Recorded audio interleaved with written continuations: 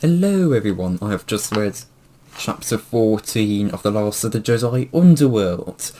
So when we pick up where we last left off, and before I do get into what the details, I need to give a little bit of background because this is probably going to be the most I have to say about the chapter.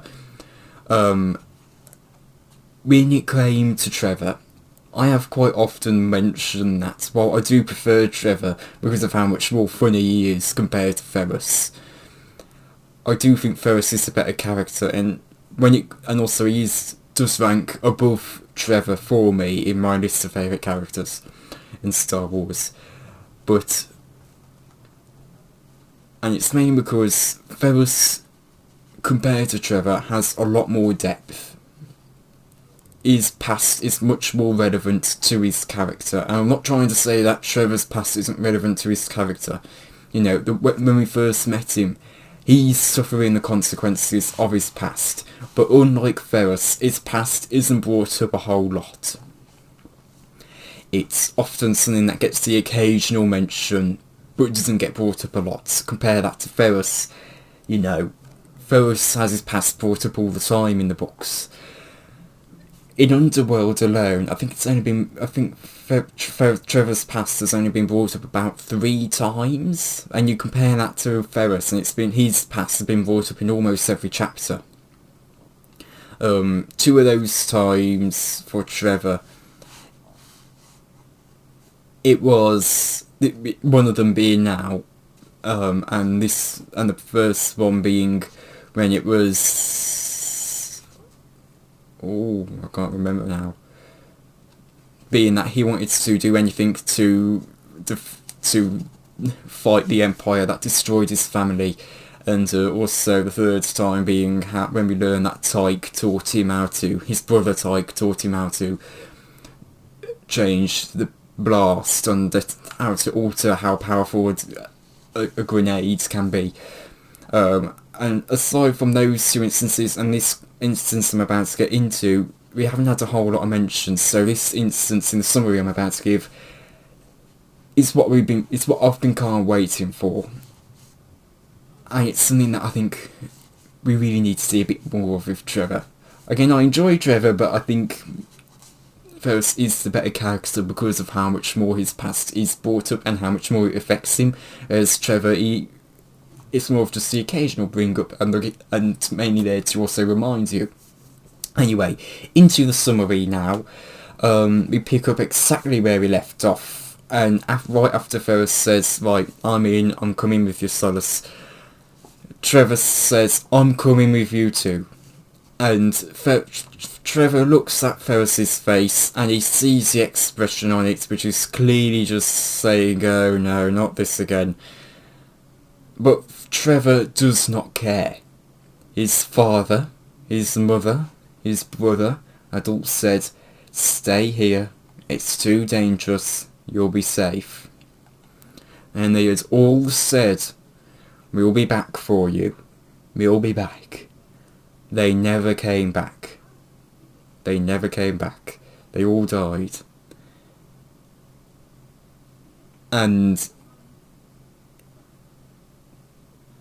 Ferris says that there's only 2 seats there, and that before we can even finish saying he'll be back for him, he just gets as far as, I'll be back, and that's when Trevor immediately cuts in and says, no, don't say that, just no, or just don't. And it's a very impactful scene,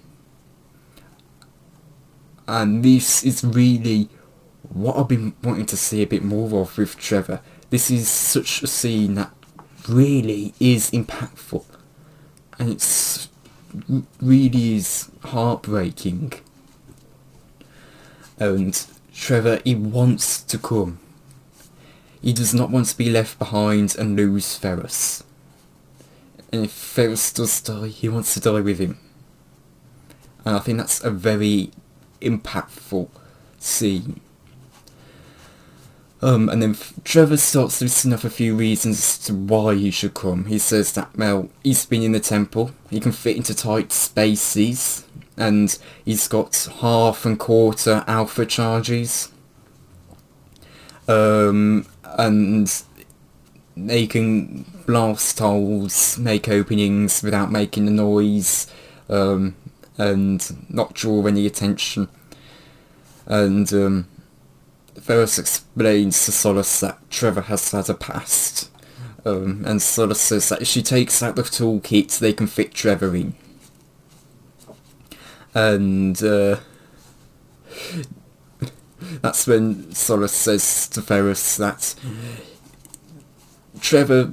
Solace just refers to Trevor as the kid here, but she just says to Ferris, look, the kid can handle himself, you could too at his age. And then tells Ferris to relax. And Trevor then cuts in and says Ferris doesn't know the meaning of that word. And Solace and Trevor laugh at Ferris. And it brings Ferris a bit of comfort to be laughed at, and it felt like a friendship. And I think that's a touching thing with Ferris. Anyway, then Ferris goes to say goodbye to the arrays that have been brought to the Place of Solace. I have to keep calling it the Place of Solace, because you got Solace as in the character fight or Rhino, you got Solace as in the place Solace. So, yeah, but he goes to say goodbye to the arrays, and he says that they're going to be taking off soon, and that he, Trevor, and Solace, the fighter, are going to break back into the temple, find out what Malorum is up to, and find out who the spy is, etc. And Hume says, we're coming with you. And Ferris just says that no, there's no room in the speeder, and besides, you came all this way to find Solace, you found it, you're safe here. And he also explains that Solace's assistant, I was wrong, Donal isn't Solace's bodyguard, he's her assistant, so he says that Donal will be taking care of them as well. And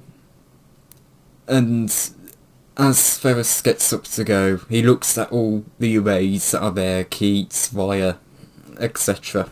And even though they had only known each other for a short time, Ferris felt tied to them. He felt tied to their struggle to stay alive. And Curran says, the journey begins, so go.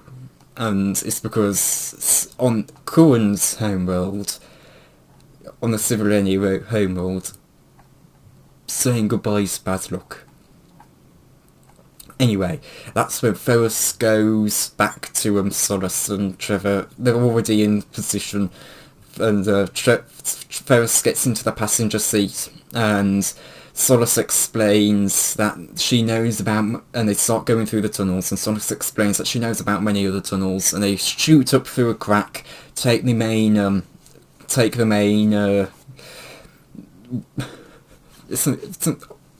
think it's something, it's like highway or something like that, and Solace explains that it took her months to find the parts to build this craft,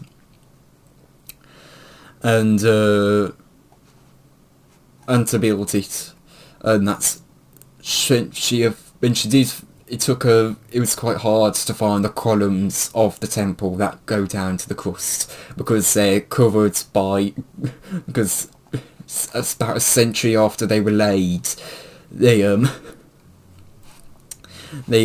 got covered by garbage and trash and buildings for that, and eventually they come up to it, and she weaves through. And then she says to hold tight, and they go shooting up one of the columns. And Trevor is just, again, in absolute amazement how it had taken them so long to get down to the crust. And now all these levels, all these floors, people, platforms, cloud cars, air taxis, etc., buildings are just shooting by him at an insane speed.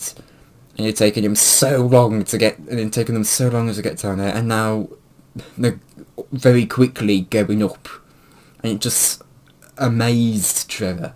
And again, I think this is one thing about Trevor, especially in this chapter. He's very much got a big... It's definitely very much the eyes of the audience for the most part in this chapter. We see things quite a bit from his perspective in this chapter. And again, it's what I said in a few chapters ago. You know, Trevor, he's an excellent eye for the audience. We really get to see into his mind and his awe of things, and I think it's something that we generally don't really think about a whole lot when we're reading or watching stuff.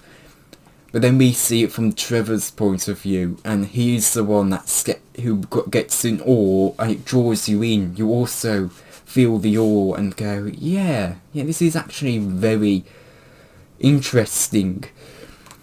So yeah, that's another thing with Trevor that I quite like. Anyway,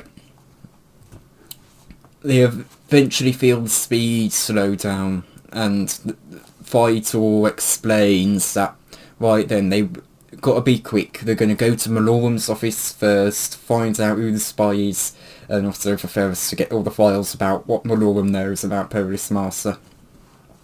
Then they're going to get the lightsabers and get out. They have to be quick. They just need to get in and out and be as quick as possible.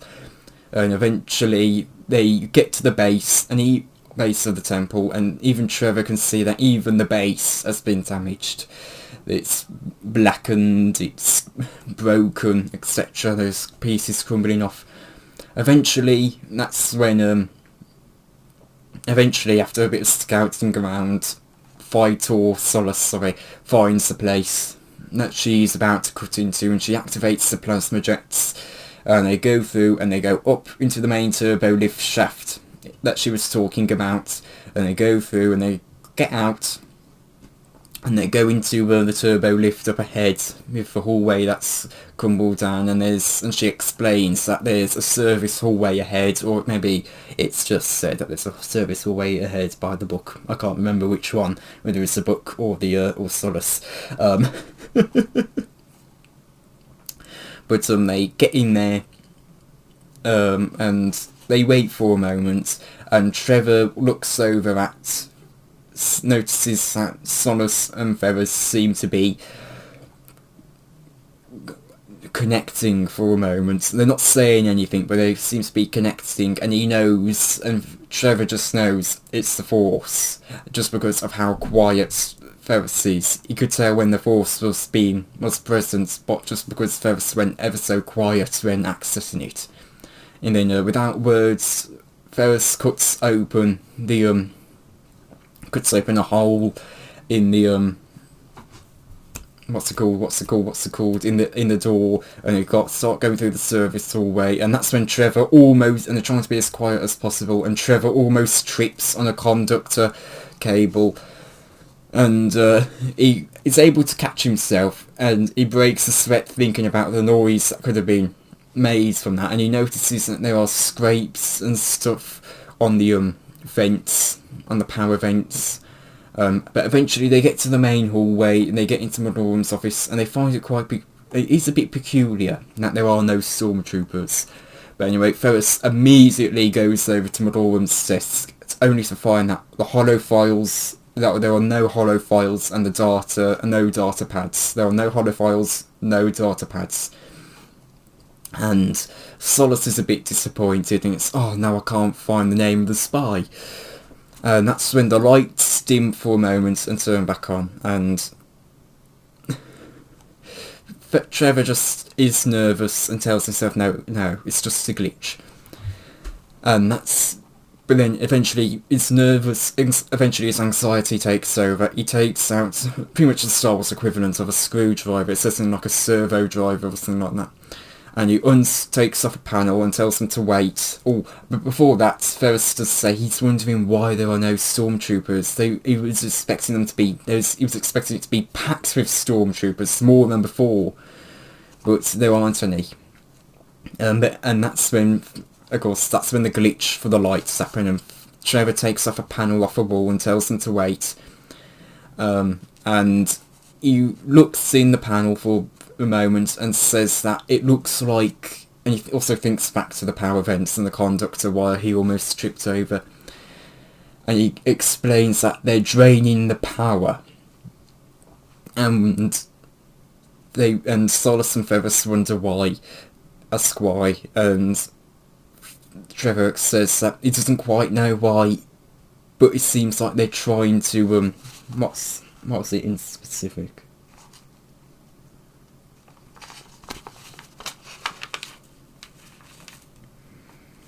I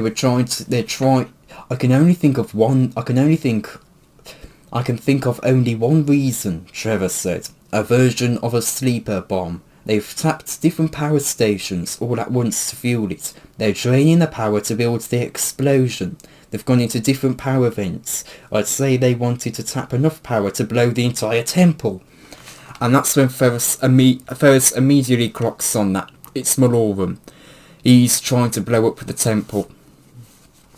And even though, because Vader told him to do it, even though Vader wasn't serious, it's Malorum's way to disgrace Vader in the eyes of the Emperor, because he can say Vader gave the order.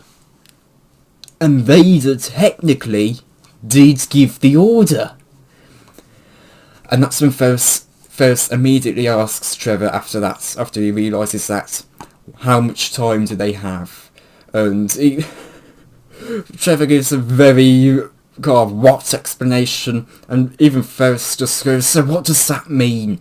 And Trevor says, it's going to explode soon, minutes. And we won't have enough time to get out the way we came. And immediately Solus and Ferris start scheming about what to do. Solus says they can get out through the front entrance, but they could have to leave the temple behind to let it get destroyed. Ferris says, but they can't leave the temple and let it be destroyed. And Solus says, neither can I. So that's where we end off the chapter. I very much enjoyed this chapter. A short little story for this chapter. I was meaning to read it yesterday. I'll say yesterday. Oh wait, no. It was yesterday. And I was too tired to. But I was also not tired enough to go to sleep. I was too tired to read, but not tired enough to sleep. And and it was really frustrating me, and it went on for probably about 6, 7, 8 hours, and I was so frustrated that I couldn't read the chapter, so I'm happy I have now. But anyway, that moment at the beginning of the chapter though, I think that's the big part of the chapter that I want to talk about, because, again, I've already talked about it, but it is such an impactful moment. It is just so impactful, especially because Trevor doesn't often bring up his past. It's not often brought up, and while I do think that does work to the detriment of Trevor a lot of the time, I think for this moment in particular, the fact we've been starved of Trevor's past really made this hit hard. It really made it hit hard. And you just understand that pain that Trevor's feeling. You just immediately know, oh poor Trevor. And you just know that he's not going to have this. It's happened 3 times, well 2 times really, but it happened 2 times, one with his mother, the other time with his father and brother. But it just hits hard for him. And he's not letting this happen again. And the thing is, if he didn't go, because we know they're going to survive, let's be honest. We know they're going to survive. First, Trevor, and I'm fairly sure Solus appear in the later Last of the Jedi books. But, you know, if Trevor didn't go, he wouldn't figure out that there was a sleeper bomb, probably, if there is a sleeper bomb. And Phytorna and Ferris probably would have died. and history would have repeated itself. And I think, again, this is just such an impactful thing as for Trevor. And I do quite like in this chapter that we do spend quite a lot of it from Trevor's perspective. Really, with the exception of Ferrus saying goodbye to the Erased, it is entirely told from Trevor's perspective. Also, when they're going up the column, Trevor's trying to stop himself from feeling dizzy. But anyway, and it is just, again, such an impactful moment. That moment at the beginning. And I really do hope we get to see more moments like that. And I think for Trevor, Ferrus is the closest thing he has to a parental figure. And I think, and someone that can look after him, and someone that kind of lives up to what his father, mother and brother were like. And I think that's why he keeps staying. As much as he always tries to abandon Ferrus, as much as he thought about abandoning Ferrus, and as much as Ferrus keeps trying to get rid of him, they are very much intrinsically tied. They are very much tied together. And even though, you know, Ferrus is trying to protect Trevor and trying to keep him out of danger, Trevor, he doesn't care about that. He cares about the safety of Ferrus. And even though he got angry at Ferrus for not saving him, it's a bit like the family dynamic where you get angry at, you can sometimes get frustrated, but you forgive each other in the end because you're family. And I think you can kind of see that breaking through with Trevor here. And I think it's so sweet. And again, I've said this before, but I'll say it again. Jude Watson couldn't have picked a better pairing of characters for these books. And also a better dynamic for these characters. I think it works just so well. I think Ferrus and Trevor just work so well together. They really do. And it's just absolutely wonderful when we get these moments like this, like that in the start of this chapter. So yeah. Again, not really much else to say about the chapter. Again, it is a lot of the plot moving, and not really a whole lot to talk about. I think the main thing I probably have to talk about is Malorum. Because Malorum, he's been quite an interesting character, to say the least. And I think it is such... Malorum's ever so smug. He's so smug, but he's also very intelligent. He's quite intelligent, to an extent. He's intelligent, but, you know, not Thrawn intelligent. And I think this just really shows how Malorum just is, how much Malorum just goes.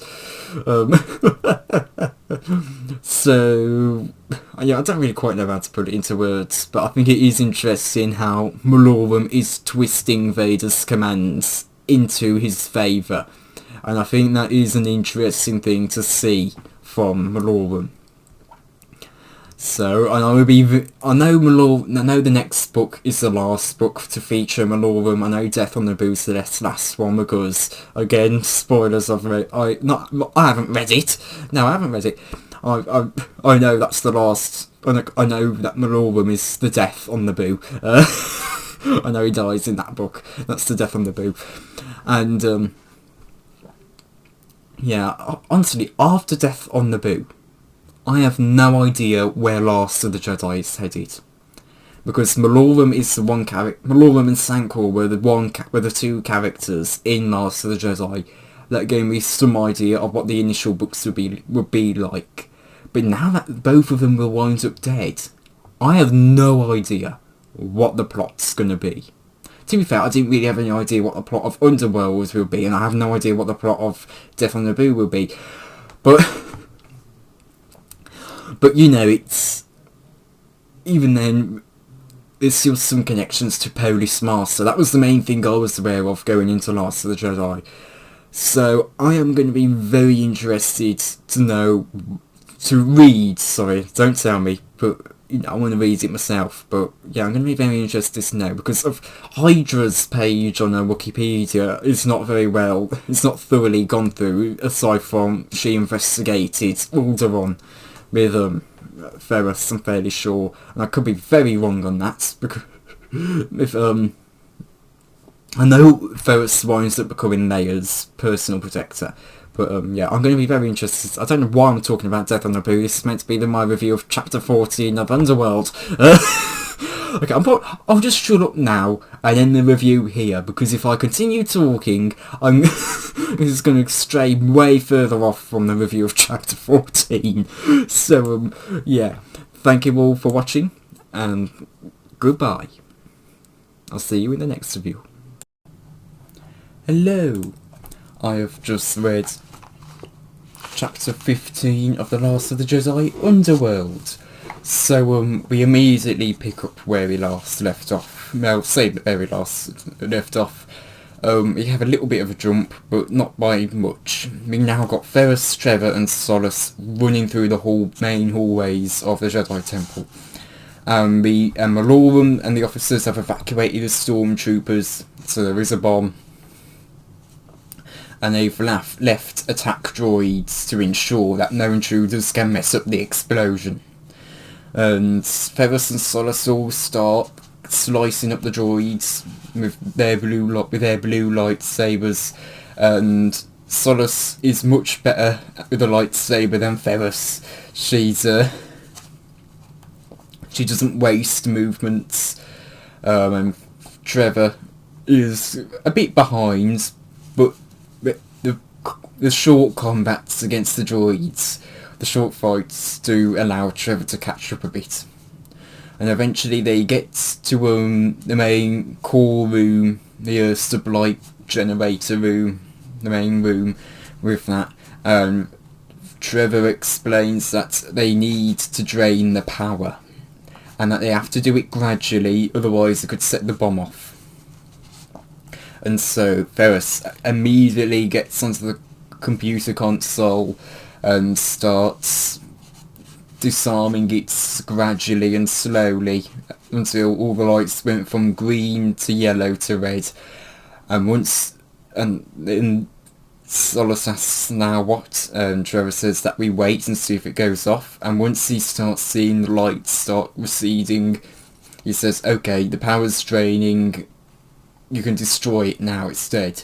And Ferrus goes and slices it neatly in half. And they have a bit of a talk.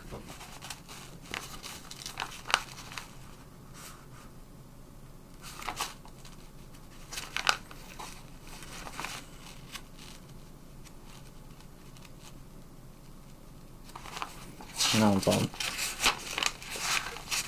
There we go. And they talk a little bit about the temple. Solus asks how long until they figure it out, and Ferrus says no, it's not soon. All of them will want to have seen the temple blow up. And Trevor explains that they stopped him, but all he has to do is set up another sleeper bomb, or whatever it was called. And Ferrus says he thinks Vader will try to stop Malorum, and that the Emperor wanted the temple to remain as a symbol of the Jedi and their destruction. and how it's the symbol of the wreck of the Jedi, as Ferris puts it, but to him, it's, as Ferris puts it, a symbol of what they can be again. And Solace just says, I don't know if it's a symbol of anything anymore, I just know it was my home, and I don't want them to blow it up. And they start making their way to the main entrance, and that's when they start hearing stormtroopers coming in, and the stormtroopers flood in, and Malorum's there heading the group, and he winds up getting lost in the sea of stormtroopers as it's described, and he just screams, "Find them!" And so now Ferris, Trevor and Solace's best shot is to get to Solace's craft, or ship as they put it, but let's be honest, it's more of a craft. And so they start bolting down the hallways as Seeker droids trying to find them out ahead, and one of the Seeker droids catches them, starts chasing them, and Ferris slices it in half with his lightsaber. And eventually, soon after he does it, the stormtroopers start coming, and Solace knows that, they've got this, they've found them on surveillance. Their surveillance, they were caught, and they eventually make it back through the service tunnel to the entrance to the hole that Ferris cut, and he hurries Trevor through, Solace goes through, and Ferris looks ahead and sees that he deflects some bolts, he's about to go back in, and that's when at least 50 stormtroopers, as it's described, coming, and with some of them on AT-RTs, and Ferris knows he can't fight them, and he sees in Trevor's eyes the absolute pain in there. Let me see if I can get to the page. There we go.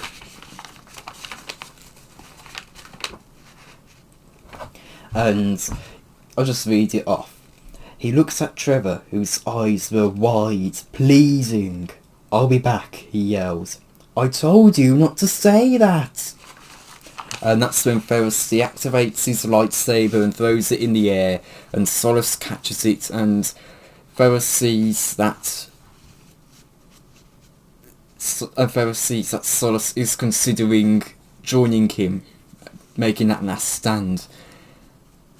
And Ferris knows he can't have that, and he tells Solace he tells Solace to make sure that Trevor is safe, and he tells her to get Trevor out of there. And so that's when she does go for Trevor. And Trevor's hammering and punching her back as they set off. And as again, Trevor, he doesn't want to leave Ferris behind. He doesn't know if he's going to see Ferris again. We all know he probably does, but he doesn't. And he has so much trauma about losing his family, especially with the words, "It's too dangerous, stay here, you'll be safe here, we'll be back." That brings up a lot of trauma for Trevor, and it's really upsetting to see him have to go through this again. And Ferris turns to face the stormtroopers, and he knows they'll be capturing him alive, because he knows Malorum will want him alive.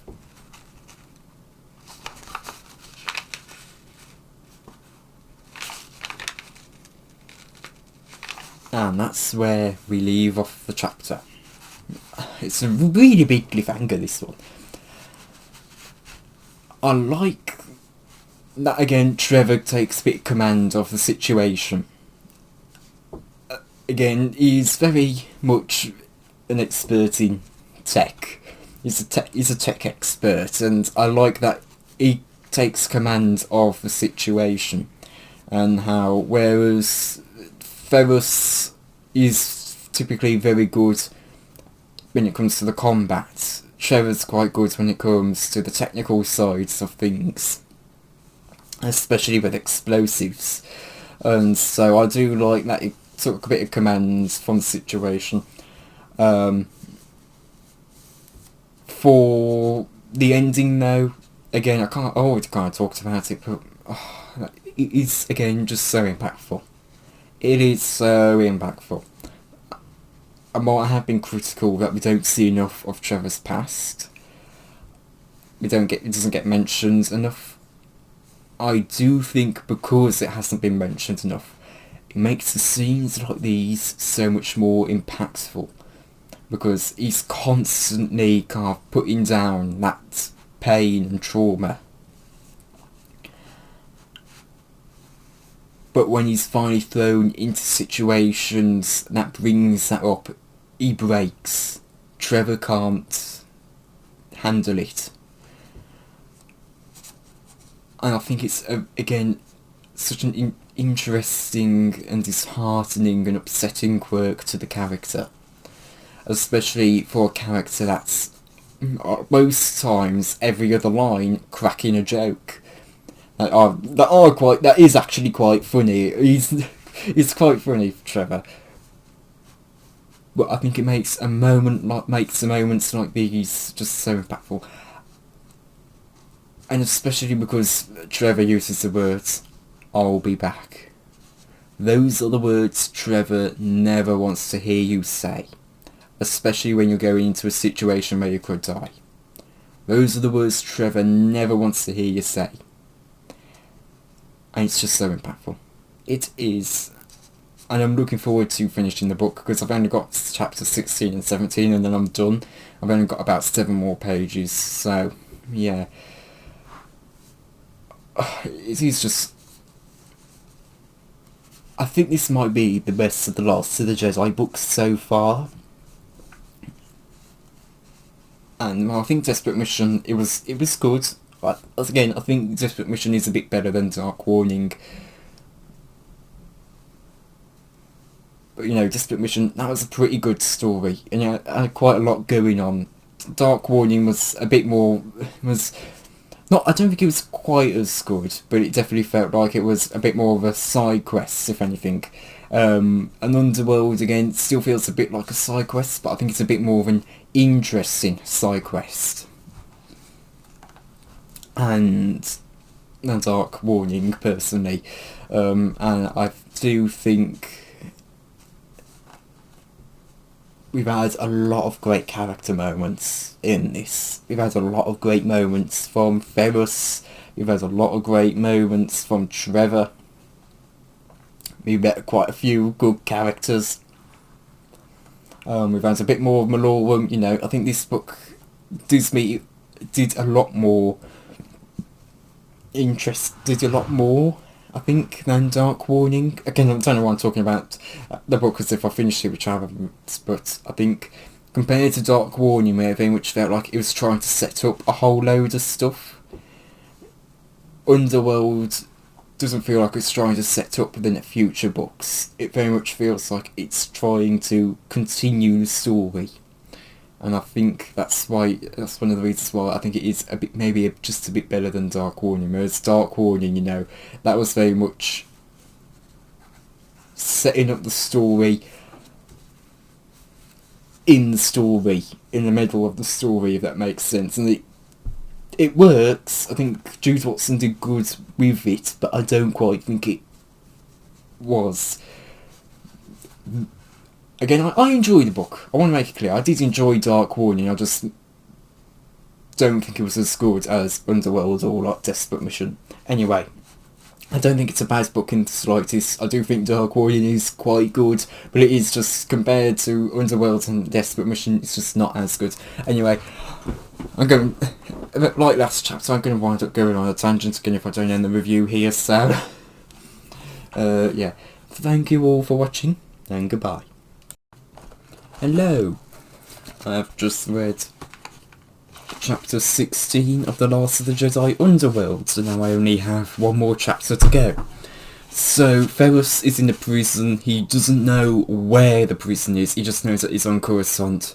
As we learn, he has a bruise on the back of his head from the stun baton that hit him there, and his legs are still tingling up to the back of his knees from the shock. And and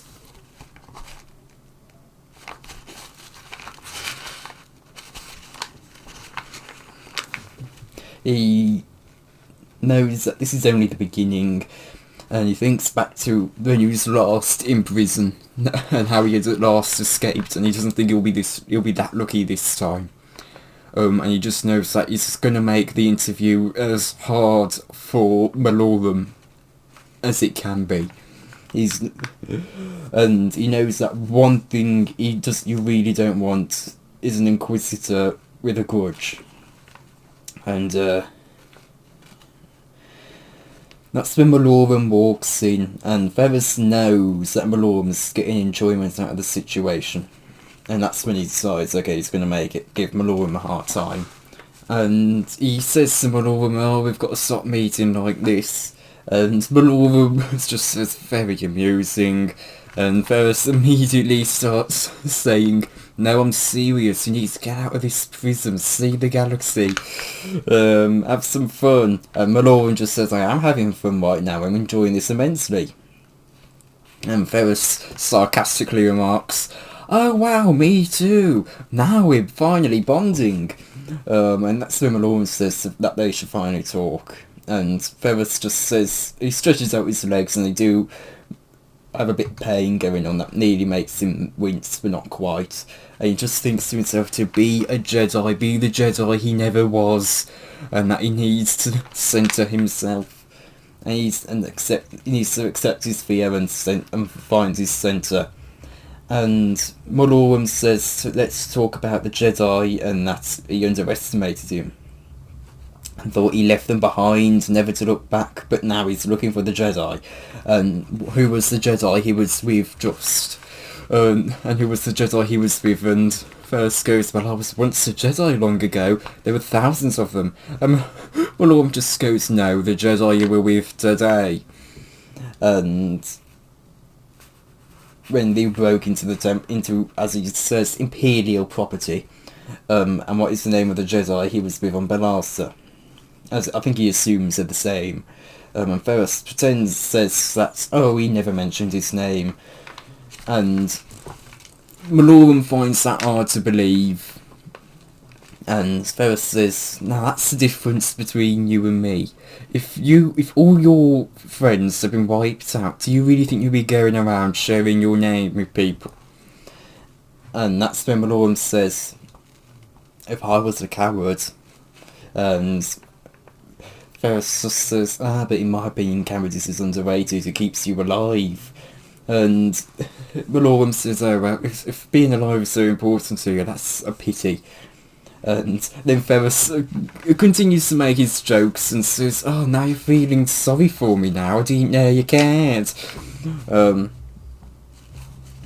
Malorum just laughs and says that he's seen this before, and that Ferris will be surprised at how often people put up a bravado in the face of death. And Ferris says he doesn't really much care about being unique and that he was a Jedi after all. Malorum says, well, I suppose you are all the same hypocrites who are hungry for power, who tried to take over the Senate and kill Palpatine. They did it all while in the humility of the robes they wore and cloaks, and says it was a good scam, but it's over. Ferris says he loves the rhythm of the party line. Just say the lies loud enough and long enough and put a drum beat behind it, and the next thing you know, everyone is singing the same tune. Malorum tries to say that the truth is that, and he gets immediately cut off by Ferris. And Ferris says that the truth is that the Republic is now an empire at the hands of Palpatine, who is only hungry for power and interested in increasing his power. And that Malorum is just as lucky, and that Palpatine is only interested in having more power.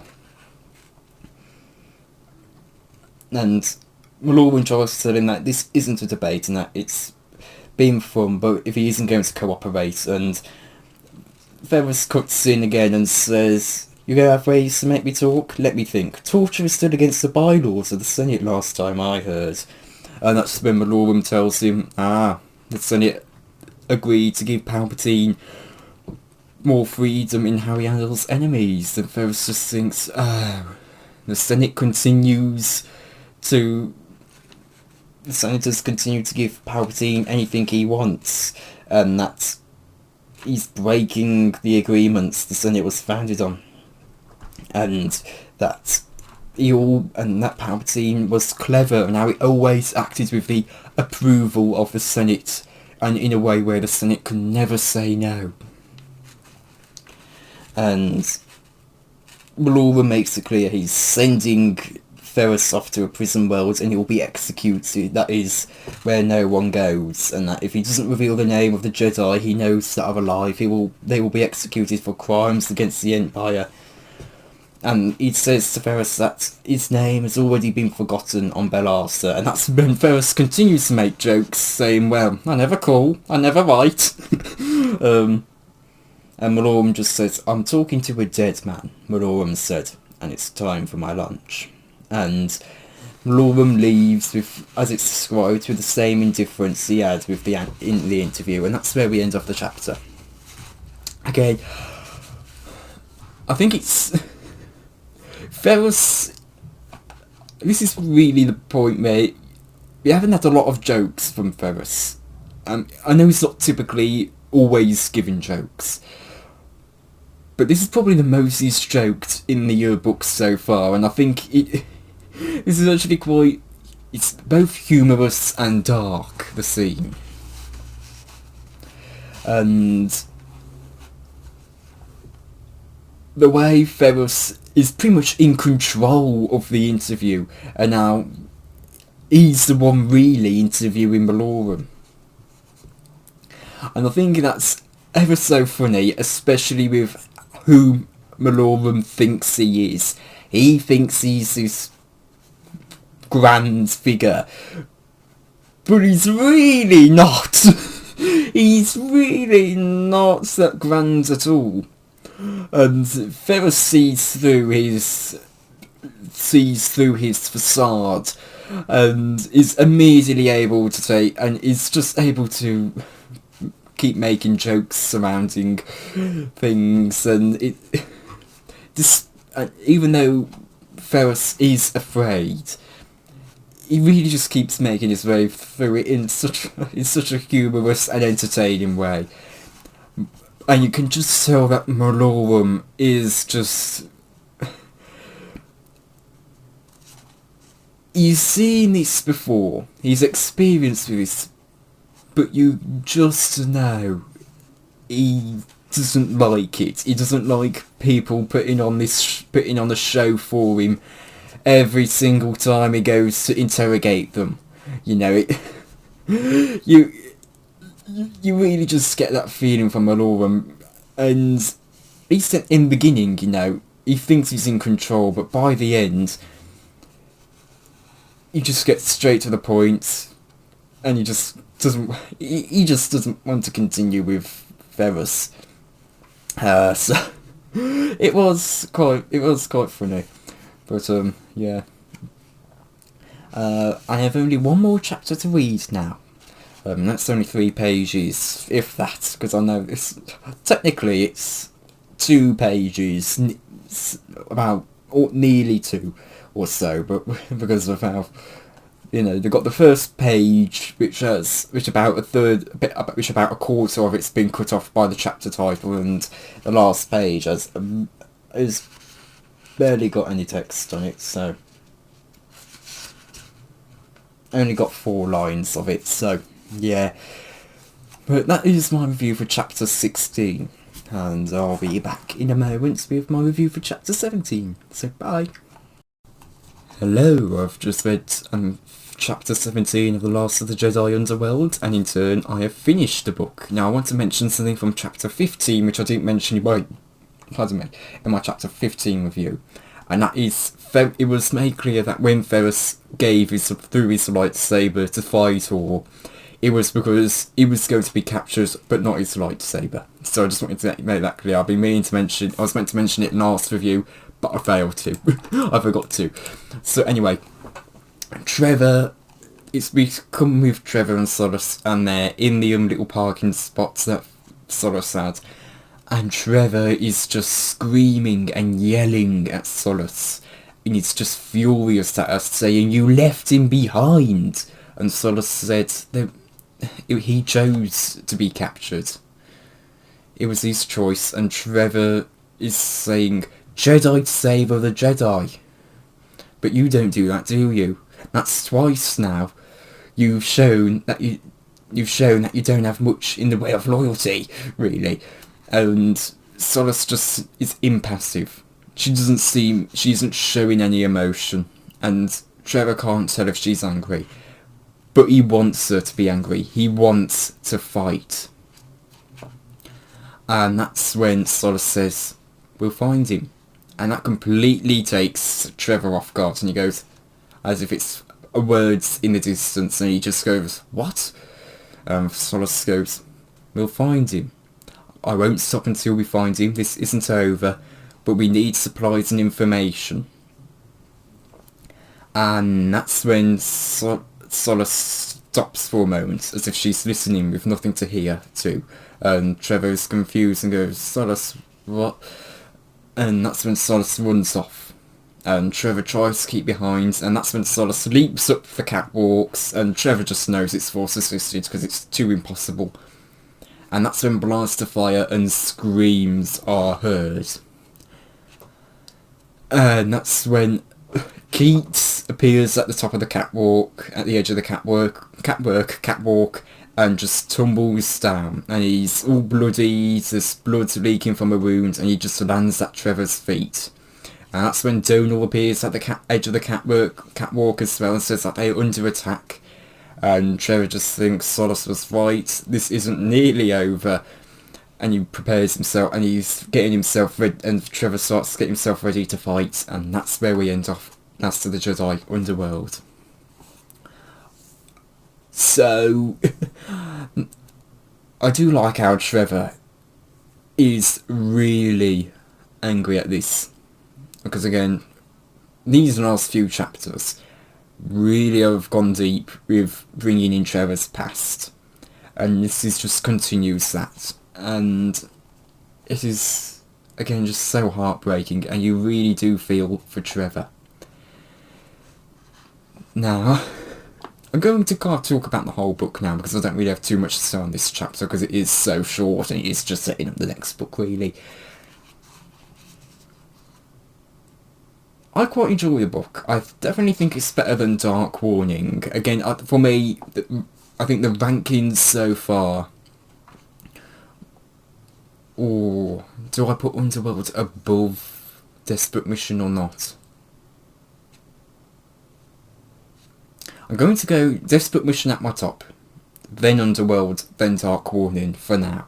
I think the Desperate Mission is probably the best one out of the three so far. I think Underworld probably is definitely a bit better than Dark Warning. I said in one of the earlier reviews in this video that, yeah, I do think Dark Warning was a bit of... was a little bit filler, I think, because it was just a lot of setting stuff up. But, yeah. There was a lot in this book, and it's sad that Keats is dead. I think he's dead at least, because I really like Keats. You recall Higher, whatever it's meant to be, maybe Higher. He would call a Sweet Blossom, and it's all. But I quite enjoy this book. I do think it is a bit disappointing we didn't get more of Dexter Jetster, because it does feel a bit like it felt like we were going to see him again later on in the book, and we just did not. You know, he appeared at the end of one chapter, appeared once, and then appeared in the next chapter, and hasn't appeared again. So it does feel a bit But yeah, I quite enjoyed the book. I'm going to be very interested to see where Death on Naboo goes, because again, aside from the Police Master storyline and Ferrus and Hydra trying to find Leia, I don't really know a whole lot about what goes on in these books. And the Police Master storyline, you know, as far as I knew, it was Obi-Wan was going to come across Malorum and Sancor, which I eventually learned when reading Dark Warning. Oh no, Malorum was not present at all in Dark Warning. It was only mentioned. But yeah, I'm going to be very interested to see where Underworld winds up going. So, I mean, Death on Naboo, sorry, because I know Malorum's going to die in that. So I know that's where the book. I know that's where that's headed. But yeah. Again, I don't really have a whole lot to say on Underworld at the moment. I do think it work with Trevor right at the end again. That was so heartbreaking. It was so impactful. I think at the start, with all of Ferris's memories, some of them were a bit humorous, and some of them really were quite impactful. And I'm a bit sad that the Erased do seem, especially with Keats, but the Erased do seem to be maybe dead, unfortunately. Especially, it's a shame because I really like Keats. Keats was so good, but now he's dead. But yeah, Again, I'm just gonna be rambling on if I continue this. So yeah, thank you all for watching, and I'll see you all next time. Bye. Hello everyone. I've just read Chapter 4 of The Last of the Jedi, Death on Naboo. So there's not really a whole lot to talk about this chapter, but you pretty much just get to see what life is like in the prison, and we get to see a little bit of Ferris's plans. So let me just go to the start, because this is one of those chapters where you go, I need to look. So the brief conversation he has with his cellmates, which he's learned is prisoner number 934890, was actually one of the few conversations he'd have with him. Interactions in general, really. At least conversations. And most of what he would say pretty much amounted to move your boots. And he didn't really say anything else, really. He never gave anything else. And we learn that within a day, Ferris became accustomed to the routine because he had to, and that any hesitation about pretty much anything would land you with a blow from a force pike on one of the guards. And that his Jedi training allows him to read the room and read how people move, and he was able to start mimicking how they have an exhausted, shuffle walk. And it's what the Jedi would call see without looking. And he was starting to plan escaping, but he didn't quite. But the main problem was the just sheer impossibility of it. He knows they're on a jungle. He knows he's on a jungle world, and there's only one spaceport, which is pretty much in the air, and there's a small landing platform outside of the prison, and there were very few exits that he could see. We learn that the prison is a square inside a square, and they work in the factory all day, pretty much, and that they went through a bioscan to pretty much for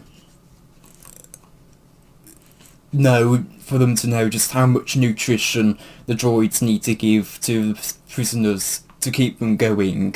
They give them the bare minimum for them to survive, which, that's again highlights the cruelty of the Empire. But we learn that the factory where they work, which they go through an underground tunnel, is what is Ferris's escape plan, and that he knows that what their work is obviously something important to the Empire, and that there had to be a pickup service and a delivery supply service.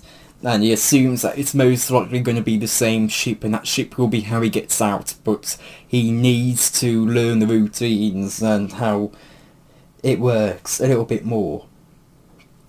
And he starts thinking about how he wished he kept his lightsaber, but he couldn't bear for him to be captured with it.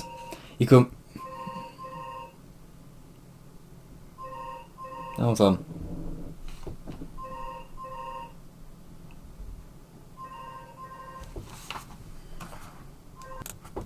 Okay.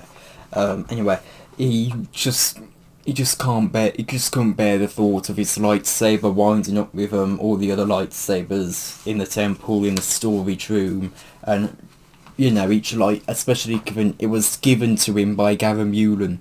Again, it may be Mullen, it may be Mullen, but I'm going to go with Mullen. I've struggled with his name throughout since he appeared in since he was first mentioned in Dark Warning, and appeared in it. And he just found the sight of it heartbreaking up the rooms. And we learn that the silence there is kind of starts getting on Ferris's nerves. He didn't find himself to be much of a social person. He never considered himself that. But after he left the Jedi, he realised that a life of solitude was just not for him, and that he didn't like to always live inside his own head. And that's of course when we learn about how the nutrition goes on, and we learn that the droids, they flash a scanner at the ID tag, and it tells them just how much nutrition they need. And we learn that it's some mealy glop and a mysterious portion of something. But to Ferris, it was still nourishment, and he would eat whatever was given to him because he needed strength when the time came. And so the droid gives him what he needs, and he keeps thinking about the food, and he can't even remember the last time he had a meal, and but he thinks, it must have been back at the Underworld Inn, at the if you remember from the last book. But he was so intent on the idea of food that he wasn't alert when the prisoner ahead of him took his food off his tray and took it for his own in a move that he had to have done loads of times. We learn that he's tall, with enormous feet and hands and grey stubble, and in a lightning flash of reflexes, Ferris puts one knee into the prisoner's back, puts his arm around his throat, takes back his lunch, and continues on. And the guards don't turn around in time to see him, and they start punishing. And one of them hits the prisoner and tells him to keep moving. And he starts reaching for his tray and trying to get his food back on it, and the guards that pushes it at bay. And I don't think there would be royal guards here, so I assume they're just stormtroopers with force pikes. But yeah, and Ferris just keeps on walking, and he quickly eats, and he decides he was lucky. And as they're going back to the factory, his cellmate says to him, "That was a mistake." Ferris his cellmate says to him, "That was a mistake." And Ferris just tells him, at least he kept his lunch, which again, Ferris probably for his remarks. And his cellmate tells him that your lunch is the least of your problems, my friend. You just tangled with prisoner 6-7. Your problems are just beginning. And if you remember, in chapter 2, he was sworn to not interfere with prisoner 6-7. And yeah.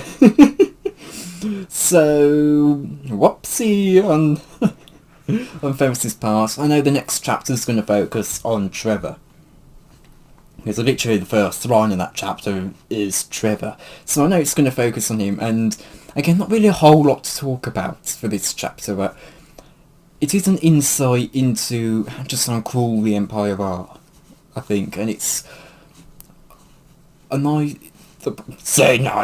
It's a good chapter to kind of show the lives of these people, how some of them have done absolutely nothing wrong, but they were just presumed to do something wrong because speculation was enough, and now they're punished to work pretty much all day every day. They can't talk to each other.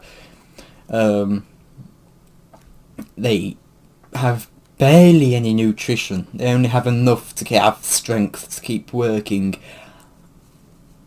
And it's really heartbreaking. It really is, and it's a very good look into how cruel the Empire is, because I think a lot of the times, we see the Empire and I view them as this big evil force. But I don't think we often go into detail about just how cruel they are. And this went into detail about how cruel they are to the prisoners, and it really is just heartbreaking. It really is. So, yeah. Anyway, I think that will do it for this quick review. Again, not really a whole lot to talk about. It did kind of frustrate me that, you have that cliffhanger with Trevor and then you go straight back to Ferris. I was kind of expecting us to go back to Ferris and Malorum.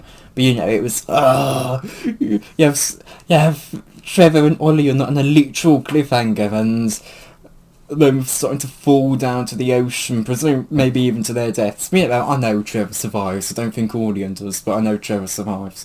And it really just is, you have to leave us on that cliffhanger, don't you? But I know the next chapter's going to focus back on Trevor, so we'll get the answer to what happens to him.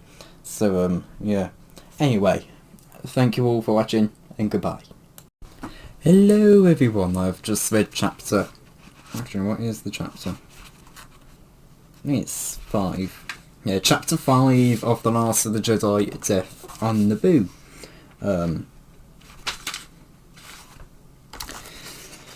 So then, we open up with Trevor and Ollian falling into the water, and it's quite a big drop, as it's described a little bit later on. And actually I'm surprised they survived, but, survived the fall. But, Trevor feels them going lower and lower because, of course, falling from the air down into the water, and he starts trying, and Orlean's trying to swim up, but he can only use his feet. And Trevor kind of breaks away from Orlean, but Orlean still keeps hold of him with one arm, and the two kind of try to start paddling up, and eventually they get up.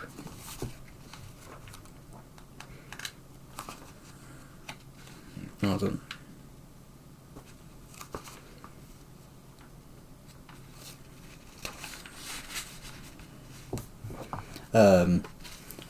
He also Trevor was thinking he didn't want to die underwater.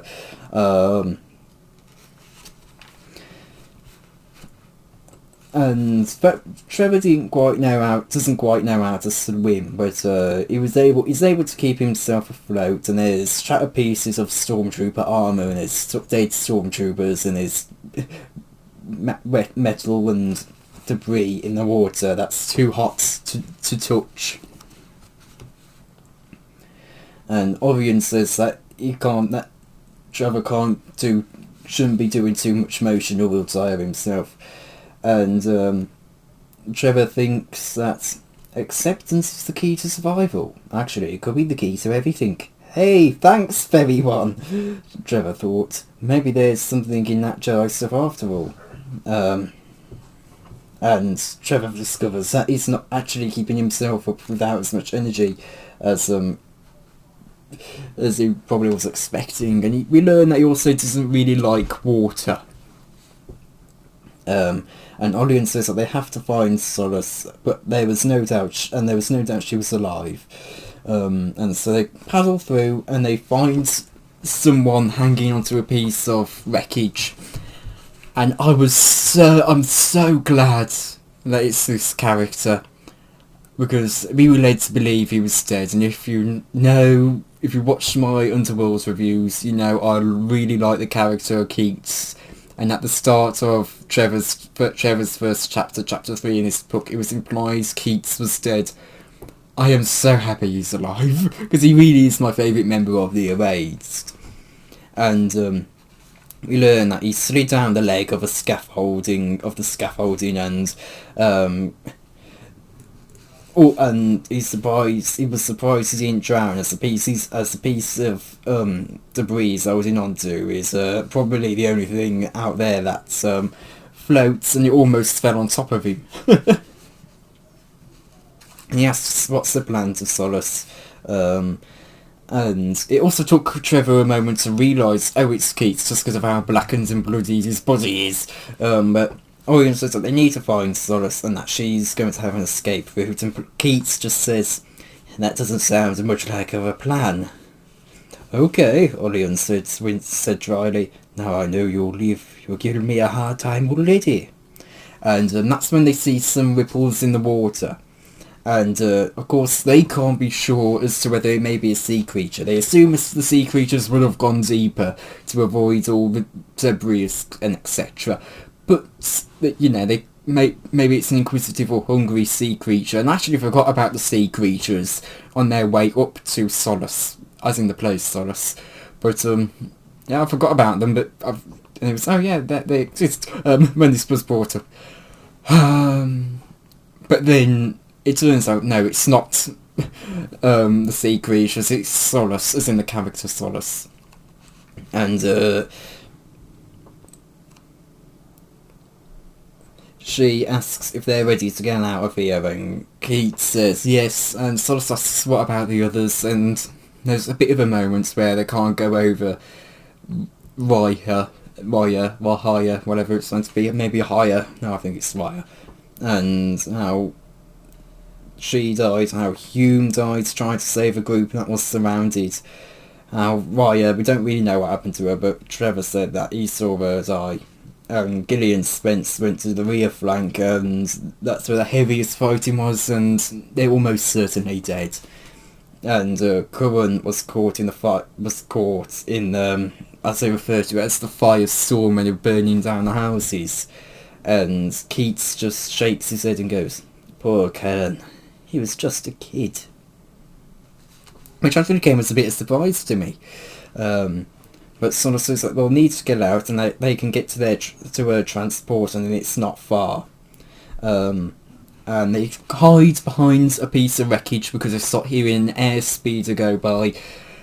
And it lands on the what remains of the platform above them. And the stormtrooper commander runs over, and as it turns out, it's Malorum. And Malorum asks for a report, and the stormtrooper commander says that over half their forces have been lost. And Malorum just tells him, I don't care about your losses, where are the rebels? And he explains that they wiped out the community, including the arrays that they were tracking. And when Malorum asks about Solace, he says that she's dead. And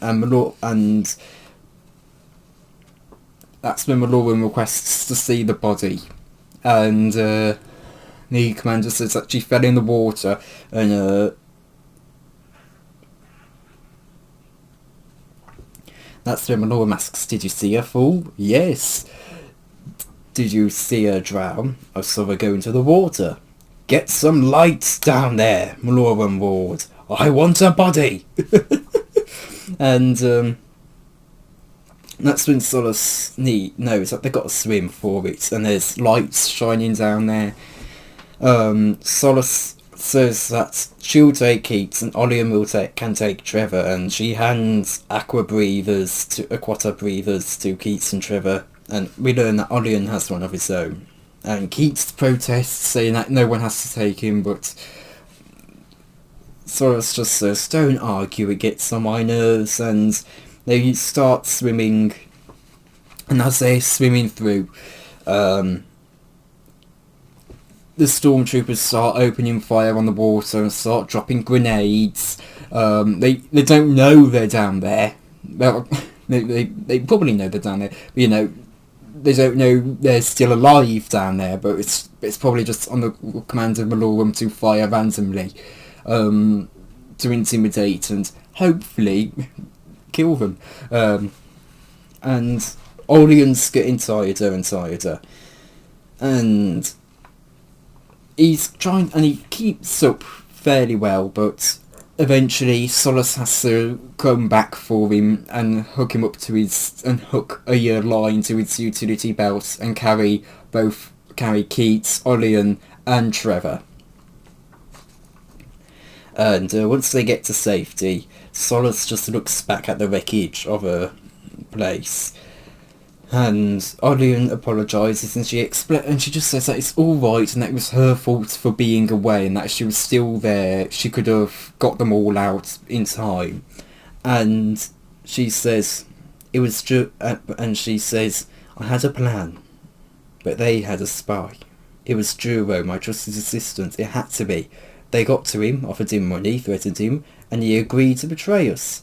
And she explains that he was the only other person with access to the warning system, and knew about the warning system, and says that he must have had to have turned it off. And Olion says, I'm afraid you're right, because he saw Duro being given a speeder to escape him.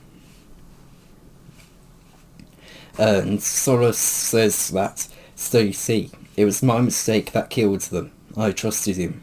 And Olion says that there's always a good reason, that there is always a reason to only have two people know about and share information, and anymore runs the risk of betrayal, especially in Resistance.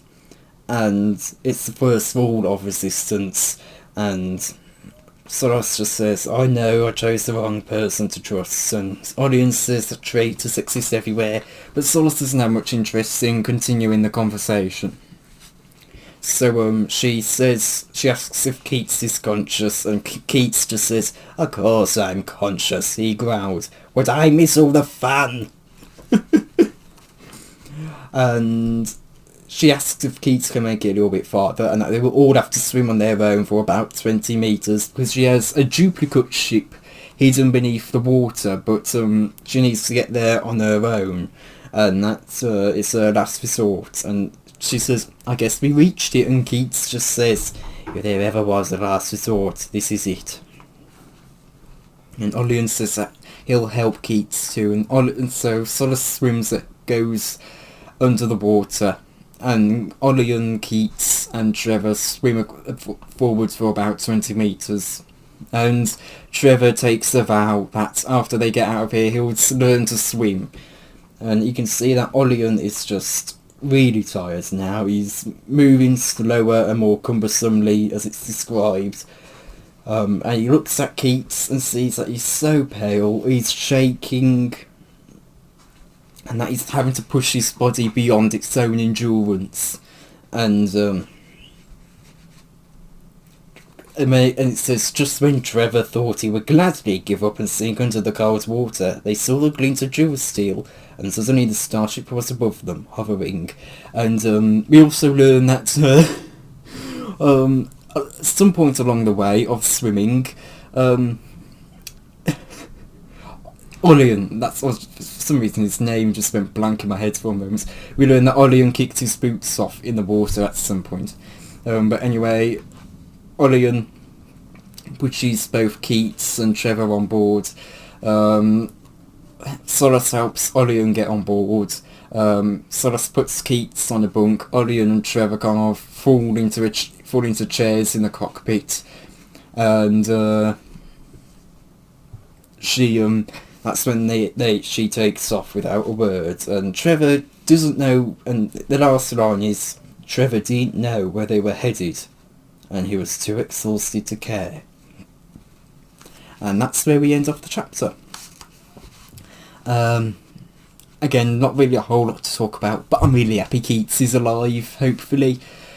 It's no secret that I liked Keats, and he was a personal favourite character of mine, I think, so far in Last of the Jedi. And I'm happy he's alive, because I really thought he was dead. But no, he's alive, and I'm really happy that he is.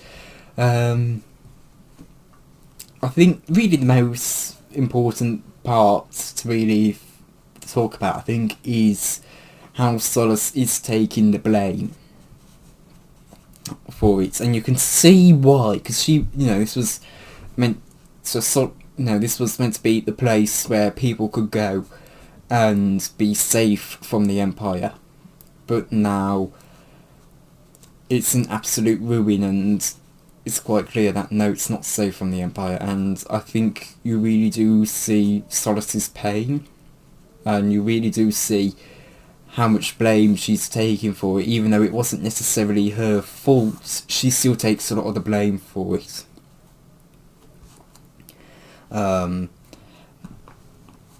So I think that was quite impactful.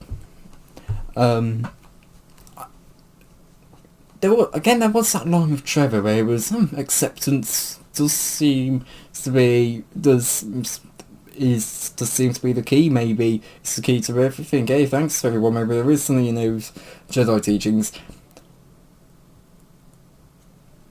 I'm curious as to what the acceptance was, because it definitely seemed like, because Trevor in the 3rd chapter, he accepted that this would be his fate, or was it? But also here, he just didn't want to die in the water. He didn't want to die underwater, so it's a bit curious as to what acceptance it is. Is it acceptance that he can't swim and he's met doing it? Is it acceptance that... that's the part that's confused me. What is the acceptance here? So, yeah. That's the part that confused me a little bit. Because it's, again, what's the acceptance in the context of it being said, they've just emerged from the water, and Trevor was thinking, oh, I don't want to die, but he tries to help Ollie and get up and surface, and it's, okay, so what's the acceptance there? So, yeah, it did confuse me for a moment. Or was it because Ollie said to not waste motion because he's going to need the strength, and Trevor's floating quite easily, and it's acceptance, and it's still a bit what's the acceptance there? So if you have an idea of what it could mean, drop it in the comments, because I'm that's something that did confuse me a little bit. It was, okay, what's the acceptance? And it still, to me, isn't clicking. Maybe it is the fact that, okay, because it definitely doesn't seem to be, okay, I can't swim, I accept that, because, he takes a vow to swim, a silent vow, to himself. Maybe it is just... silent. I don't know what the acceptance is. I'm trying to think. I can't think of it. I can't think of the answer. But anyway, again, not really a whole lot to talk about in this chapter. You do see Malora. He's he's quite. He's definitely not happy. And you can see him taking on Palpatine's advice. And yet that does bring up the question of just what is the timeline here? Because to me it does seem like Chapter 1 takes place after Chapter 2. But in the way the story's being told, it definitely seems like it takes place before. Because, it's not going to take Malorum... It's going to take Malorum about... It's not going to take Malorum... like 2 minutes to get down to the bottom of the city, is it? It's going to take him quite a while. I mean, even Malorum thinks to Palpatine, did he really expect me to go all the way down there? And so it's the fact he's gotten there quite quickly, in the context of the story, it's quite quick. It's just a bit confusing, really. It's the timeline. Well, it is what it is. But yeah, I'm going to be interested to see just actually where they are headed, aren't they? And also, are they even going to recover Toma's ship? Well, what about Toma's ship? We've left that at the landing port. And that hasn't really been brought up since, I think, like the first chapter or so of Underworld. So, yeah, that is, they were really complimenting Toma's ship about how it was one of the best ships Ferris ever rode. So, it's what about Toma's ship? Are they going to wind up having to go back to Coruscant for the ship? You know, are they really going to leave Toma's ship? Because for some reason I find that hard to believe. But, yeah. Anyway, I'm excited to get on the ramble now, aren't I? So, thank you all for watching, and I'll see you all next time. Goodbye. Hello, I've just read Chapter 6 of The Last of the Jedi, Death on Naboo. So we pick up with Ferris again. It does seem like we're going to be alternating between Ferris and Trevor, and Ferris and Trevor, and Ferris and Trevor, and Ferris and Trevor, and Solace, or well, just Ferris and Trevor really, because I don't think Solace will be in, she may not be in every chapter with Trevor, but we never know. So we're back to Ferris, and we learn that he's only been here 2 days, and he's already getting tired. He's already losing energy and strength, and he just thinks, oh, escape would feel good right now, but without a lightsaber it's just going to be much more difficult to accomplish, and he's low on resources, and it's tough to be resourceful.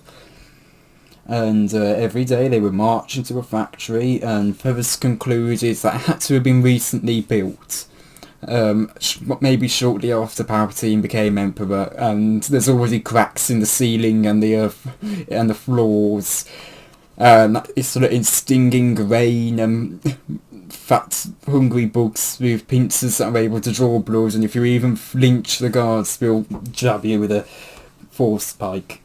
So you learn never to flinch, but work. And Ferris can't tell what they're manufacturing. You can't tell if it's a droid, if it's for droids, weapons, machinery. But he has heard rumours about an ultimate weapon, which that does kind of lead me to believe that they're trying to build the Death Star. And sometimes prisoners get taken away and are never seen again. And since Ferris's little stunt on 6-7, everyone's avoiding him, and even his cellmate, prisoner 9-3 something, plans to fake an illness. And Ferris tries to talk him out of it, and he says that he would rather die at the with a shot in the arm by Medroids than get caught in the crossfire with Ferris. And Ferris says that he can handle himself and he doesn't intend to die here, and his cellmate just doesn't have as much faith. And he says that it's all the more reason for him to go if Ferris thinks he can escape, and that's he's trouble because he just doesn't get it. There is no way out. Ferris says, well, there's always a way out, and his cellmate just goes, well, you have your way, and I have mine. And he laughs a little bit as well. He goes, well, you have my way, you have your way, I have mine. And to Ferris, it's the loneliest laugh he's ever heard. And it sounds like the loneliest sound in the galaxy, his laugh. Ferris, and he knows it's the laugh of someone ready to die. And the guards come in and escort him out. And Ferris thinks has a feeling that if he was in another life, he would have liked his cellmate's company, and that he had never known his name. Anyway, when morning comes, oh well, at least what he assumes is morning, because he's not seen the sky since he's been here. And also it's all just grey jewelry, and it's even making the skins of everyone there go grey. But the sounds of the automatic clock snap, and they have all about 3 seconds to stand there while they get jabs with force pikes. And as he stands by the door waiting after he slips on his boots, that's when 6-7 and 4-5 other henchmen, 5, all surround him, and they push him into line.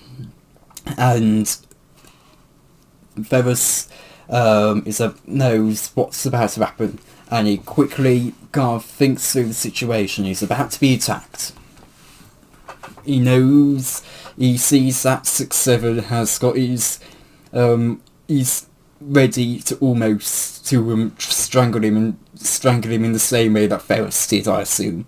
Not with the knee, but with his arm, and not knee in the back, I don't think. And the henchmen there as well are also pushing in quite tight to Ferris there, not really allowing him much movement for his arms. And he knows he can't really fight back, because if he fights back, he's probably going to wind up killed by the guards.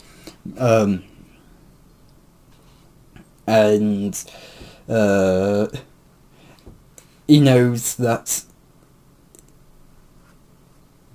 and because he'd seen it happen, if prisoners stepped out of line, the guards would easily go and kill them. And he knew that if he fought 6-7, his henchmen would simply step back, break up the shield, and watch Ferris get taken away by guards. And all the results that could be yielded from attacking 6-7 would not be good. He could wind up tortured or killed. And so he ran through to his... And this all went through in about a matter of a second, really, and it says.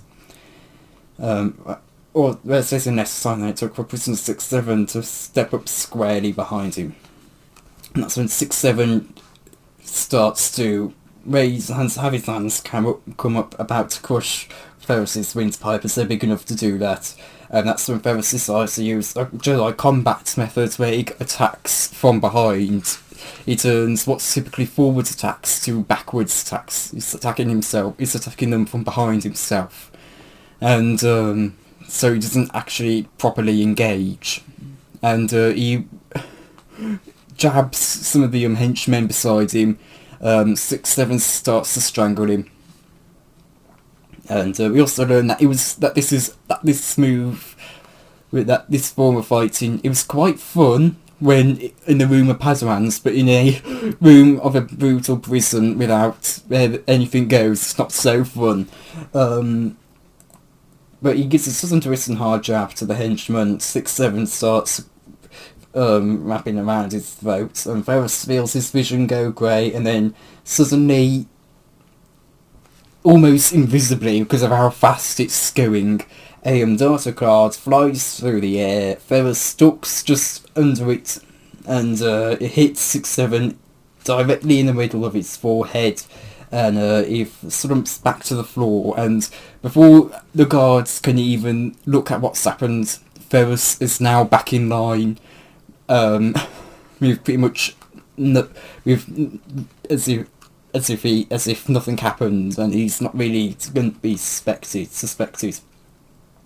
His henchmen and 6-7's henchmen are stunned, equally stunned, but they go back in line as well, emerge with the crowd. And the guards drag 6-7 away. Ferris tried to search the crowd with the Force to see who threw the data card, but he couldn't sense anyone. He couldn't sense who, and other prisoners were looking around trying to see, but they couldn't see who. And he knew that, well, they had to go back to work. And another grueling day of work, another meal of slop, as it says in the book. But he now has something that he didn't have before, and he knows exactly what it was. Because only few in the galaxy, this is what the line says, there are only a few in the galaxy who had the skill and the knowledge to turn a data card into a lethal weapon, who could throw it from that distance without being seen. One of them was his friend. And we learn that, and we get towards the end of the day. You can skip ahead to the end of the day. Ferris is putting some metal of some sheets to Durasteel. Putting some Durasteel into a machine to create continuous sheets, and not trying to get his fingers cut off, when he hears a familiar voice, and he says, fancy meeting you here, Olin. Thought you preferred classier joints. Now Ferris grins without turning to him, and he just says to him, you're going to place Flax, and we learn it's his friend Clive Flax, and it was exactly who he had hoped to see, and we learn that Clive Flax was a low-life musician, an industrial spy, and a double agent. And we end it off with things were looking up, and that's where the chapter ends. Not really a whole lot to say. Again, most of the chapters pretty much made up of combat, about half of it really.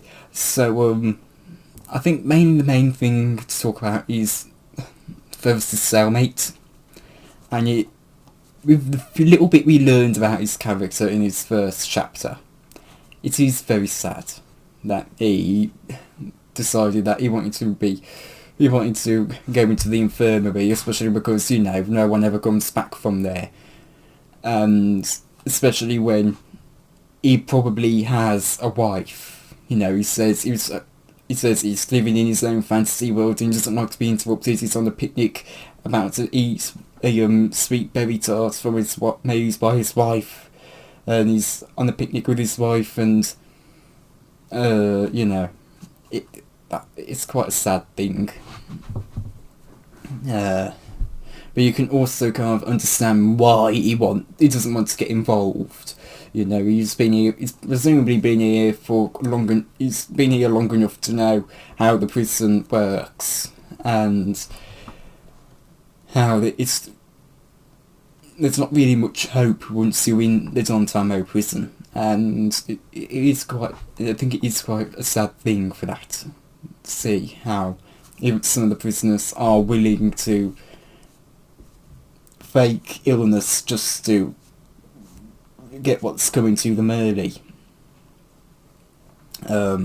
And also, it does also say that Ferris knows that his days are limited, and that Malorum is just letting him suffer this work for a little bit, and once he has the desire for Ferris to be killed, he'll kill him. He'll order his execution. So yeah. But anyway, I think that not really a whole lot to say with this chapter. Again, we can't have had what goes on in the prison, how cruel it is in the previous Ferris chapter. So yeah, what was it? Chapter 4? Yeah, I think it's chapter 4. So yeah. Anyway, thank you all for watching, and goodbye. Hello, I have just read chapter 7 of The Last of the Jedi: Death on Naboo. So, Trevor, Ollie and Keats and Solace wind up having to abandon their little ship because the passageways are just getting too narrow for them. And they start running through the passageways, and they eventually do get to the Orange District. And it just feels like it's taking forever. And Trevor can't remember the last time he slept or ate.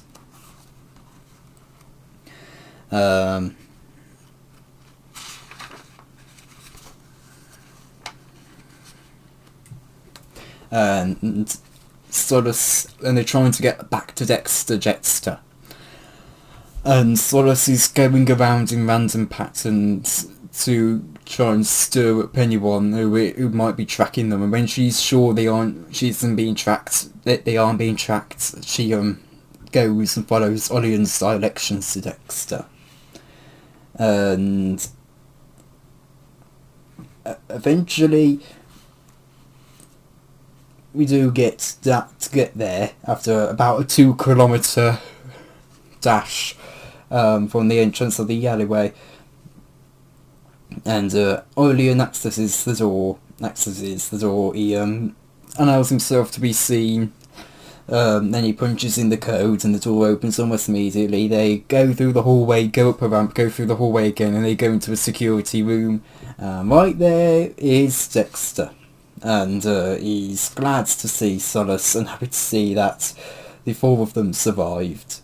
And he notices that not all of them have made it back, and Olion says that they know why her and Hume are dead. They just presume Gillian Spence are dead as well, and that Curran, and they presume Curran is dead as well. And Dex says, no, not the wily Curran, he's not dead. I'm sorry, Olion said. It's impossible that he could have survived. Impossible? No. Improbable? Yes.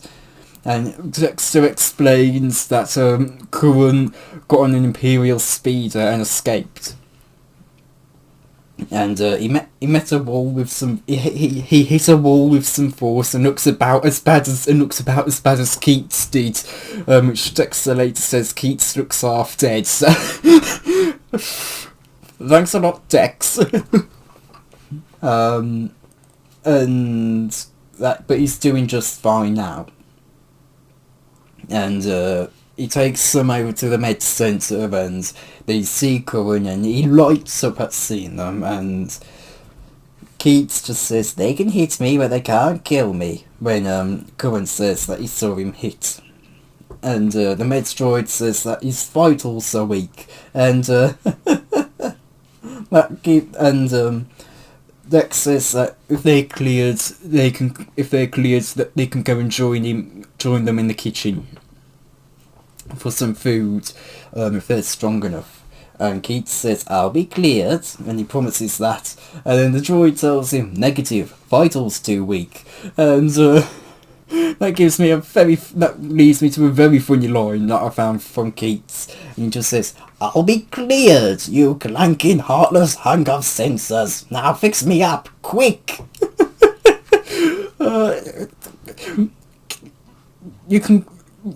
Keats really just is like a grown-up version of Trevor. He really just is. He's hilarious. I'm so happy he's still alive, because I really thought he would be dead. So yeah, I'm very happy Keats is still alive. And Dex chuckles as well as this once they leave, and he says that he does look half dead, and that he wagers that Keats will be up in no time, and that he's made some food for them. And so they go to the kitchen, have some food, and Dex encourages them not to talk about what's happened while they're eating, and Trevor has to stop himself from reaching for thirds. And Dex entertains them by talking about stories about the street they're in, and how it's called the Thuggers Alley, and which Thuggers was slang in correspondence for low lives and thieves.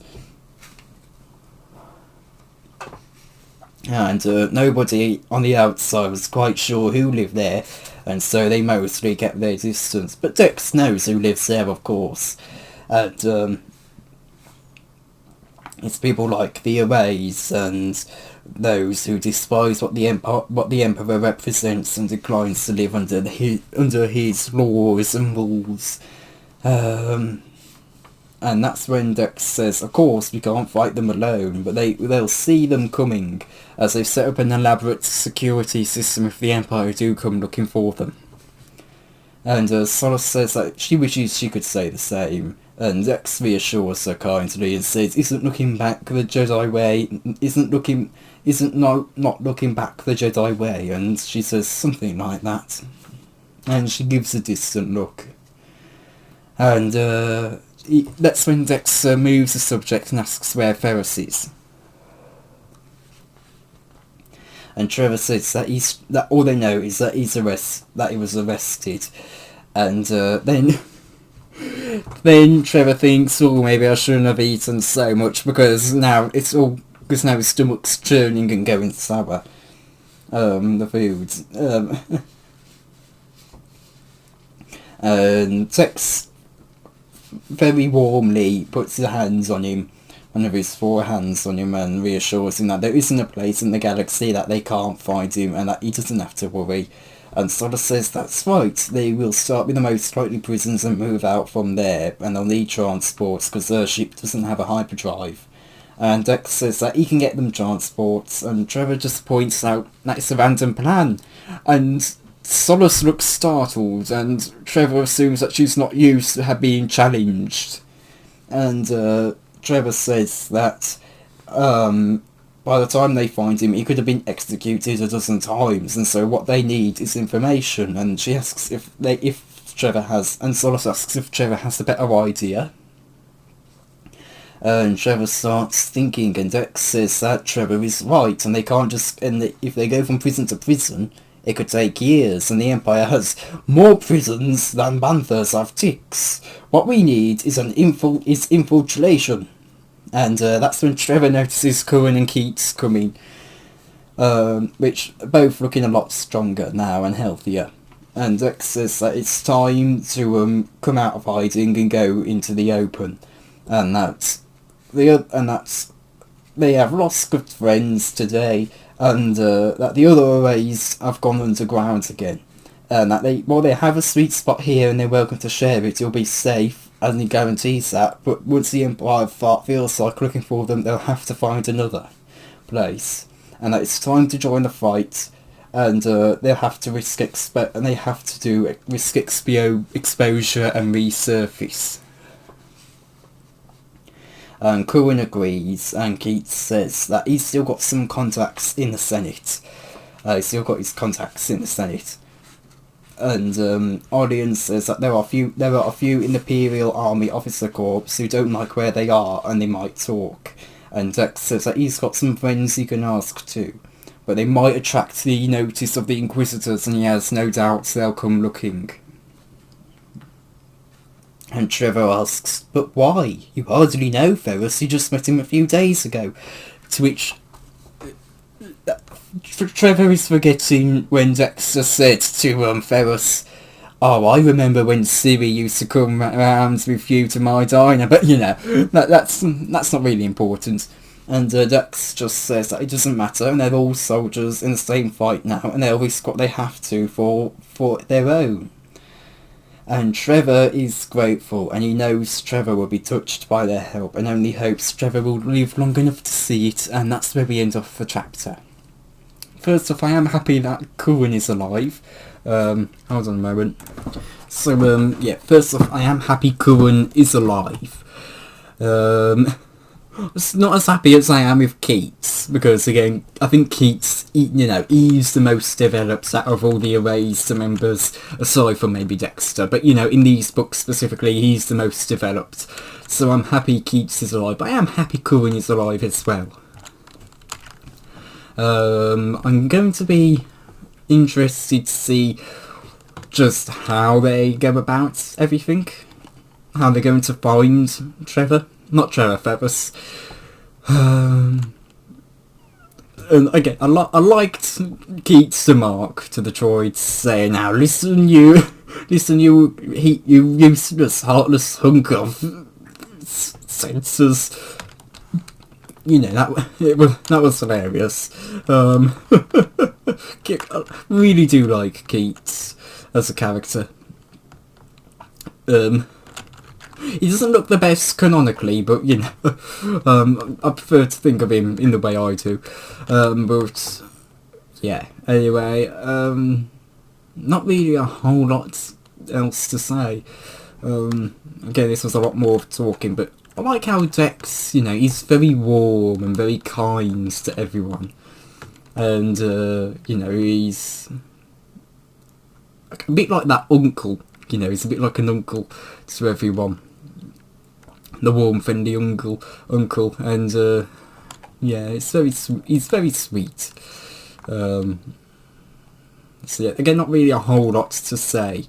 I think it was maybe a little bit humorous as just how Solace always keeps getting baffled every time she's challenged, because she's just so used to people obeying her. It's quite hilarious, really. But yeah, again, not really a whole lot else to say, and I think that may just bring the review to an end here, because again, I don't really have a whole lot to say on this chapter, and also quite a bit of the chapter was just recapping the Orange District for people who didn't read Underworld, or have got taken quite a while to go from Underworld to Devil Naboo, like when the book was published. So yeah, but anyway, thank you all for watching, and goodbye. Hello everyone, I've just read Chapter 8 of The Last of the Jedi Death on Naboo. This is quite a short chapter, but nowhere near, it's about half the length, it's about double the length of the next chapter, which is only 2 pages, so the next chapter is practically begging to be read. But, oh no. 1, 2, 3, 4. Okay, maybe not. 5 pages, there's 2 for the next. Anyway, Ferris, at night, Ferris's doors slide open, and the guards throwing Clive Flax in. And Ferris just asks how did he manage to do it and get in there, and Clive answers that there is a creepy logic to this place and the regime and the Empire, and it explains that when you rule by fear, that it can have its advantages, and that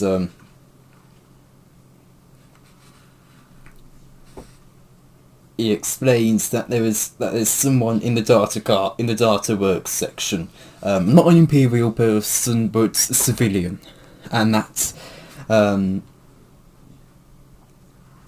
he was doing a job, and he had a slight problem with the program, and if you mess up the job here, you get a boot. He says you get a boot in the face and a transfer to someplace worse. Does that concept boggle the mind or what? And so he fixed it up for him on the sly, secretively, and after that he owed the civilian owed him a favour, and he used it to get to Ferris. And Ferris asks what he was doing for, and he explains that he was lying low under one of Ferris's false identities, and that when he saw a opportunity come up, he couldn't resist, because remember, he's a double agent, low-life musician. What was it?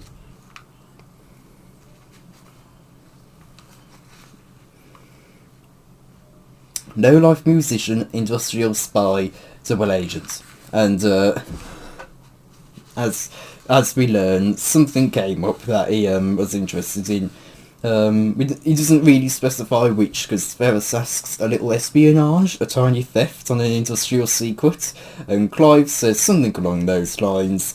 But the next thing he knew, he was being arrested, and they found out what his real identity was, and the Empire, and through their usual efficiency, and he ended up here, and that was the end of it. But Ferris knows this isn't the end of that, and we get a little bit of a recap of who Clive is. I think this is Clive's first appearance in Star Wars, though, so we learn a little bit about him, and we learn that Ferris met Flax before the Clone Wars, when he was still operating Olan Lands, which, remember, that was their business. No, Olan/Land, whatever you want to call it. And that's and again, we reminded that he and his partner offered false identities for whistleblowers if they realised the law could not protect them, and Clive was among that, and they also Olan Land's medication would even offer protection, but Clive never needed the defence, as he had his own style of defending himself, with skills that Ferris had never seen outside the Jedi Temple. And we learn that Clive, using his abilities as a musician, has often gone unnoticed in bars or parties, as he gathered information or stole it. And he would just say he was making a living with a shrug. And once the Clone Wars started, he saw that his skills were marketable, and so Ferris supported him immediately, and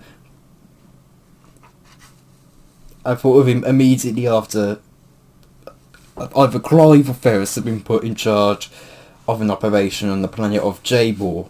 I don't know which one. I assume it's Ferris, but it's a bit confusing. Again, I haven't read Jedi Quest, so I'm not entirely sure the time frame for that. So I assume this is, because it sounds like this is something Ferris was doing as a Jedi, but Olan Land seems to have been established before, but Olan didn't meet Roan until after he left the Jedi. It's a bit complicated anyway. We learn that Ferris recruited Clive and sent into a separatist space as a double agent, and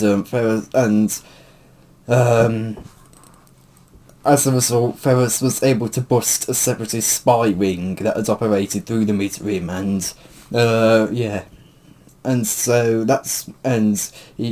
the last little bit there, and we also learn that it didn't win the war, but it certainly saved people. And the line after that after that little history is, if there was anybody in the galaxy who would want to watch this back, with the exception of Rowan or Obi-Wan, it was Clive Flax. And he asks Clive what the plan is, and Clive goes, "What plan?" And Ferris just says, "The escape plan, I know you have one." And Clive just says, "Oh, you're right." And he says that he just needs an accomplice, and he says, "The galaxy smiled on me the day I saw your ugly mug in here. That's why I kept you alive." And Ferris says, "So you only kept me alive so you could use me?" And Clive just says, "Of course, mate. You know I only think about my own sweet self." And he grins at Ferris. And Ferris asks him to go through the plan, and he doesn't care what it is he's in. And Clive explains that he's been stealing things for a few months, and he puts some things on the floor. Servo driver, a spoon, a droid's restraining bolt, a handful of Durasteel beats. And Ferris is just doubtful and confused. He really, what are you going to use all of this stuff for escaping? And Clive explains that if you put a small object in a piece of equipment just the right way, you can disable it, and when if it's disabled, there's a distraction. And he says that sometimes that's all you need. And he also had a Blastoid data cards too, but of course he had to use it to save Ferris. He says that the transport ship is coming tomorrow, and Ferris looks at the little objects again. He thinks sure they don't look like much, but he also notes that Clive had just saved his life with a data card of all things. And he says he's in, and that's where we end off the chapter. Again, most of this was just made up of establishing who Clive even is, so... But yeah, it's going to be interesting to see just how they escape, because, that's a really random assortment of bits. Like, what's use is there going to be for all of those? But yeah, anyway. Not really a whole lot to say, really. So, yeah. Anyway, thank you all for watching, and goodbye. Hello everyone, so I've just read chapter 9 of The Last of the Jedi, Death on Naboo. So I did say in the last review, again I did end that quite quickly once I finished the summary, but again, last review, there wasn't really a whole lot to talk about, really if you think about it, there really wasn't a whole lot to talk about. Maybe I could have said something about my thoughts on Clive, but we don't really know him too well yet. But anyway, onto this chapter, we learn that Molorum is in the cockpit of his private starship, so we learn that he has his own ship here, and he's on one of the landing platforms of Polis Marsa, and he's trying to piece together the facts in his brain, and there's too many unrelated ones, and we learn that he's used to cataloguing facts and swiftly reaching conclusions, because that's just how smart he is. But he only felt confusion, and we learn that he hates confusion, and he suspected that Senator Amidala had been treated here, but there was no evidence for it. And we learn that he knows what happened to Sankor, and that Manili Turnatel had said that Sankor has accidentally fallen off an observation platform and landed on some lethally sharp surgical instruments. And the line after that is, "Accident? Did they take him for a fool?" We learn that a source had told him a Jedi had taken Senator Amidala's body to Naboo. And of course, the galaxy believed the Jedi were the reason Amidala died. But he knows that was a lie fabricated, and he doesn't really care about that. He only cares about the truth and what really happened. Because it was information Vader didn't have, and any information Vader doesn't have, he can use against him. And Malorum thinks about the funeral, and thinks how it was so quickly organised, and how for such ceremonial people it was organised perhaps too quickly. and so he sets course for Naboo as he found nothing on Polis Master. And instinct was telling him that his answers lay on Naboo and not with Ferrous Solon. And so he decides he'll call in the execution order. And the last few lines are, "The galaxy would have one less Jedi sympathiser in it." That could only be an improvement. And that is where the chapter ends off. Again, not a last chapter, not really a whole lot to talk about. Really not a whole lot to talk about. We know Malorum's quite a smart guy. I think that's something we already know. So it's interesting to see even him fumbling, and that's just what is going on, so it's quite interesting to see that. And again, it's not really a whole lot to talk about. But he even gets frustrated at himself when he just can't figure stuff out. So yeah, again, like I said, really not a whole lot to talk about for this chapter. If I was struggling to talk about stuff for the last chapter, I'm struggling to talk about anything for this chapter, honestly, just because it is so short and not really a whole lot to it. So yeah, but maybe I'll try and expand my thoughts for the last chapter, I guess. Nothing's really coming to mind, really. So never mind then. But yeah, I'm going to be interested to see how Ferrous Solon gets to Naboo, because I know he winds up getting to Naboo, and I know because he and Malorum have a fight there. But I'm going to be very interested to see just how he gets to Naboo and how he knows to get to Naboo. I'm also going to be very interested to see how he, Trevor, Solus, Dexter, Keats, Curran, Olean, have I missed anyone? No. We'll come across him again. I'm going to be very interested to see just how this all ties together. So yeah. Anyway, thank you all for watching, and goodbye. Hello, I've just read, I think, Chapter 10 of The Last of the Jedi Death on Naboo. I think it's Chapter 10. Could be wrong on that, but I'm fairly sure it's Chapter 10. I've just put the book back on its shelf, so I can't check. So, Keats and Trevor, they're going through... actually, I'm going to get the book real quick.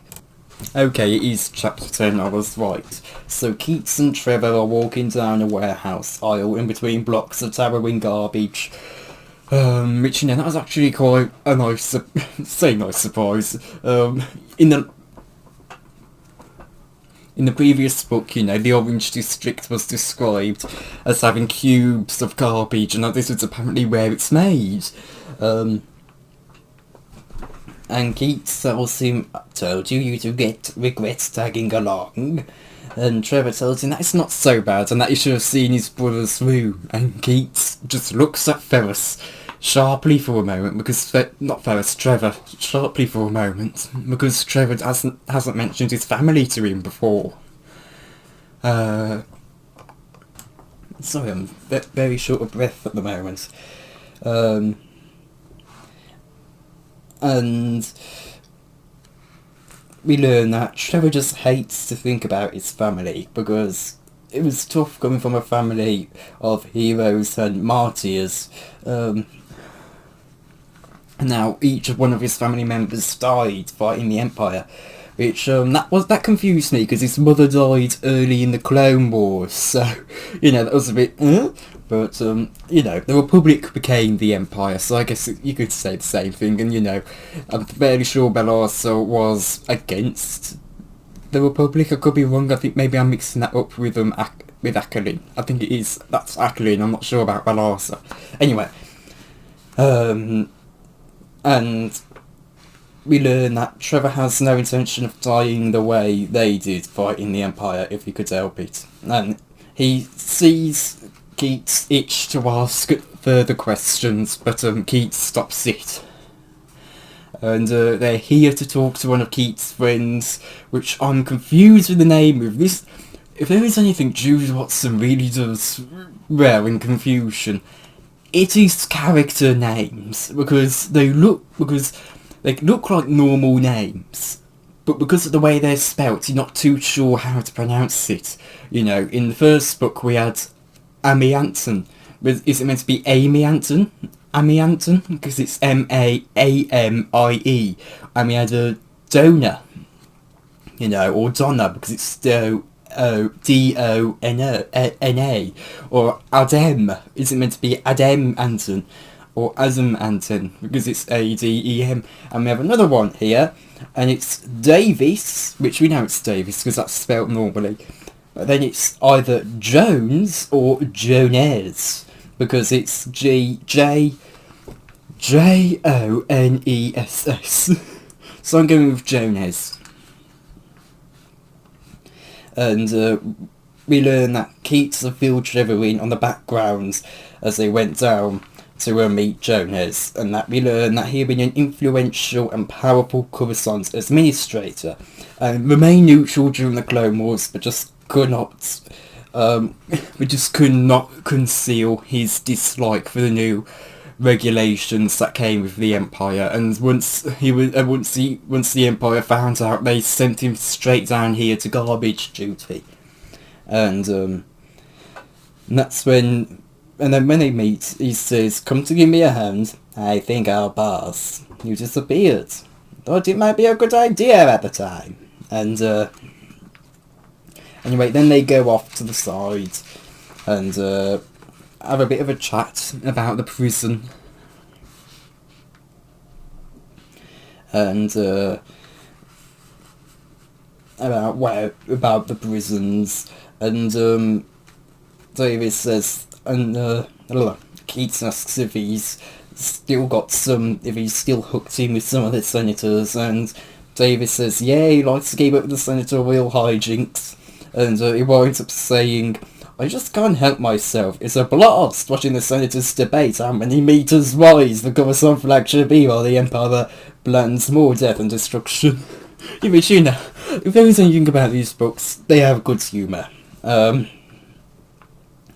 And that's when Keats asks him where the political prisoners go. And he says that he's heard about, and Davis says that he's heard about a new prison world on Don Tamo. And it's a work prison. And he tells him if he's got someone in there, that he has to forget them, because there's no way they're getting him out. And Trevor just clasps his hands and squeezes them behind his back because he wants to distract himself from believing it. And Davis tells Keats that it's not safe here. He knows about 3 people who are spies, and that his image was taken when he came in, and that they will eventually figure out, oh, this is Keats really. And Keats says, "I'm already on Malorum's bad side. I doubt it can get worse." And he tells him that he's on Naboo. And Jones tells him that he's on Naboo for the moment, but he needs to get lost anyway. And Keats asks him why he stays here, and that he's been banned from pretty much every profession, and that he's got kids. And he asks what else he can do, but we don't really see anything else before we move on back to everyone else, to the other erased members and Solace back at let's just call it base, and Audience says that they've been able to work with the contacts in air control, and that a starship has left a landing platform of one of the high security yesterday in one of the high security prisons headed for Radiant 1.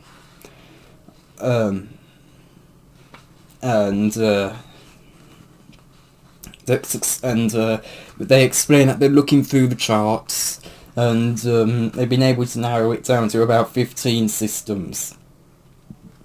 And that's when Dex tells him that there's something else that they need to know. that Keats tells him that they don't need to look any longer because they know Don Tamo is in the Radiant One system. And Dex tells him that the execution order has gone through for Ferris. And the silence just fills the room suddenly, and Trevor closes his eyes and just starts saying, "Not again, not again, not again," in his heart and head.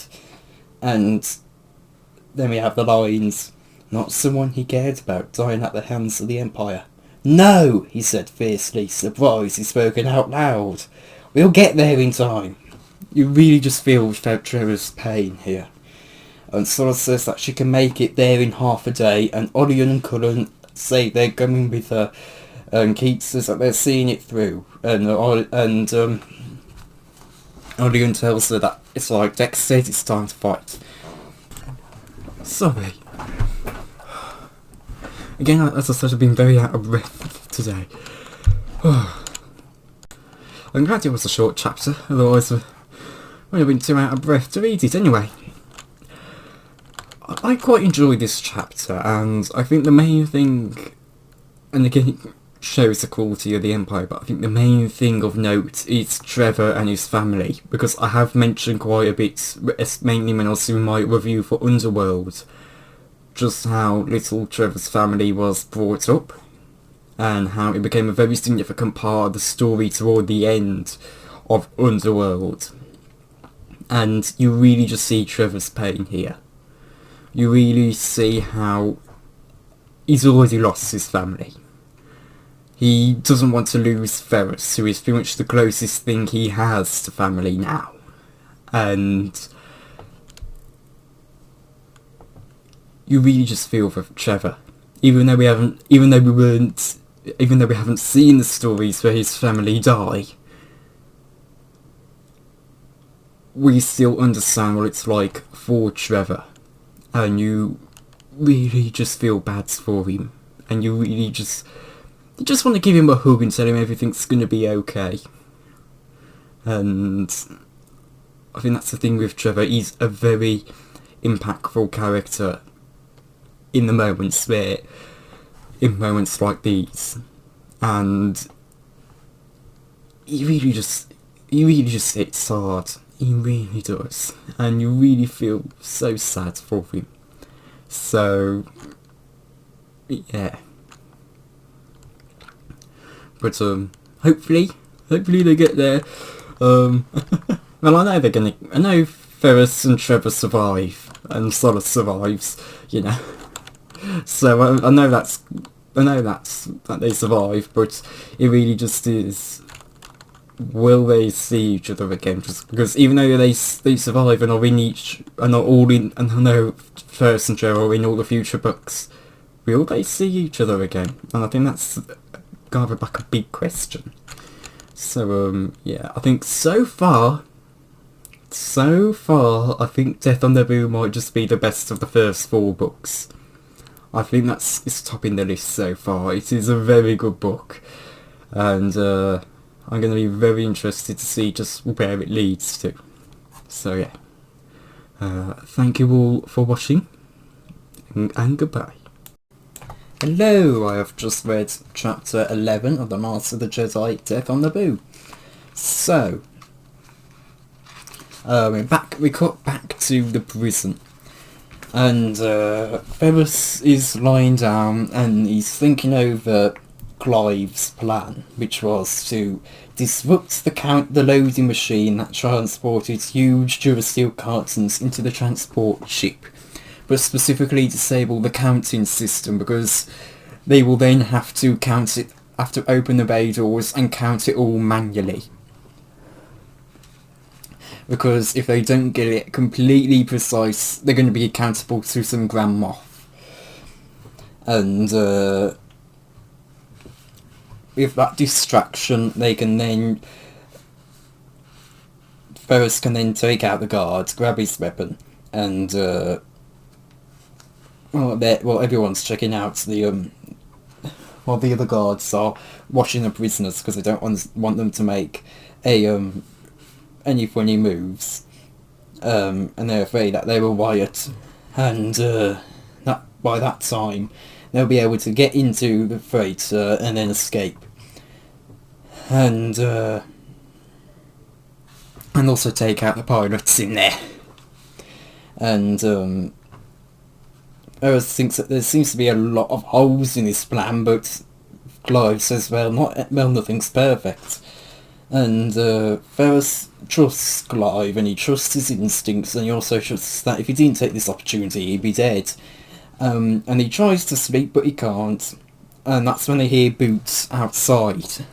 And it's the guards coming, which again I assume are just stormtroopers. And they come in, and Clive and he bolts from his side of the room over to Ferris and starts punching him.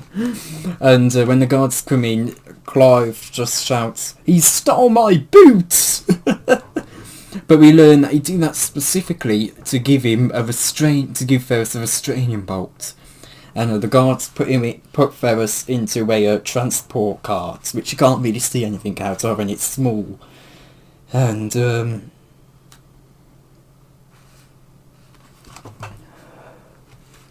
he then gets taken out, and he doesn't quite know what to do with the restraining bolt. And then he gets thrown into a cell, and his execution orders read out to him, and he doesn't really care, because he doesn't really matter. And then he's left in this little cell which barely has any room to sit in, and has absolutely no room to lie down. And there's no chair either, but he's sitting there, and he's wondering what he can do with the bolt. And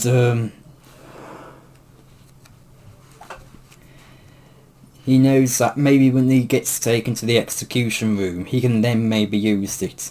And he thinks back to what Clive said, where it's, you put a small object in a piece of equipment in the right way, you can disable it. Disable something, you've got a distraction. Sometimes that's all you need.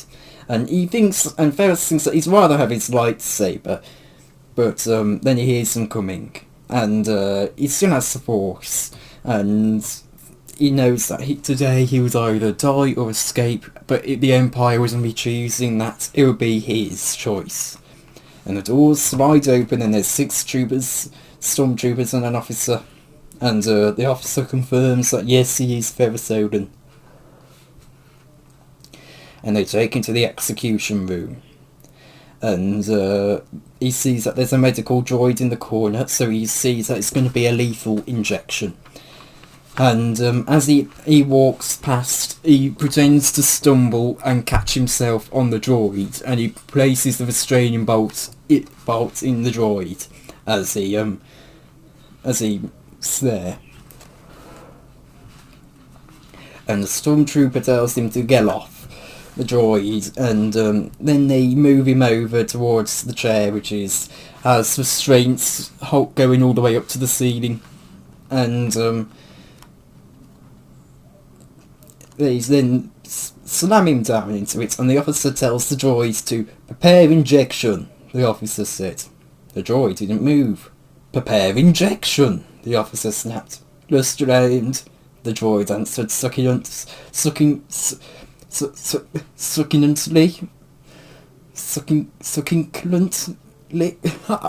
is complicated to pronounce.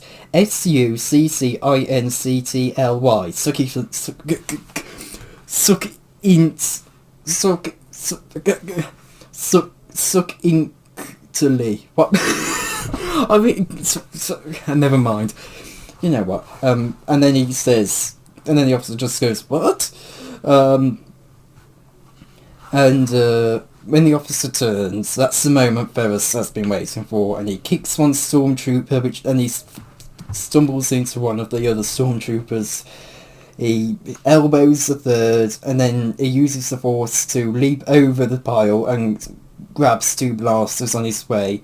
He makes a twist in midair and blasts the droid to smithereens. And then he lands and dives away from blasts of fire. And he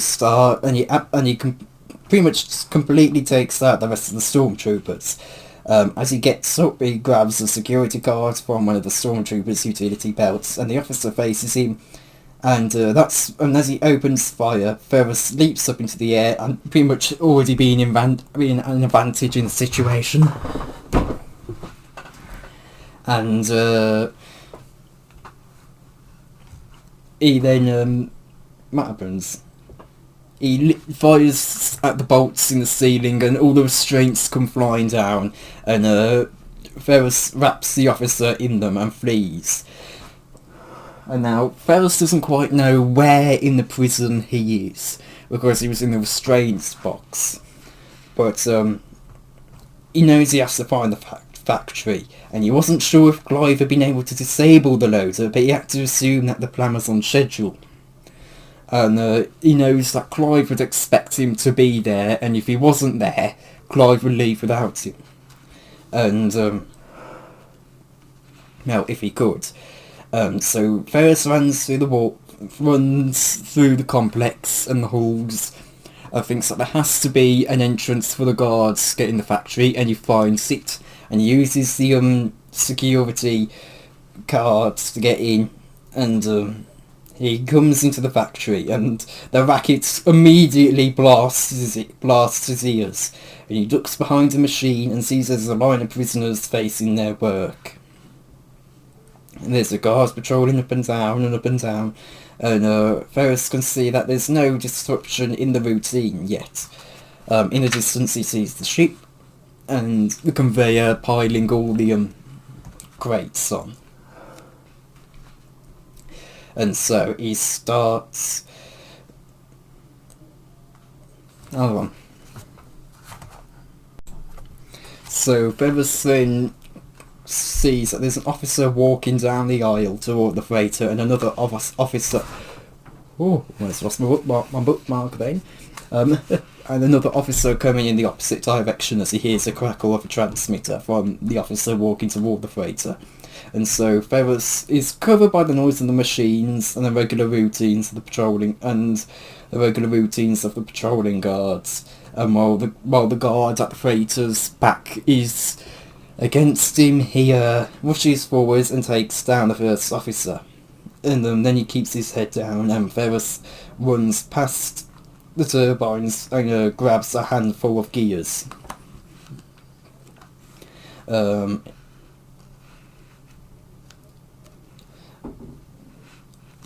Created by the turbines, and then we learn that the prisoners have noticed him. The guards somehow haven't, but the prisoners have noticed him, and they don't really want to help, but they also don't really want to hinder him, and they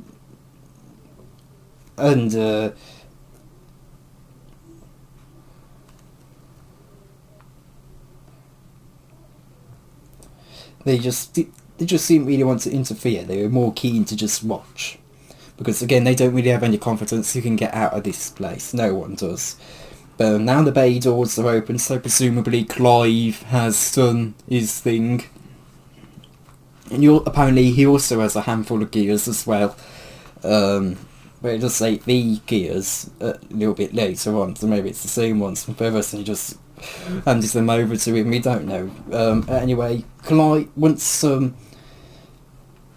the bay doors are open to the ship, to the freighter, and the officer starts striding up the ramp, and he's about to do the manual count, and the other officer isn't reporting to him, and so they go over there, and now they have the winter time, and they know the officer now gets suspicious. And Clive comes up beside Ferris, and then the stormtroopers start opening fire on them. And they start racing up the ramp, and the stormtroopers appear, and Clive throws some of the gears down, and stormtroopers all trip and fall. Ferris pushes them away with the force, and then Clive is surprised, but he just continues on because there's no time for questions. And he hurls the spoon towards the officer, and it hits him straight in the centre of the forehead, just like how it was before. And we have a prisoner 6-7, if you remember, and he collapses back unconscious. They immediately, Ferris closes the bay doors and they rush to the cockpit.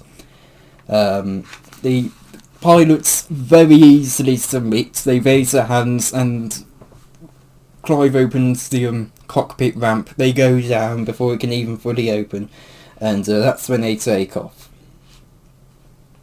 And they're finally up in the sky, and then the Imperial starfighters are sent out, which again I just assume are TIE fighters. And Clive just thinks, do they have to be so stinking fast? He says, and Ferris asks what weapons they have while he pushes the speed. And Clive reviews the computer readouts and goes, not great, we got a couple of low power laser cannons, and that's it. Ferris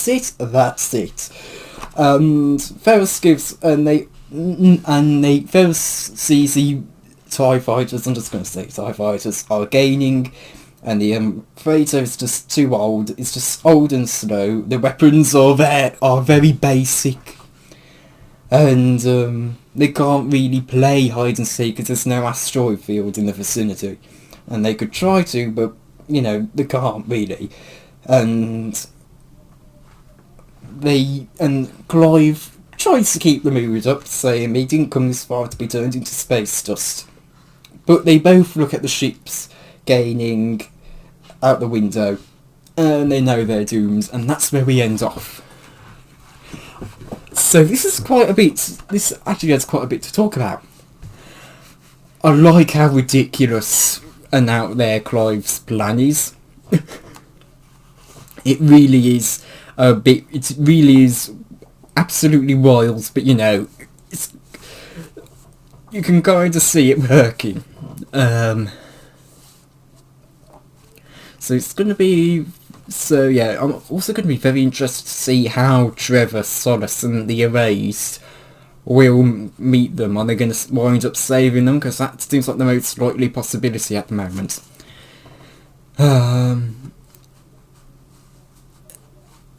I like how Ferris made his escape. I think it was quite an interesting way.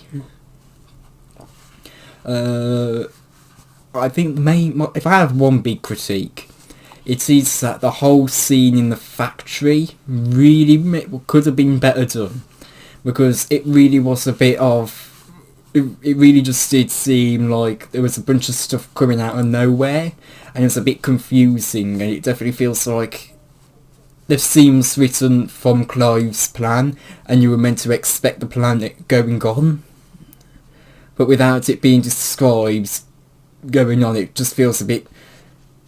doesn't quite feel consistent, if that makes sense. It feels a bit... it doesn't quite feel right. It feels like there's pieces missing to the scene, and it makes that scene a little bit tough to follow.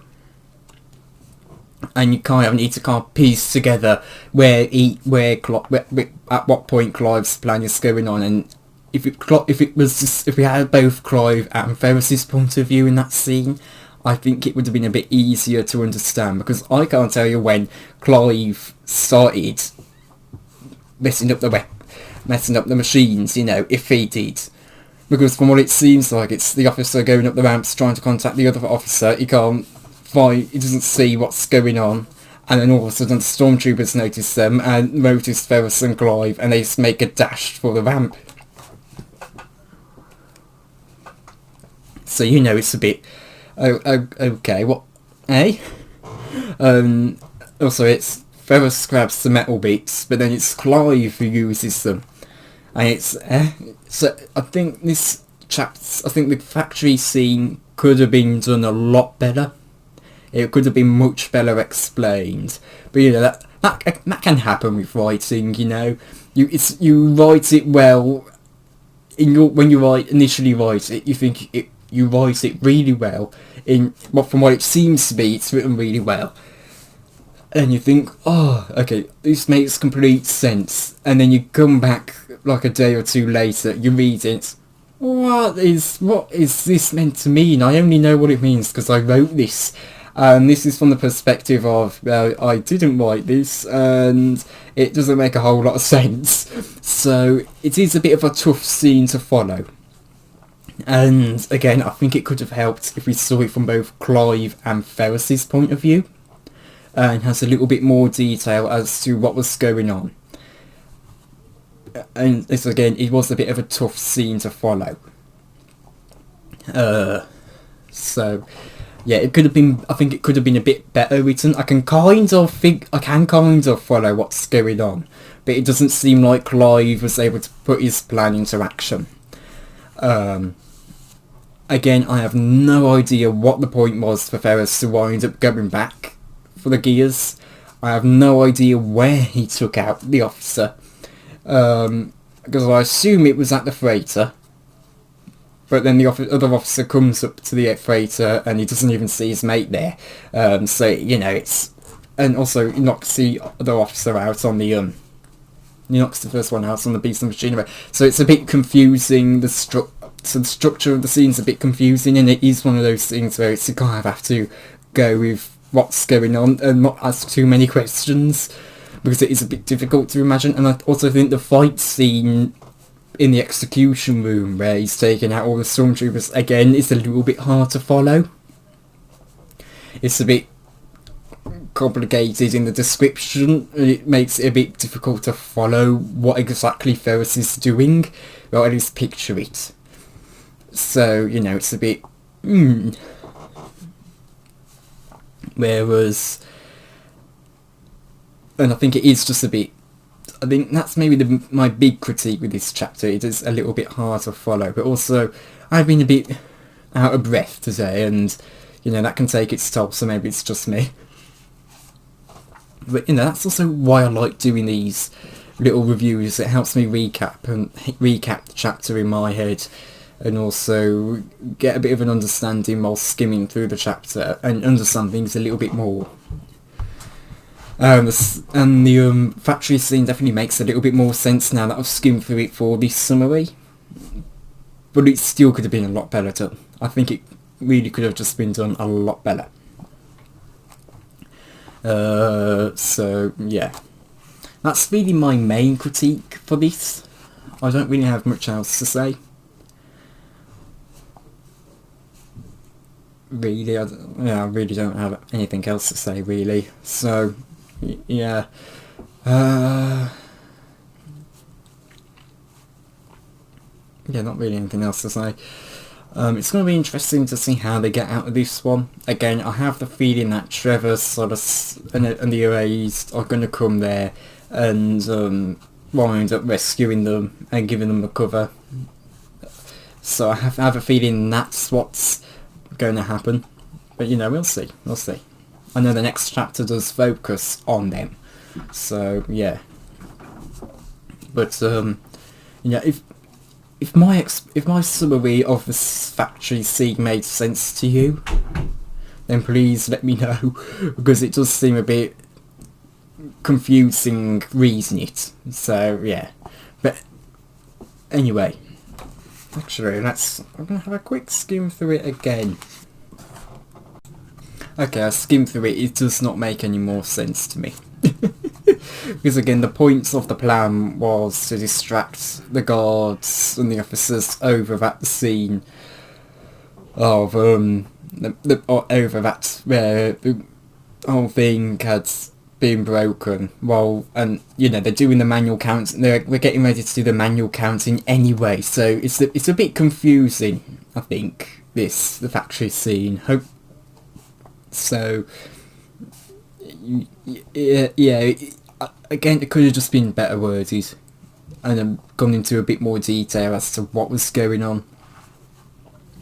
You know, rather than just having it be solely Ferris's perspective, give us the wider scene, you know, and maybe look into a bit more of what was the reasons for taking out the first officer, you know.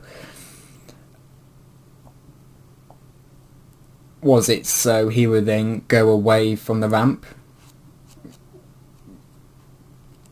Or something? Yeah, I just don't know. I really don't know. So, yeah, it really just could have been much better worded, I think. And also, and if it was better worded, it would have made a little bit more sense. You know, that's just my personal opinion. I'm going to end the review here. So, yeah. Thank you all for watching, and goodbye. Hello! I've just read Chapter 12 of The Last of the Jedi, Death on Naboo. So Trevor, Solace and the remaining Erased members, with the exception of Dex, are coming up to Don Tamo. And we learn that Dex are pulled in a major favour to give them modified Arc 170, to give Solace, Keats and Trevor a modified Arc 170 Starfighter, and Olian and Cullen a modified Jedi Starfighter. And they're approaching Don Tamo, so they're not doing any communications, because of course, even if they do scramble the communication,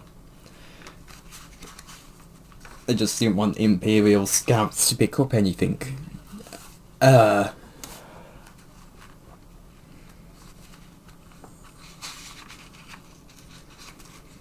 Not going too far back. And their plan was not much of a plan, in Trevor's opinion, because it was just to land and see what they'd find, because there was no time to obtain the specifications for the prison or do some surveillance on it, because of course there's the execution order going out and they had to get there as fast as they could. And Ferris is looking at the nav computer and he notices that there's he's looking at the nav computer and he's keeping alert for any signs of Imperial patrol ships, because they do often surround the prison world, as Olian told him. And we learn that, and as the book says, every nerve inside him was screaming to land and find Ferris. And that's when he notices that, and that's when Trevor notices that there's a ship being chased, the freighter that Ferris and Clive are in, and they're being chased by the, it says Imperial Starfighters, but let's just call them TIE Fighters. They're being chased by TIE Fighters. And Solace says that it's not their problem, it will give them a bit of a distraction so they can go down. And then that's when she senses that Ferris is on the ship, and she informs Olian that they need to go and protects the freighter. So then the space battle occurs, and Solace makes a diving motion, and Trevor is just suddenly slammed back into his seat, and only then Solace says, "Did I warn you to hang on?" There's quite a lot of humour in this chapter, and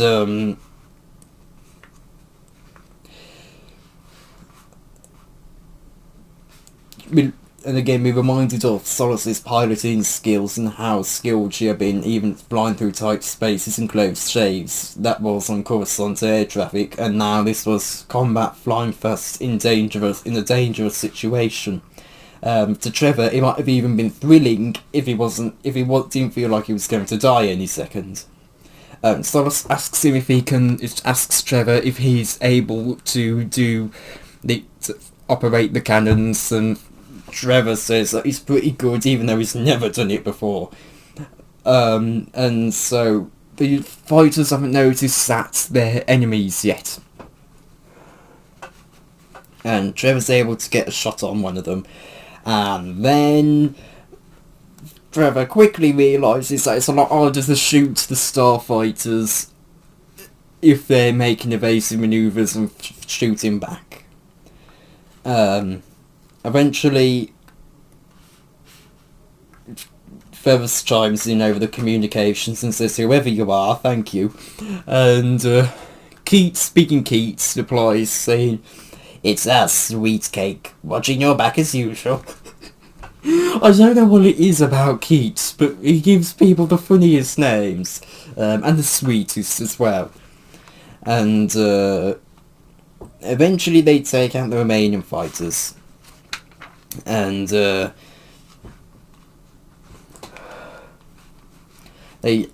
Ferris asks about a rendezvous point, and Solace looks through the possibilities and asks about going to Alba 16, and that it's not far from the Empire, and the Empire has no real presence there. And that's when Clive chimes in and says, and it's got a great cantina, and Olion just says, who was that? And Trevor is comforted when he hears Ferris laugh and says, don't ask. And as they're approaching, Clive has a little small chat with Ferris, saying that he was always aware there was something odd about Ferris, but never guessed he would have been a Jedi. And Ferris says that he was never a Jedi, because he was still a Padawan when he left, and Clive says he never heard of a Jedi leaving the Order, and he would have felt a lot better if he knew he had a Jedi with him. Ferris says he didn't want to get his hopes up because he's just not as skilled as he used to be, he's not as powerful as he used to be, and he also didn't have a lightsaber. And he says that it was a nice surprise and that Ferris did alright. And that's when Ferris said, you didn't have to punch me. Authenticity, Master Ferris. And that's the key to every escape. Eventually they land and Trevor charges toward Ferris. And then he stops, embarrassed. And Ferris sees Trevor's hands dangling, and he knows Trevor wants to show his emotions, but he doesn't want to expose them in front of everyone else. And he just says, the boy was such a curious mixture of emotion and toughness.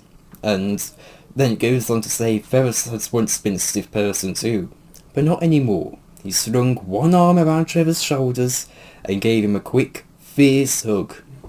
And he says to Trevor, you thought you lost me, didn't you? And Trevor says, you do have a way of cutting things close.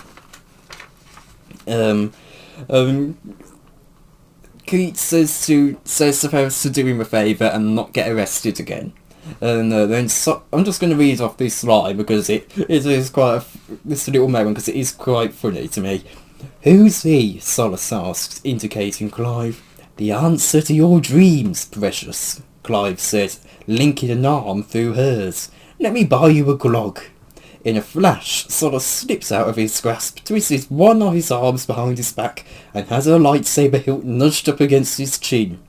Did I mention Solace was a Jedi too? Ferris asked. And this video, that has been laughing for quite a bit before I could move on.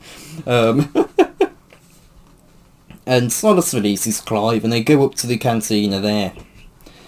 And Ferris catches everyone up on what happened while he was in prison. And then they tell him about what... And then they also tell Ferris about what happens to the place of Solace. It's going to be so glad to stop having to stop referring to it as the place of Solace, and then and also the character of Solace. And Orion says that they reactivated all their information networks, and that's how they were able to find where they were holding them.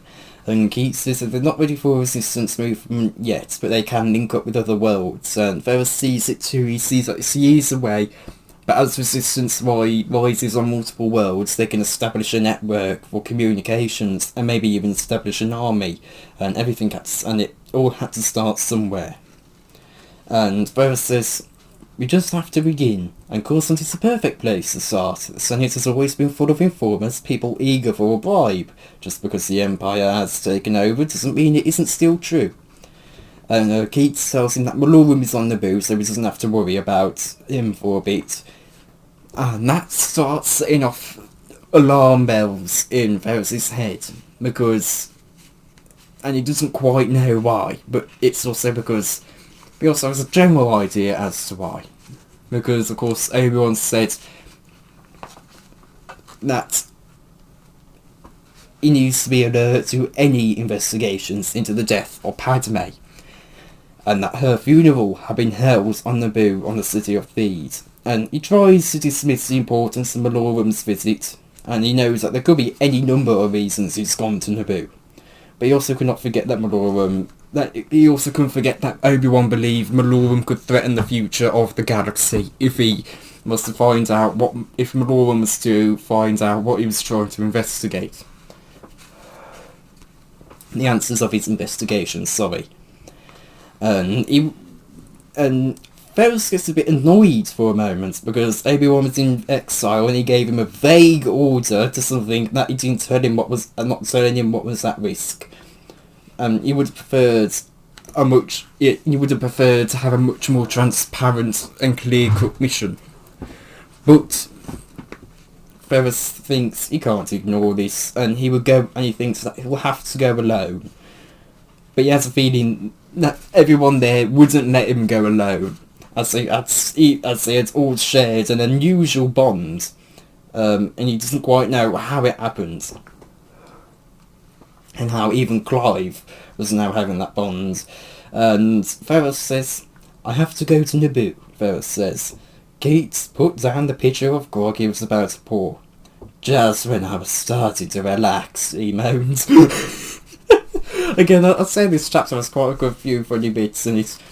And Ferris says that he's not asking them to come, but he has to go. And they go to... and everyone...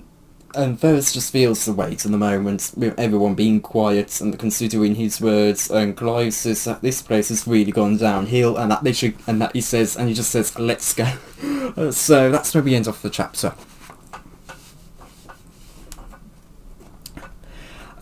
First off, where is Toma's ship? Seriously, where is Toma's ship? You know... it last appeared in Dark Warning and was last mentioned in Underworld. Where is Toma's ship? But anyway. I think this was quite a good chapter. Like the last chapter, it had some good action scenes. But I think the main thing is what comes afterwards. And... you know, you've got Trevor, who really just wants to... he was just so happy that Ferris is okay. And he really wants to embrace him. And you know he really wants to, but... you know, he's quite complex. He doesn't want to expose himself in this way. And I think that's quite interesting. So, yeah.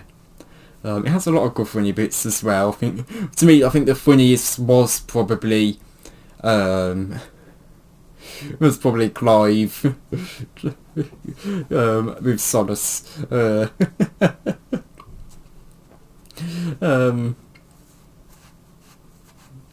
So yeah, but yeah, haven't really got a whole lot to say on this chapter.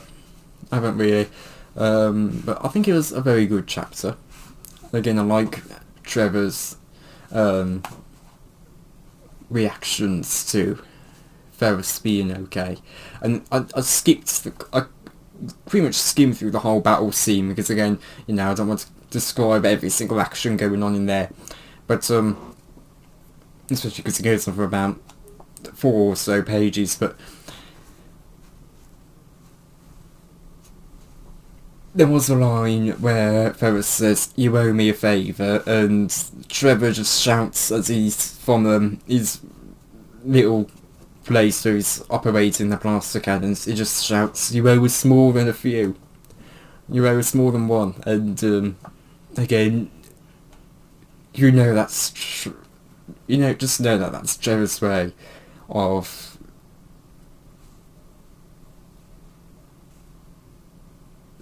expressing his love, I guess, for Ferris, because again, he's kind of adopted Ferris as his guardian. He even says in the book he's adopted Ferris as his guardian, and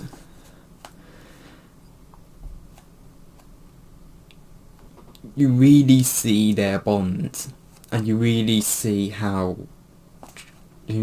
see Trevor's connection for Ferris. So yeah, I think so far this has been a really good book so far. I'm over halfway through now, and it's going to be very interesting to see how it progresses. So yeah, thank you all for watching, and goodbye. Hello, I've just read Chapter 13 of The Last of the Jedi, Death on Naboo. Now, I was actually meant to read this chapter yesterday, but I only got round to reading one chapter yesterday, which was, of course, chapter 12. But, we've cut to Malorum on Naboo, and, we talked about how wonderful and gracious and how wonderful and ornate everything was on Naboo. And Malorum just wants to blast the place to space dust, as it says. Everywhere he's going, he's met with smiles and bows, and whenever he asks questions, he's met with earnest desires to help him, thoughtful frowns, fingers clicking on data keys, careful reviewing of records, and he never gets an answer. And the functionaries would always say with a helpless shrug, "Alas and sadly," and it's infuriating Malorum. No one's defying him, and no one's refusing him, but they're not giving him what he wants, and he can't really punish them.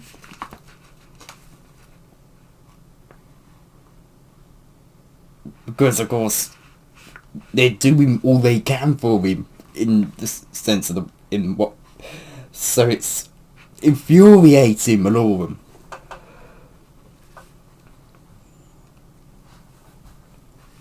But they definitely, and also they just seem to cooperate fully, so even though they weren't helping him, he can't really punish them for cooperating fully. And he gets the feeling that they might be enjoying thwarting his plans thwarting what he's trying to do behind his back. And you can see why the Emperor put a battalion on the planet. And how they hadn't interfered with the governments there yet. But it was still a slight reminder as to the Empire's supremacy and who's in charge.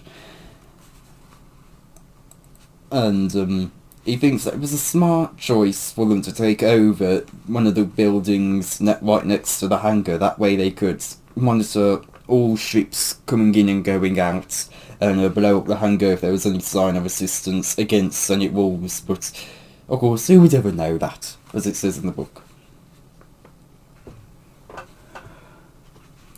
Malorum thinks the people of Theed would have learned something from the Trade Federation blockade, but to him they just didn't. And it's almost lost my bookmark.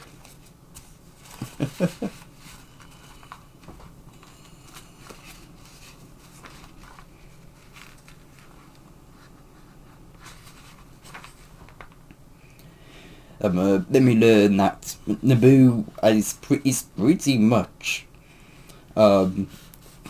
completely reliant on for its industrial needs from other planets. And if Malorum was in charge, he would have had them go straight out and attack the surrounding worlds that were rich for in minerals and industry. And as Malorum walks by the Imperial garrison, he hopes it will give him some fresh energy, because he's being driven insane by this place.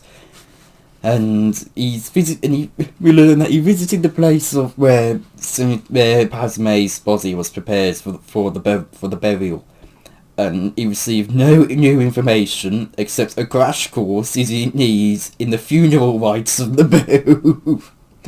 And but from that, it did give him some useful information, because he learned it's usually the grandmothers who are designated to dress the body and prepare it for what they refer to as the last journey. And Malorum knows that Padme's death is recorded, but there's just no hint as to how she died. As far as he knows, because again, the galaxy believes it was from the Jedi. And we also learn that the customs of the Naboo, they completely prevent any questions into who the father of her child was. And we also learn that there was no doctor's report. And that's when Maloran realises, oh, of course the records aren't going to show him what he wants. He must go to Padme's grandmother's to learn. And that's when we learn that Naboo doesn't have a world directory system. And that citizens didn't have to register with the government. But he knew Palpatine would change that as soon as he got round to Naboo. But privacy, for now, is prized on Naboo. And the situation's worse because everyone seems to know everybody and where they live. So if you ask where someone lives, you're pretty much saying, I don't know them very well. It's not an insurmountable problem, but it is a problem for Maloran. So he goes to the Naboo Essentials provider, and as he walks in, he sees a hollow map of the generator room, and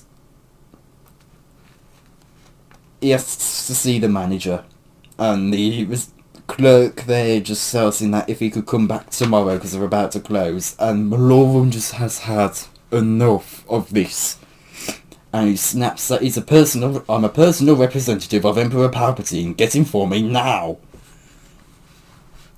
And he just can't wait to get the information out of the manager. And so the clerk goes to the office and Maloran pretty much pushes him aside and goes in. And he's just lost it at this point. We learn that he doesn't like raising his voice, which is quite funny because he's done that quite a bit here in earlier in the book. But we do learn he doesn't like raising his voice. Finds losing his temper to not be as intimidating, but he asks where the address is for the grandmothers of Padme Amidala are. And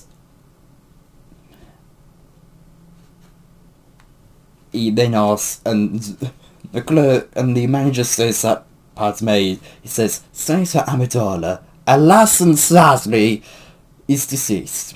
And Maloran just, again, he's had enough. He just says he knows that, the desk knows that. What are the names of her grandmothers?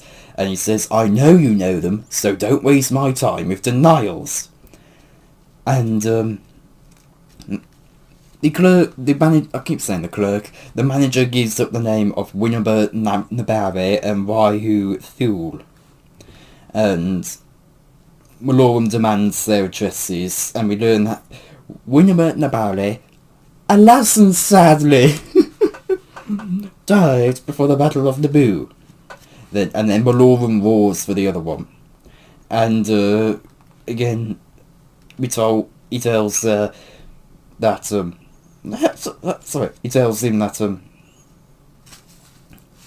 manager says he doesn't have that. Well, I don't have that information per se. You see, this is the office of the Essentials Provider. And Maloran just has had enough of this. And he draw of how people wish to help him. They have nothing for him.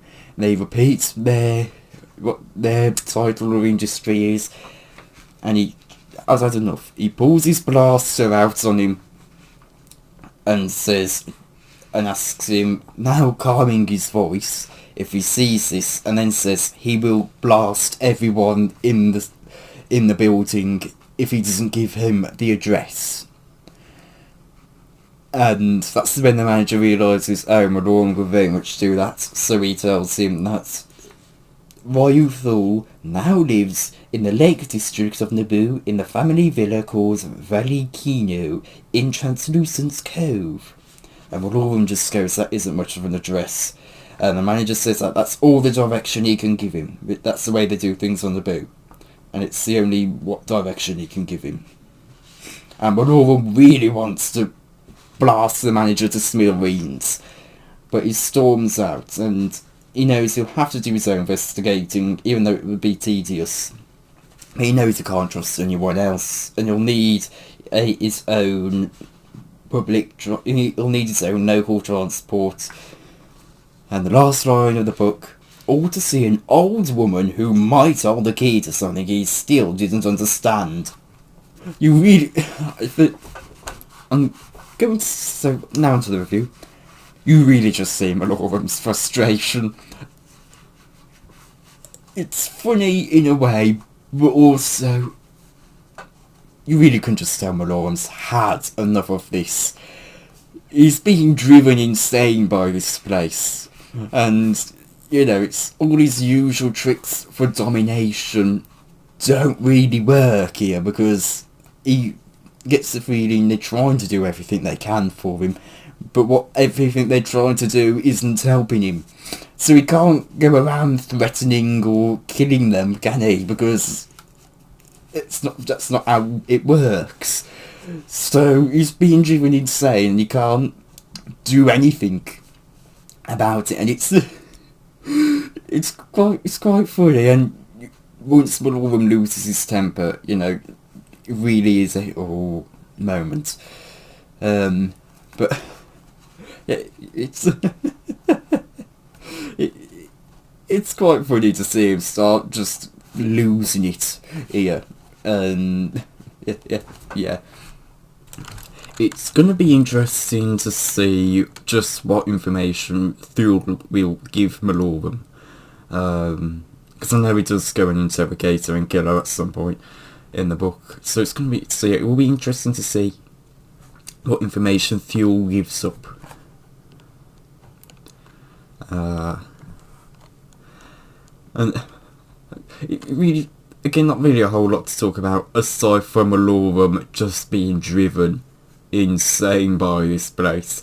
You really just see how frustrated he is, and it's just hilarious. It's hilarious in a way. But yeah. Is there anything else to talk about with the chapter?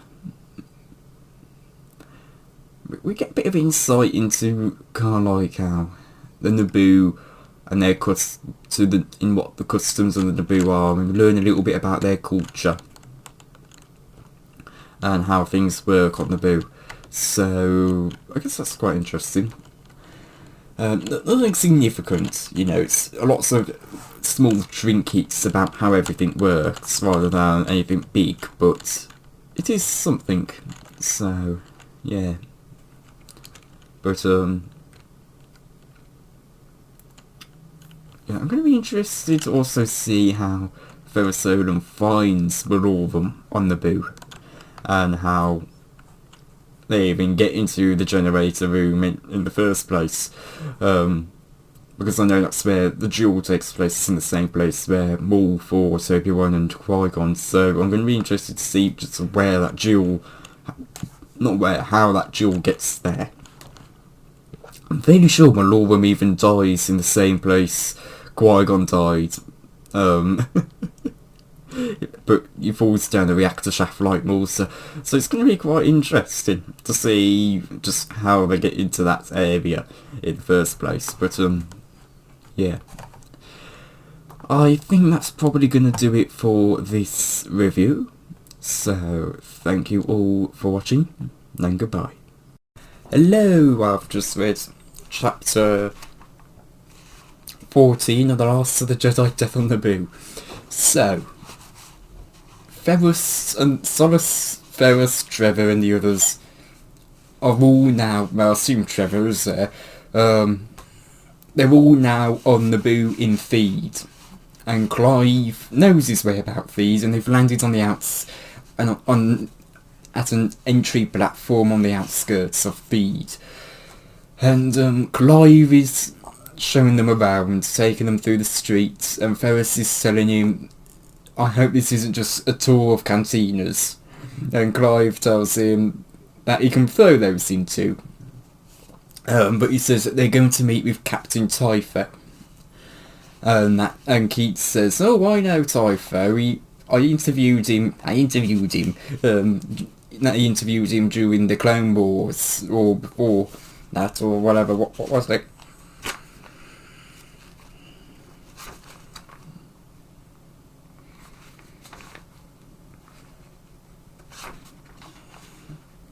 Hold on.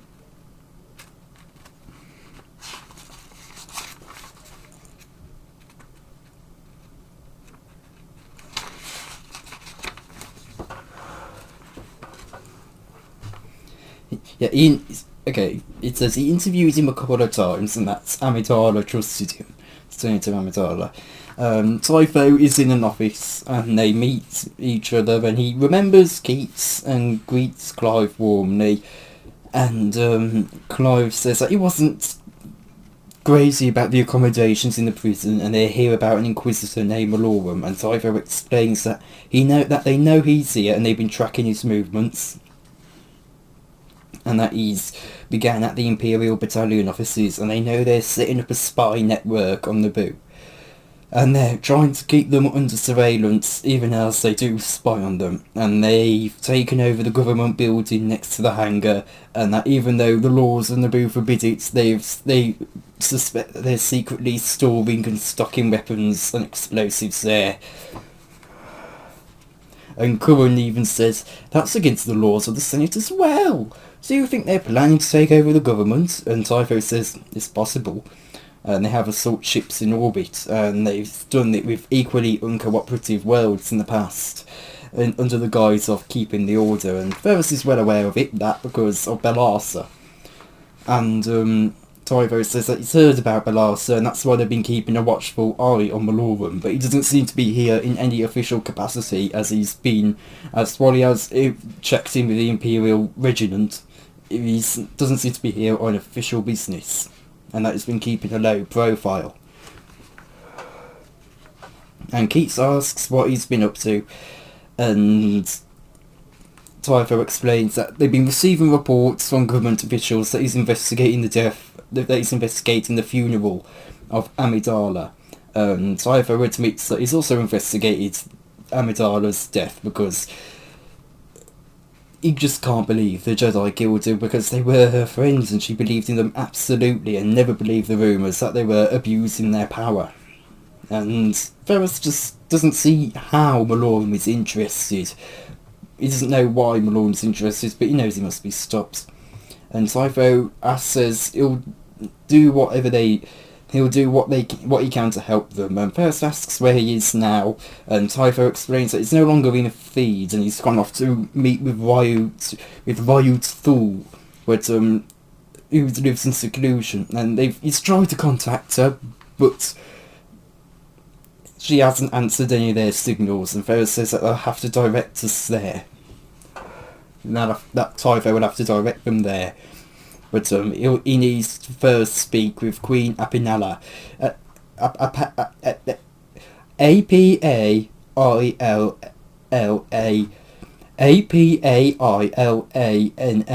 Apailana? I kept reading it as Apailana. But eventually they all come in. Ferris asks that if he can request that on his signal that Apinala shuts down all comms signals, internal and external. And Apinala goes, oh, that's a bit of a big request. And Ferris explains that the Jedi are that he and Solace are among the last Jedi left, and that she was once a friend of the Republic, and that Malorum has to be stopped because he's not only a danger to Naboo, he's also a danger to the peaceful future of the galaxy. And the Queen says that she's reluctant, but she knows he's right, and she never believed the official reports of Padme's death, and had Typho look into it. Even though there's nothing really to be found. And she says that she still thinks of the Jedi as friends, and Padme had faith in them even towards the final days of her life, and so she'll help the Jedi no matter if there's 1 or 1,000, and that she'll still think of them as friends. And she says that she'll do the comm signals on 2 conditions: that it is only to be done in the most dire necessity, which further reassures that that will be the case, and that she'll only do it for an hour only, for 1 hour, because they can fake an outage for a time, but they can't do it for an extensive period, otherwise the Imperial presence will become suspicious. Ferris says thank you, and the Queen says thank you for your service, and Ferris says to her, thank you for not giving up. No, she says, thank you for your service, the Queen replies. Now it's her turn to incline her head in a gesture of respect to Ferris and the others. Thank you for not giving up. And that's how the chapter ends. So, I wasn't expecting Captain Typho to have any sort of role in The Last of the Jedi in general. Which, looking back now, is a bit of a surprise, given... Now, to be fair, I didn't know he was part of the Naboo army or whatever it was. So I don't know a lot about Typho, but I know he's a character that exists. I mean, this is the first time I'm even hearing of his first name, so which is Gregor. But yeah, I wasn't expecting Typho to have any involvement at all, but he did. So that was quite a pleasant surprise. I also didn't expect Queen Apinala to have a role either, but again, seems kind of obvious, especially since on her old databank entry on StarWars.com, Malorum is mentioned in her databank entry, and how she is frustrated with her openness, for being how open she is against the Empire. So, which really, that's very in character from Malorum. He doesn't like being resisted. So, yeah, I'm going to be curious as to see why they want to take down the comms. I'm going to be curious to see why Ferris wants to do that. I assume it's probably to stop Malorum from reporting anything to Vader or Palpatine, but then again, he's doing this for himself, so what would the point even be, you know? Would it be to... I don't know. I don't know.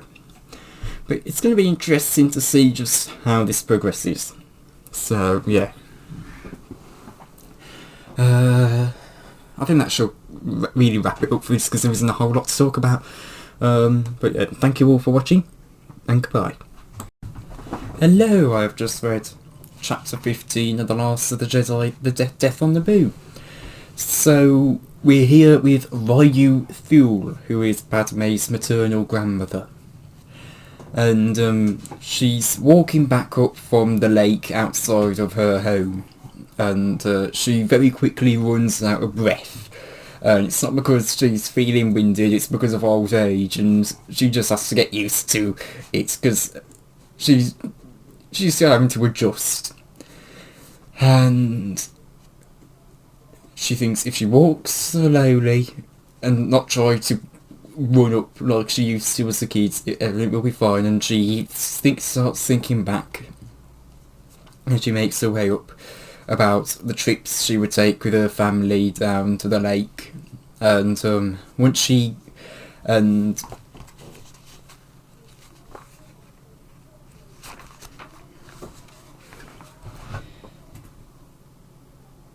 oh, gone a bit too far back.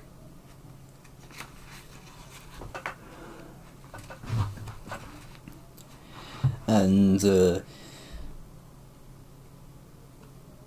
again, she woke up early to watch the sunrise, and she went down to the lake, and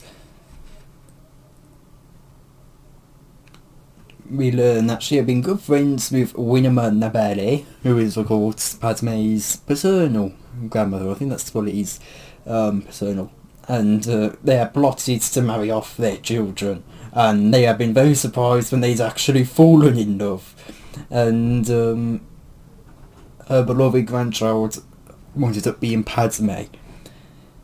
And it says in the book, in some ways, Padmé felt closer to her now that she was gone. And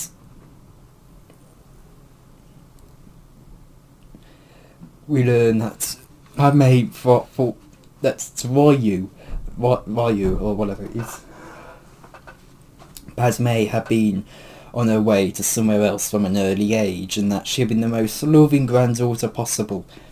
But her visits had always been short respites from a busy life, but she never suggested that that was the case, whether it's by word or look, and her whole heart had been in those visits, and why you felt it just the same, and because she was closer to Padme than any of her granddaughters, and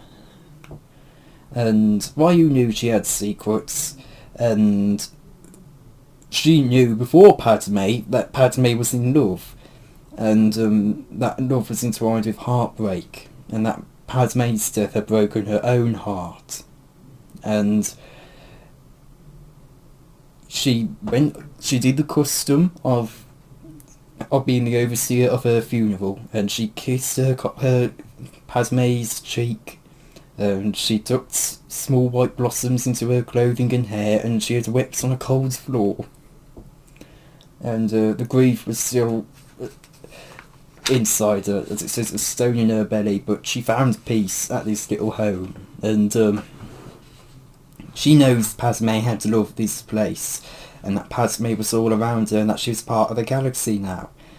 And now she stands at the window looking at the lake, and she feels her heart flutter, and she wonders why she woke up with such a sense of foreboding, and why she has woken up feeling so especially, and why Padme felt so especially close to her today. She wonders why she was so restless, and what was this feeling, and she had been here for 6 months mourning, and she decides that it was time for her to return to her life in Theed, and that she wasn't too old yet to find a renewed sense of purpose.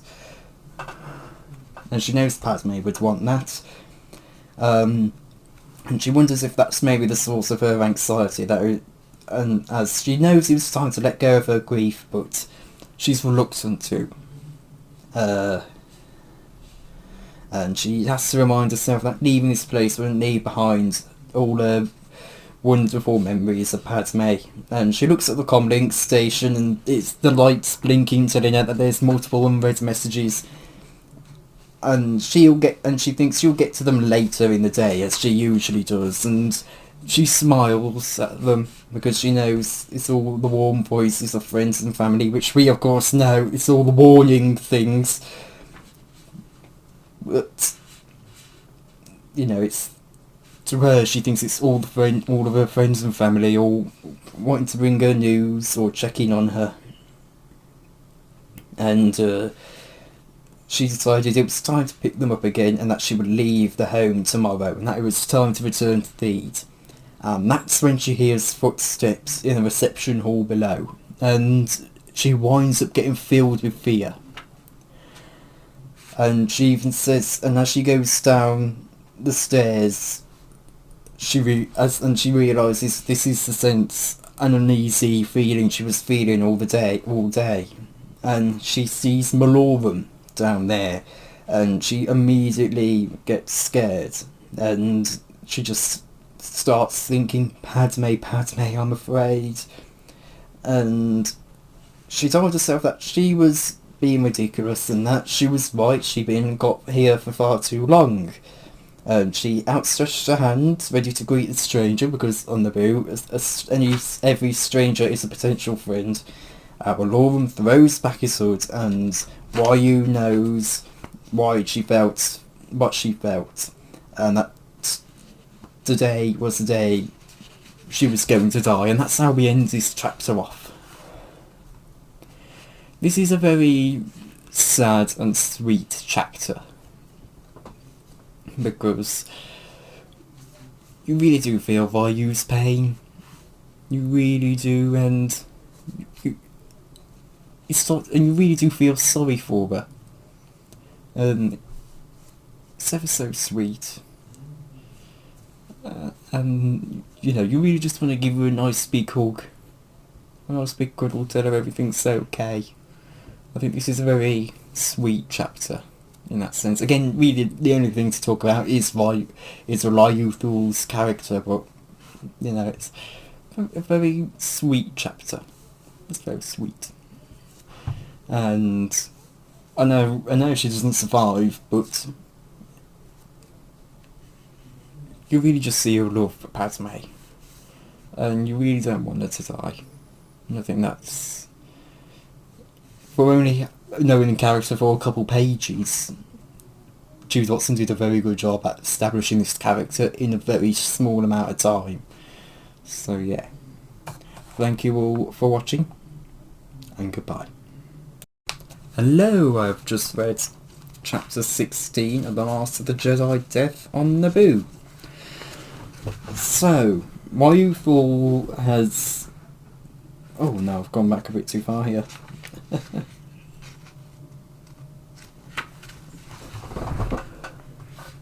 So, Ryu Thul greets Malorum with respect and even offers him tea, and Malorum rejects it, and he thinks, and it says Malorum hasn't received the title of Inquisitor for nothing, and he knew when even the most skillful being was holding him back, and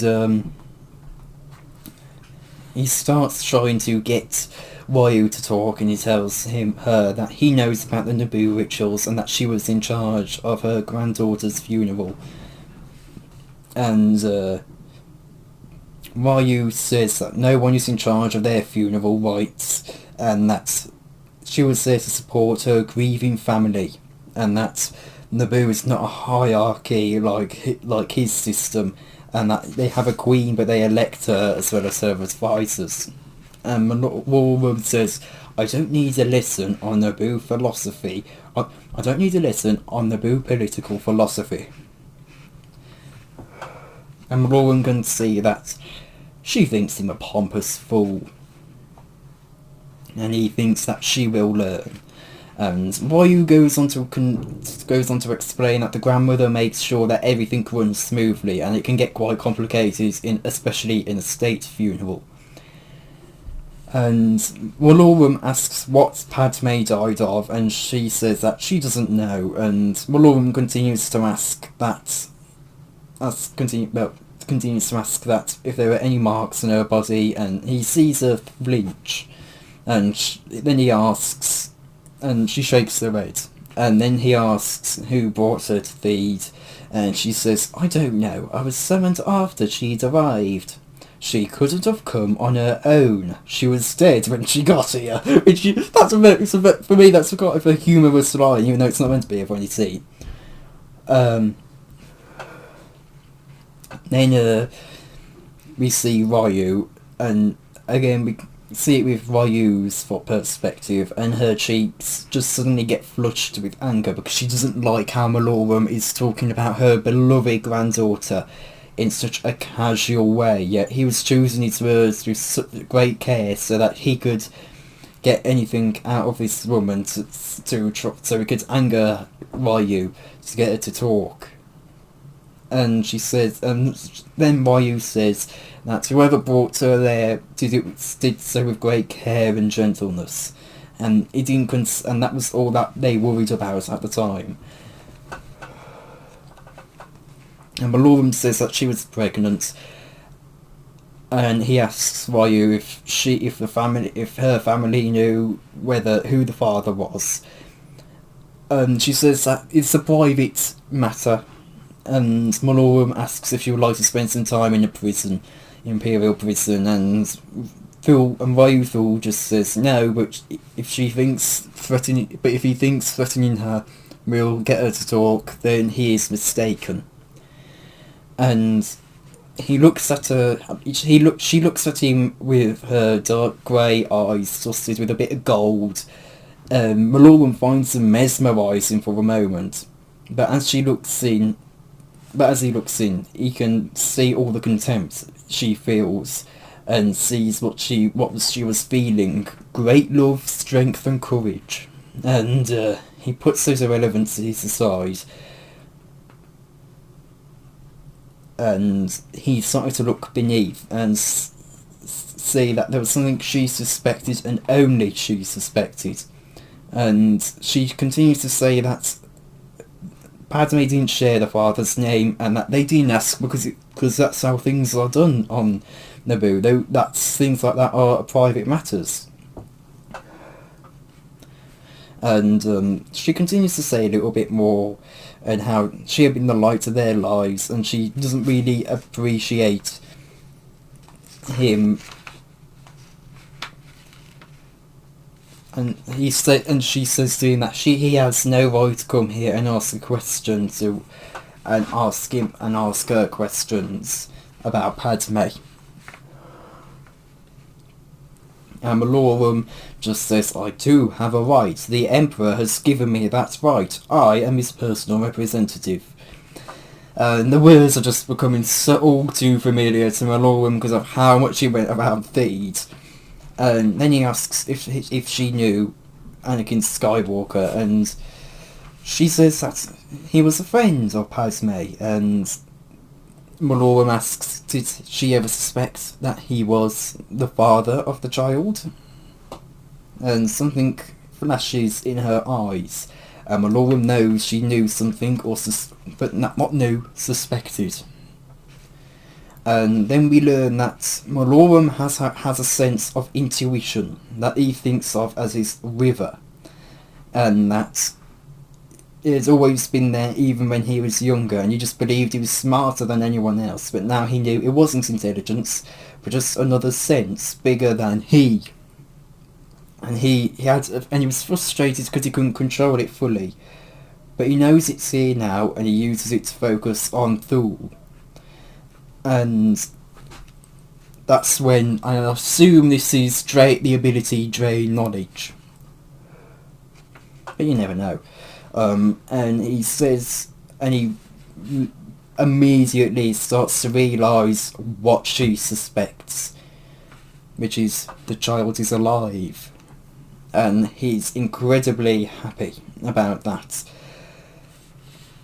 And we learn that she had never spoken of the granddaughter.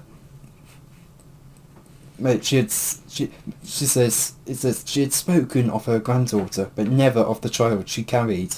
That she did not was in itself a signal.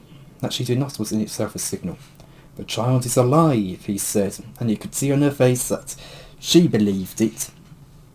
And he starts advancing upon her, and Ryu just starts kind of shrinking before him, and he's bombarding her with questions, and he just says, have you ever seen the child? Has anyone contacted you about the child? Has anyone visited the child? Did Padme know the child was living before she died?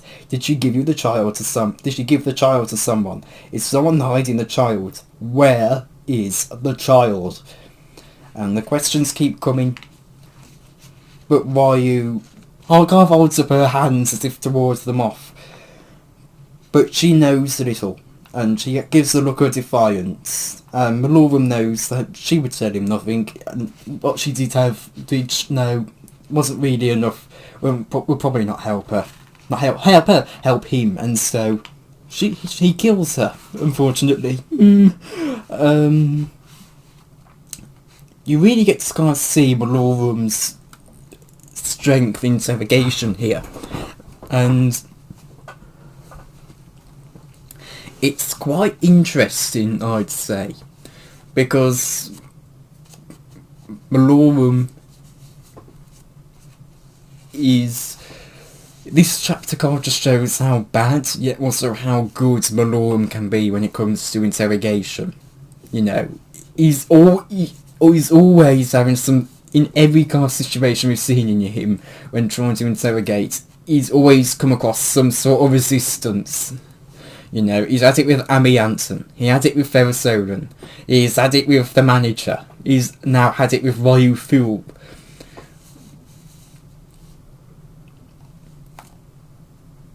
But in this scene, you see how effective he is, thanks to his intuition and his instinct.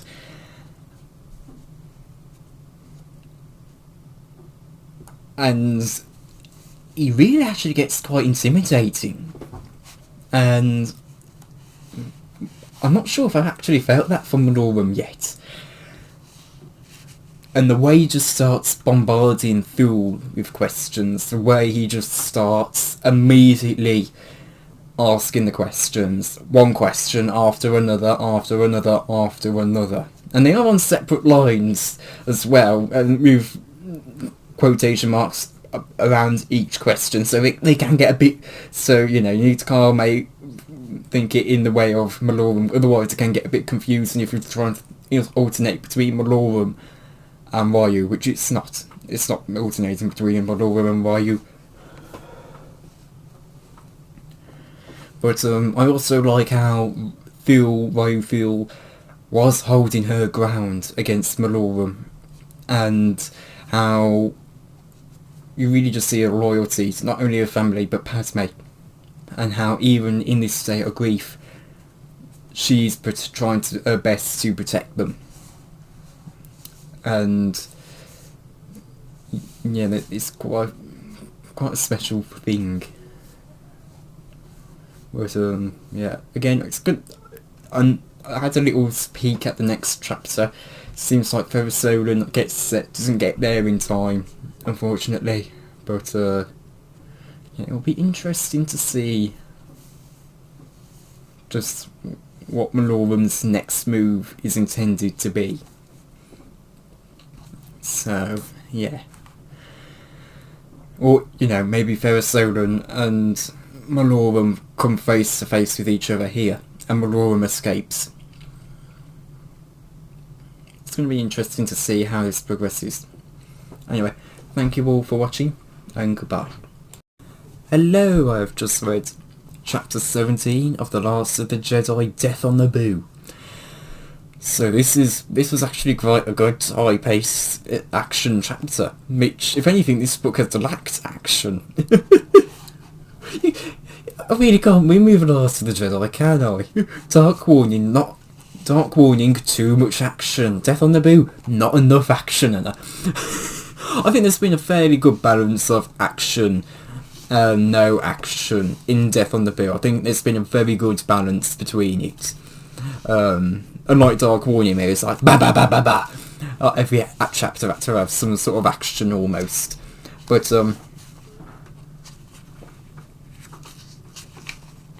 let me see if I can get to the page. Oh, there it begins. So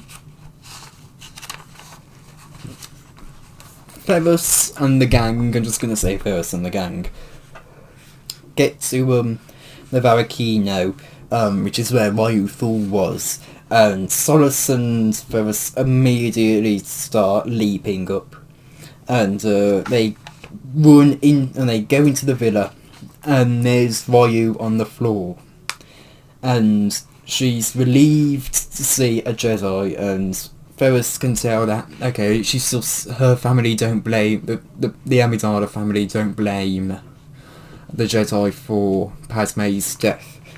And she says that he suspects Malorum, and that's when Ryu says, he can't tell anyone what he knows. You must protect. Protect what? For Padme. For Padme. And she passes away. And Solace asks Ferris what is going on, and he explains that he doesn't even know why he's on this mission, but that Obi-Wan told him that he has to stop Malorum, because Ryu knows something, and now Malorum knows it, and that what he knows is that there's a secret that can threaten the galaxy if it gets out, which is of course the Luke and Leia. And Solace immediately doesn't question, she just goes, Kenobi, then let's do it. So they come out, and the gang are finally catching up. They're at the top step of the villa now, and Ferris says it's too late, Malorum's gone, but they know he's around here, otherwise they would have seen his ship leaving as they came. So Olian says he must have hidden his craft, and Clive says that this flaming coastline is full of coves, but they should send a signal. And so they did that So they do that, and Ferris says to split into twos, and that Malorum is a bit of a handful, and he asks for Trevor to stay behind. And Trevor just goes, no. But what are you expecting from Trevor? Come on, it's Trevor. And Ferris just doesn't bother to argue, so he just takes off alone, and he knows Trevor will follow him. So, he eventually leaps down to the bay, and he starts using the Force. He taps into the living Force, and he's able to sense that the living Force is near, and the dark side is pulsating, and he does some leapfrogging over some over some rocks, and then he sees Malorum there, and Malorum takes off, and Ferris leaps into the air, and Malorum suddenly turns his gondola speeder. He suddenly turns it around towards Ferris. Ferris then reacts as a Jedi does and doesn't retreat. And he stops his momentum mid-air, and he waits the microsecond it takes for Malorum to reach him. Then he somersaults over the craft and uses the updraft to power himself out of harm's way, then drop onto the gondola. Well, it says, well, not dropped exactly, but in the neat way he could have accomplished even as an apprentice. Rather, he fell awkwardly, sprawling on the hull. And as he's on the hull, Malorum yanks the speeder towards the water. And Ferris, he's got his legs splashing in there, and it feels like, as it says, permacrete. And you have this really funny sequence where you have Ferris going, ow! Ferris grunted through his teeth as the gondola bumped along, and he hung on for his life. Ow, ow, ow! I found that funny. Eventually, Ferris does get on top of the gondola, and he's able to kind of get his ground, and he kicks Malorum in the chest. Malorum pretty much messes up with the controls, and it starts spinning out of control. And Ferris stands on the stern with his lightsaber, and Malorum starts using his blaster to open fire on him. And Ferris is deflecting them, and he knows Malorum can't aim under these conditions. You know, they're twirling while the speed is at high speed. Is that pretty much at full speed? It's very difficult to aim in these conditions, but Malorum's doing a good job of aiming. And in the distance, Solus and Olian are coming in their own gondola, while Currian and Keats are also coming in their own gondola, and Ferris wonders where Trevor and Clive is, and that's when Malorum pulls back the fabric on his robe, which confuses me because in the art for the book, you know, Malorum's robe doesn't have sleeves, so that's a bit confusing, but you know, the thing is though, in the Asian market cover for Death on Naboo, Malorum looks nothing like the Japanese or the main cover, so yeah, so you know, could be worse. But Malorum pulls back a sleeve and opens fire a wrist rocket. So Malorum does have wrist rockets, and it fires towards Curran and Keats, and Solus tries to warn them, and she starts turning her gondola violently, and Curran and Keats, but it was too late, and Curran and Keats leap off the gondola into the water. And that is when Clive and Trevor, in their own boat, are coming towards them, and it's and Ferris is just thinking, of course, he thought the two thieves had stolen a boat.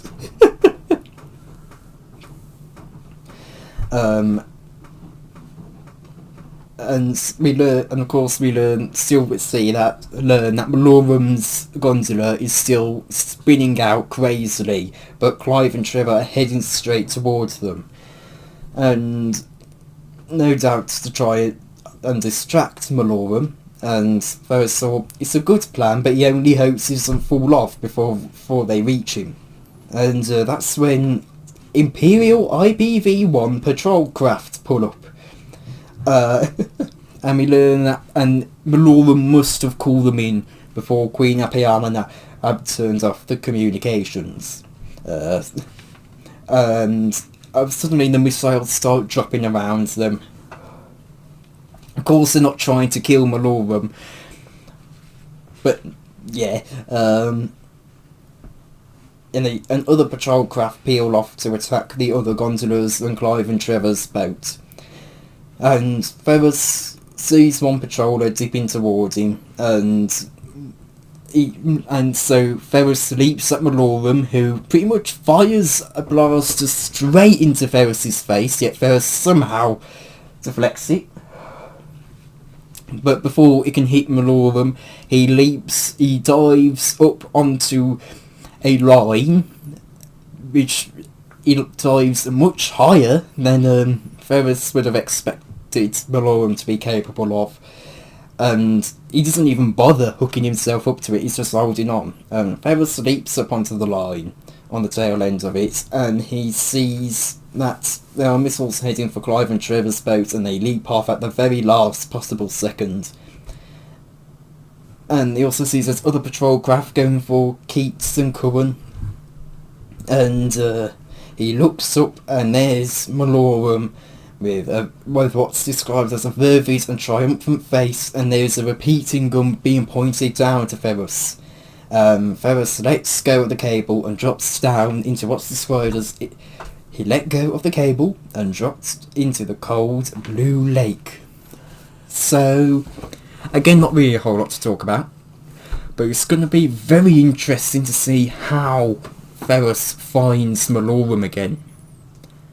And I think this was a really good kind of battle scene as well. And it's interesting to see how Malorum even was able to hold his own against Ferris for as long as he did with only his blaster. So I'm going to be very interested to see just what goes on. Just how this will progress. I find it hilarious that Clive and Trevor were the ones to steal a boat, because of course they were. They're the thieves. I don't know why I didn't see that coming.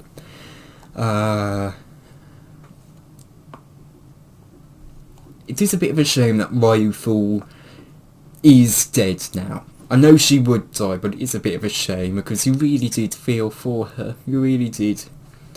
But yeah, I'm going to be very interested to see just how Ferris and the others, and the gang, I'm just going to say Ferris and the gang, find Malorum again. I assume they're going to think, right, he's going to Theed, he's probably going to try and get off Naboo, we need to get to the hangar. Because I know they do start fighting in the same place where Obi-Wan and Qui-Gon fought Maul, which is again in the hangar. So I assume that's roughly where it will be. But yeah, this was quite a fun chapter to read. It's quite a stressful one as well.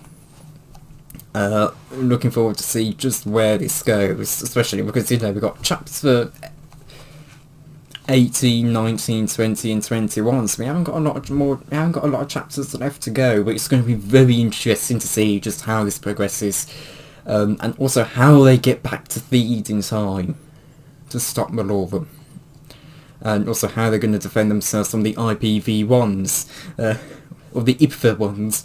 So yeah, again, not really a whole lot to talk about with this chapter, but yeah. Thank you all for watching, and goodbye. Hello, I have just read chapter 18 of The Last of the Jedi Death on Naboo. So Feathers as again leaps into the water and he's swimming towards Trevor. And he doesn't know if Trevor can even swim, which of course we know Trevor can't. And he just can't see anything in the water, even though it's meant to be crystal clear. All he can see is blue, and he's starting to get the feeling of disorientation, and he knows he has to get to these, but he doesn't want to abandon his friends. And that's when he sees a Gungan submarine come, and it picks him up, and Solace and the gang are in there alongside Trevor. And he's heard of Gungans, and it says, from all he'd heard, they were friendly beings, although they could wage a pretty nasty battle if they had to. Just his type. And their pilot, I think it's Unabana, I think that's the name of the pilot.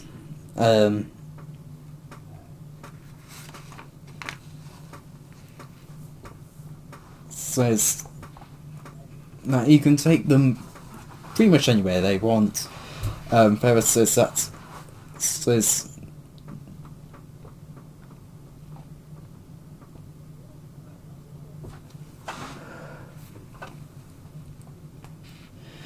but also before that, Ferris says that he has no doubt Smalorim's on his way to the Imperial headquarters at Feeds, and that's surely where he's left his private ship.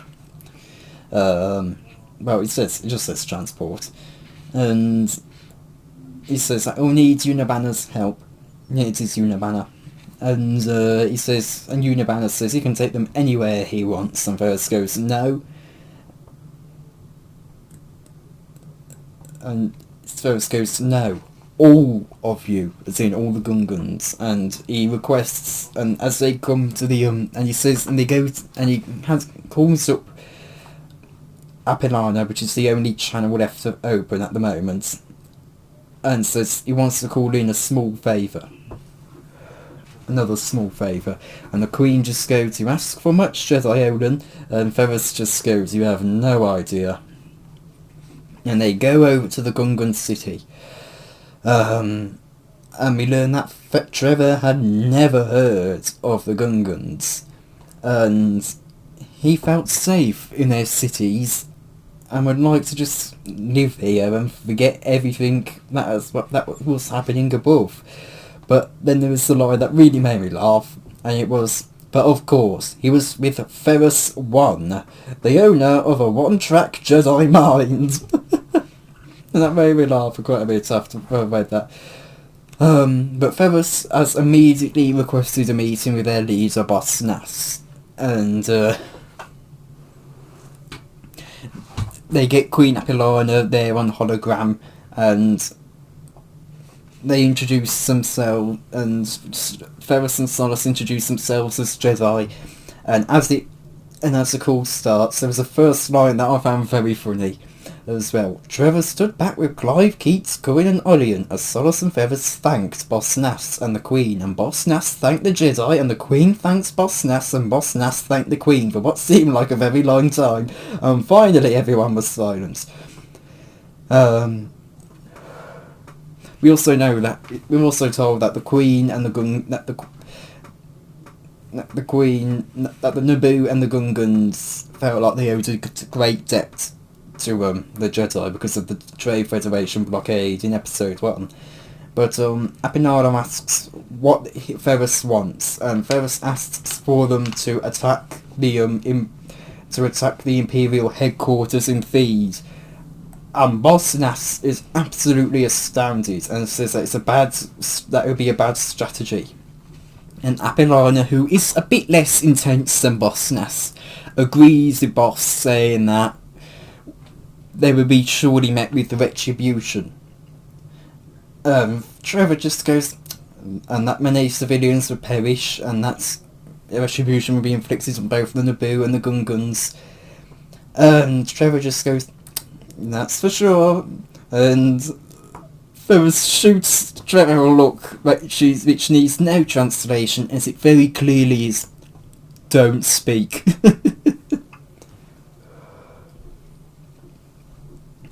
And Varys says that he understands the magnitude of what he asks, but Malorum knows of a secret that could impact the entire galaxy and could destroy any hope of someday living in peace and true justice. And says that he wouldn't ask this if he didn't think there was a way that no harm could come to them. And he says, your information network has reported that the Empire is legally stockpiling destructive weapons in the Thieves' hangar in defiance of Senate regulations. If we blow up the hangar, if we blow up the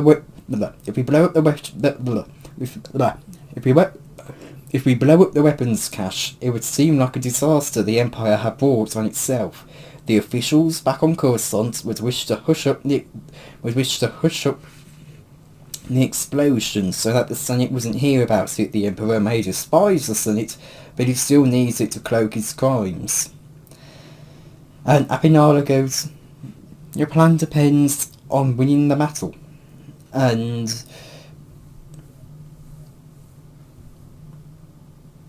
so says that the combined power of the Naboo and Gungans would be more than a match for the Empire. They've gone up against far worse, and Varys says that he has faith in both the Gungans and the Naboo.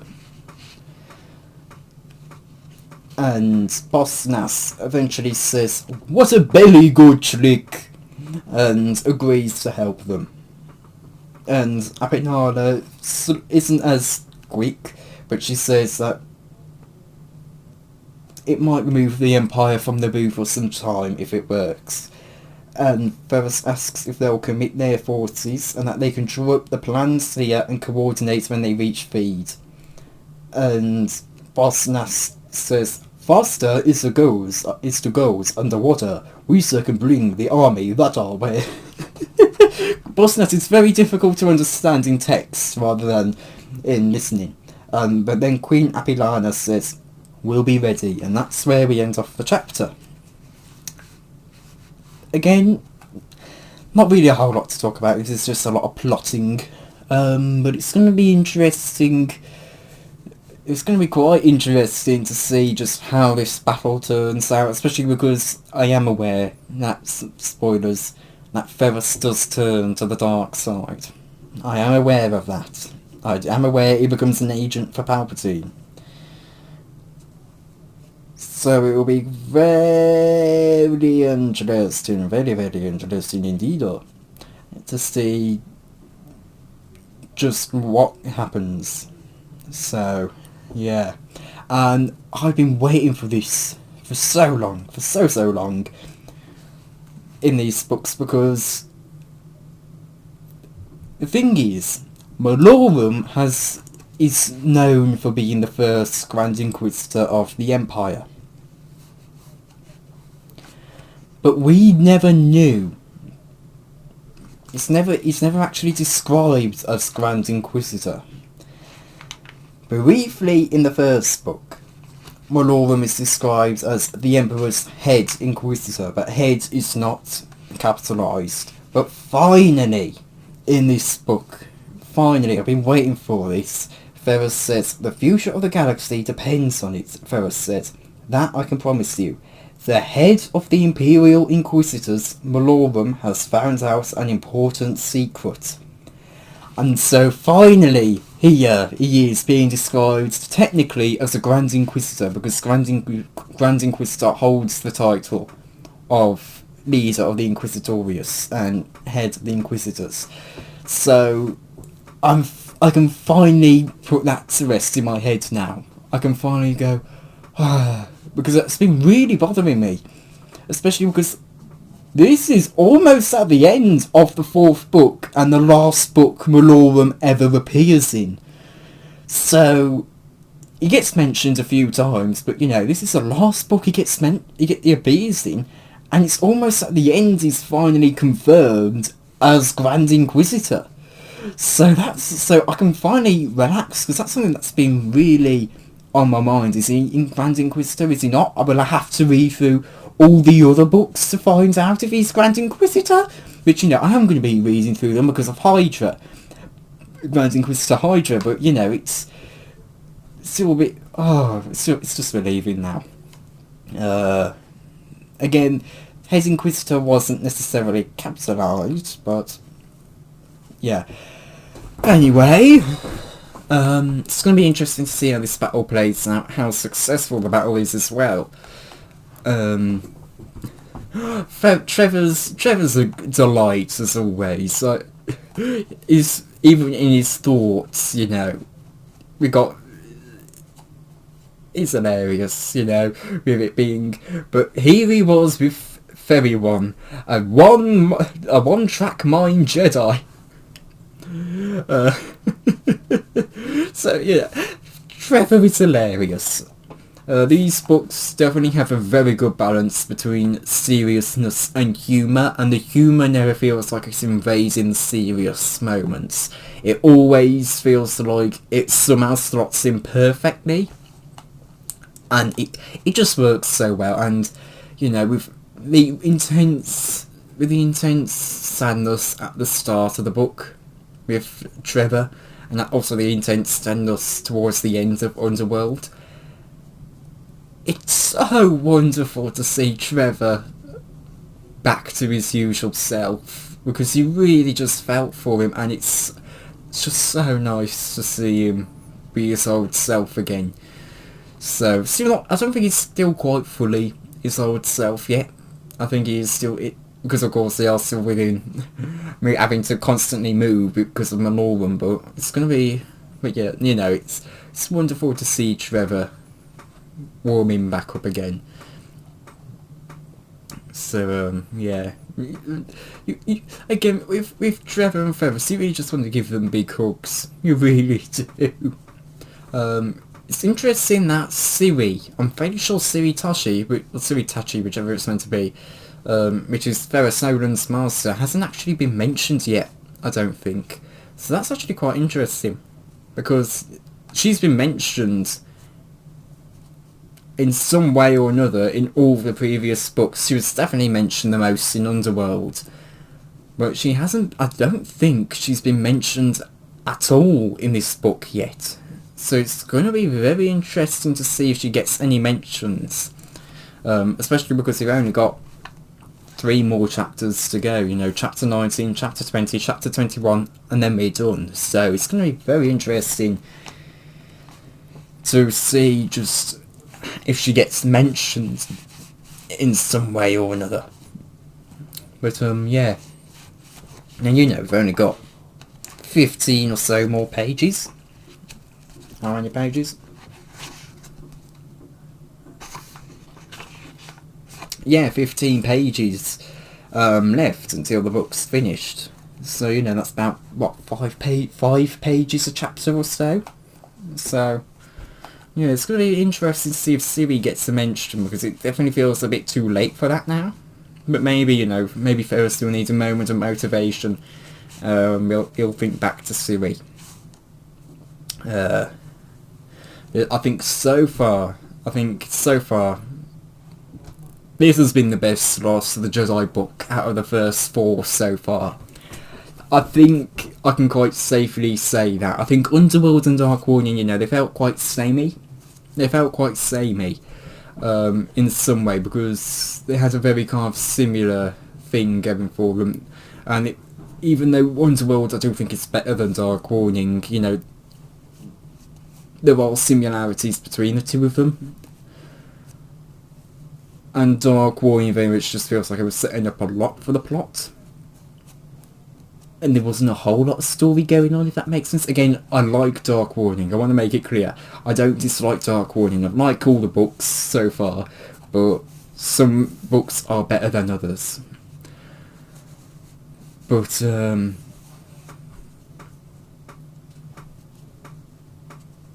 I think Death on Naboo is so far the best one out of the first 4. And Desperate Mission is by far the second best, you know. If from best to worst, but worst doesn't necessarily mean bad. Death on Naboo, Desperate Mission, Underworld, Dark Warning. And again, Dark Warning's not bad.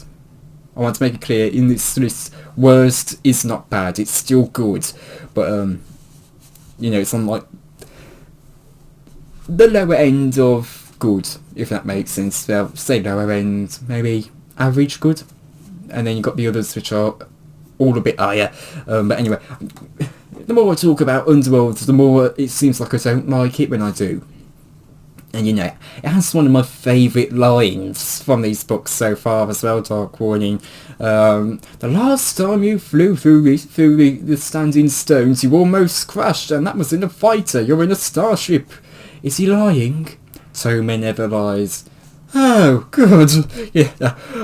If you want a bit more context to that, you can go through my Dark Warning reviews. So, yeah, I know that's within the first 8 chapters. I think it's like chapter 6 or 7. And that line's from, so yeah, you can go check out my Dark Warning reviews if you want to learn where that line came from. Anyway, I think that should really wrap it up for this chapter. I'm surprised I found so much to talk about with it, actually. But yeah, thank you all for watching. Oh, I wasn't expecting the Gungans. Nobody expects the Gungans. But yeah, thank you all for watching, and goodbye. Hello, I've just read chapter 19 of The Last of the Jedi Death on Naboo. So this chapter ended quite abruptly. But Ferris, Solus and Olian are all aboard Gungan military launching ships. Well, Gungan military launching ship, not plural. And we learn that since the Trade Federation battle, the Gungans had designed troop transports that were long and narrow and go underwater, and are blue and green for camouflage. We learn that Ferris didn't bother arguing with Trevor to stay behind because he knew it would be a waste of breath, and so we learn what the plan is. Solus, Ferris and Orion are going to leave first and attack the Imperial headquarters. They're immediately to head there and break in. Ferris will break off to find Malorum, and Solus and Orion would try to stop any attempts of officers escaping, because usually the higher up the officer, the more there was a way for the officer to break off from. Usually there was another way for the officer to escape from the battalion. And we learn that Clive had asked not to get involved because war makes him nervous and that he's a solo act, and Solus gave a snort of disapproval. But they go there and we learn that, and the Naboo are there as well. And they press the attack onto the headquarters, and Solus, Ferris and Orion go over to the side and use their liquid cables to get up through the windows. And Solus pauses and hears the sounds of the battle, and hears it escalating, and says to Ferris that may the force be with him. And Ferris nods and takes off through the window and starts running down the halls. And he's slicing down any troopers who get in his way, and there's officers running to scramble unload data onto computers, and there's no doubt in Ferris's mind that it's some sort of Imperial protocol for if there was a surprise attack. And others are running to the Thieves' hangar, that's where he knows Malorum will be. And he eventually gets there, and amid all the ships in there, he sees Malorum sees him, and he sees the flicker of a red cape, and Malorum's running away. And here it was. It says Malorum had seen him and was running away. I think actually is it a little bit further down. Is it a bit further up? Yeah. And that was where Malorum would be headed. He wouldn't stand and fight, he would cut and run. And so he chases him down the long hallway that connects to another grand building, and it opens up into the feed power generator.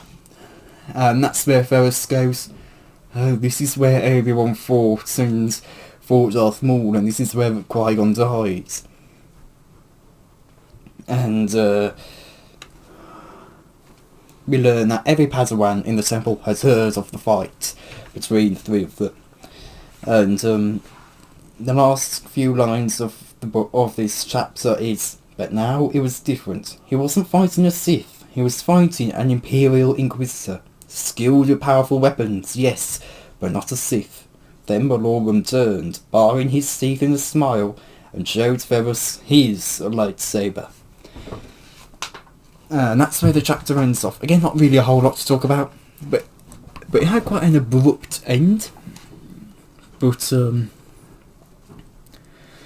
it's going to be interesting to see how the fight pans out.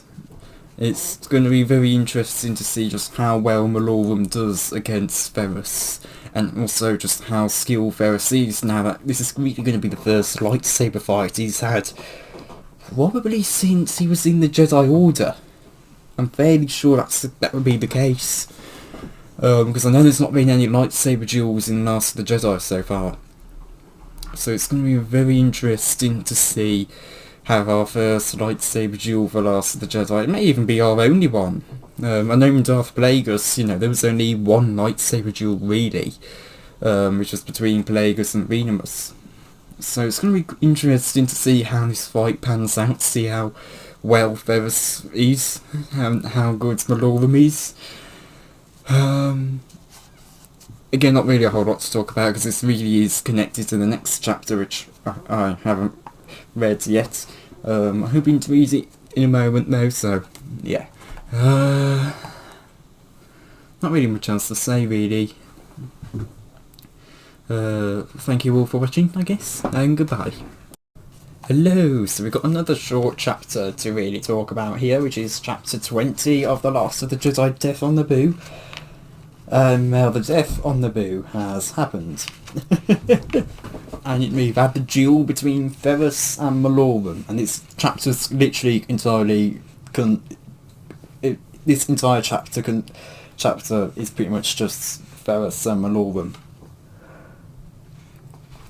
Now, Ferrus is actually quite startled by the fact that Malorum even has a lightsaber, because even though he and Obi-Wan had felt he was Force sensitive, he didn't expect him to be proficient enough to wield a lightsaber, to be proficient with a lightsaber.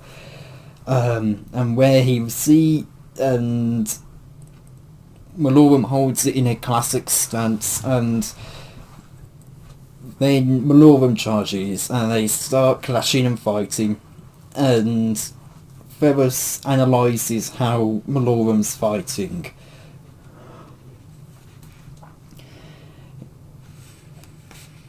And he's watching for weaknesses and ticking them off in his head. And he sees that Malorum's relying on agility but has little grace. He had strength but did not know how to use it effectively. But most of all, and this is what Ferrus was sure would defeat him, Ferrus could feel Malorum's emotion in his style. Anger fueled his attacks. It was a mistake many made, not a Jedi. And after many feints and attacks, they stop and come towards the laser gates. Which is of course where Qui-Gon had died, and Ferrus is pierced with an emotion of sympathy. And for Obi-Wan, as for the past few weeks, he has been intimidated by Obi-Wan and irritated by his silences and upset at his decisions. But now he just realises, oh, I understand so little about about all the pain he's gone through. And he just says, I can't imagine what he's seen, how he's suffered, what he's lost. And he makes it through the first energy gate, but then they buzz out, and Malorum's in the next chamber ahead. And he just says, he's able to make out Malorum's words, and he says, you can't stop me, you can only slow me down.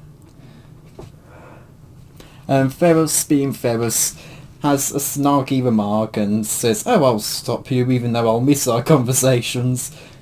And Malorum nearly takes off Ferris's arm and the next energy gate shuts off. And Ferris has to leap back to make sure his arm doesn't get cut off. And Malorum says, "I've learned from the best." Ferris starts listing some Jedi and just says, "You don't know what the best is." And then he starts taunting Malorum, saying, "You want to be a Sith? Is that it? Is that it? Palpatine's puppies tired of biting ankles?"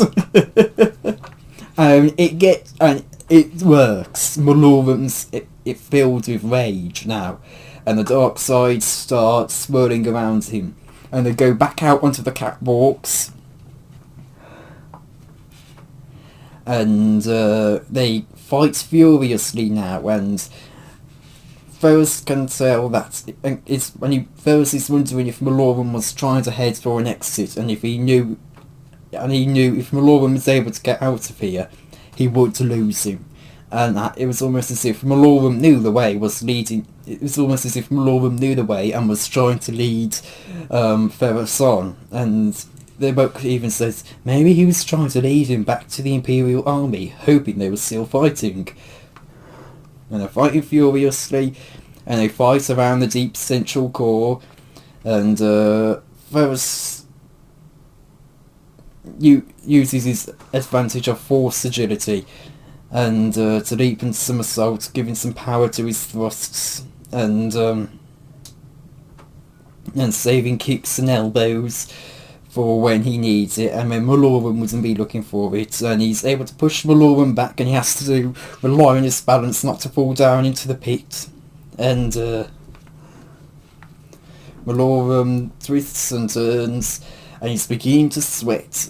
Ferris sees his chance, and he leaves himself open for an attack. And of course, Malorum can't resist that. He can't resist that. And he comes in, and Ferris slams an elbow directly in Malorum's forehead, and then bashes his lightsaber out of his hand with his own lightsaber hilt. And Malorum just shouts, "No!" And he leaps up into the air to try and catch his lightsaber, and he starts trying to use the force to pull his lightsaber to him, and he's straining to do so. And Ferris just thinks, "Don't strain," as he's making what's described as an elemental mistake of an early year Jedi, which is to strain.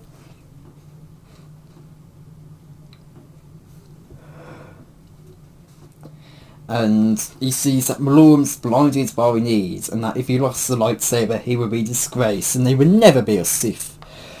And Malorum's is just unable to pull off the manoeuvre. He's too blinded by need and strain. And the lightsaber drops, and Ferris sees the desperation in Malorum's eyes as he falls down and down into the pit. Well, the panic in his eyes, as the book says. And then, at the last line of the book, of the chapter, and Obi-Wan's secret went with him. This was actually quite an interesting chapter. You can tell Ferris is clearly a better duelist than Malorum. He knows a lot more about lightsaber combat than Malorum.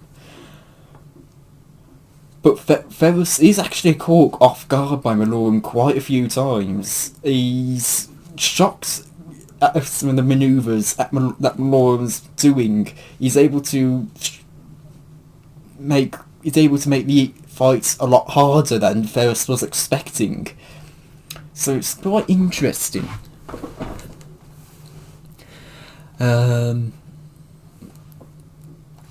So yeah. Again, not really a whole lot to talk about, because again it is just a fight. It was an interesting fight though, and I like that we finally, 4 books into the series, almost halfway in the series, that we finally get our lightsaber duel. I think we've been waiting for a lightsaber duel, and even though we have had a lightsaber action, it's not necessarily the same as a lightsaber duel, is it? So it was quite interesting to have a lightsaber duel here. So yeah, it'll be interesting to see what the last chapter's like, how it ends off the book, because it's only about 6 or so pages long. So yeah, it's going to be interesting to see just how the book ends off as well. I know Malorum does not come back. I know he doesn't come back. And I have a small idea of how the book may end, because I know Palpatine does contact Ferrus. So, yeah. And I know Ferrus also becomes a double agent for the Empire, so it's going to be interesting to see just how this progresses. But, yeah, thank you all for watching, and goodbye. Hello, I've just read chapter 21 of The Last of the Jedi Death on Naboo, and I was wrong, there isn't 21 chapters, there are 22. So,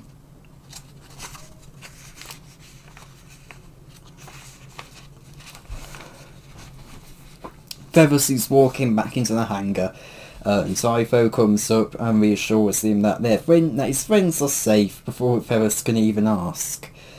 And the battle is over, and there are smouldering stormtroopers on the streets and fallen officers in the buildings where they've taken refuge. And Ferrus sees a blur of brown and blue as Trevor runs towards him, and he asks if he's stopped Malorum. And Ferrus explains that he fell in the generator. And Solus goes, the secret is safe, whatever it is. And Typho says that they'll have to clean up quickly, so that there is no trace of battle, because they've been monitoring the comm system, and there are Coruscant Imperial Control is trying to raise the battalion there, but they're getting no response, so they're sending the ship to investigate from a nearby system. And he says that it's time to blow the weapons cache. So Clive says to Ferrus, looks like we're up, mate, and he explains that it'll be a bit tricky, but he thinks he's got the explosives figured out so they can get out of there in time. And Ferrus just blinks at him and goes, you think? And Clive grins and says that Trevor gave him a few ideas, and Trevor says, don't look at me that way, I'm not coming with you this time, do you think I'm crazy? And so they start setting up the explosives, and everyone's been cleared out the hangar. Some of the ships have been gotten out by the pilots, but they need to keep some in there so it doesn't raise suspicion. And Clive says that the trick is to arrange the stuff in the centre so the shockwave goes down but not out. But there is a side wall where they have to place some explosives so they can destroy the Imperial headquarters. And he explains that Trevor set the alpha charges up so that there's no trace of the metal from them, and so it doesn't look like they set anything, so it doesn't look like they exploded anything themselves. And that it will work a bit, and that it will go one alpha charge to the next alpha charge to the next alpha charge until it gets so hot in the hangar that all the explosives explode.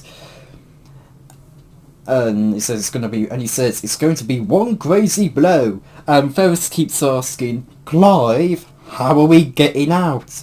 And Clive goes, oh, I have a plan. And he puts down the last alpha charge against the drum, and he sets it up, and he turns it on, and Ferrus goes, good. And then Clive says, we run now. And they immediately start running, and Ferrus is cursing Clive in his head because he's one of those insane individuals that likes to live life on the edge of extreme danger, on the edge of death.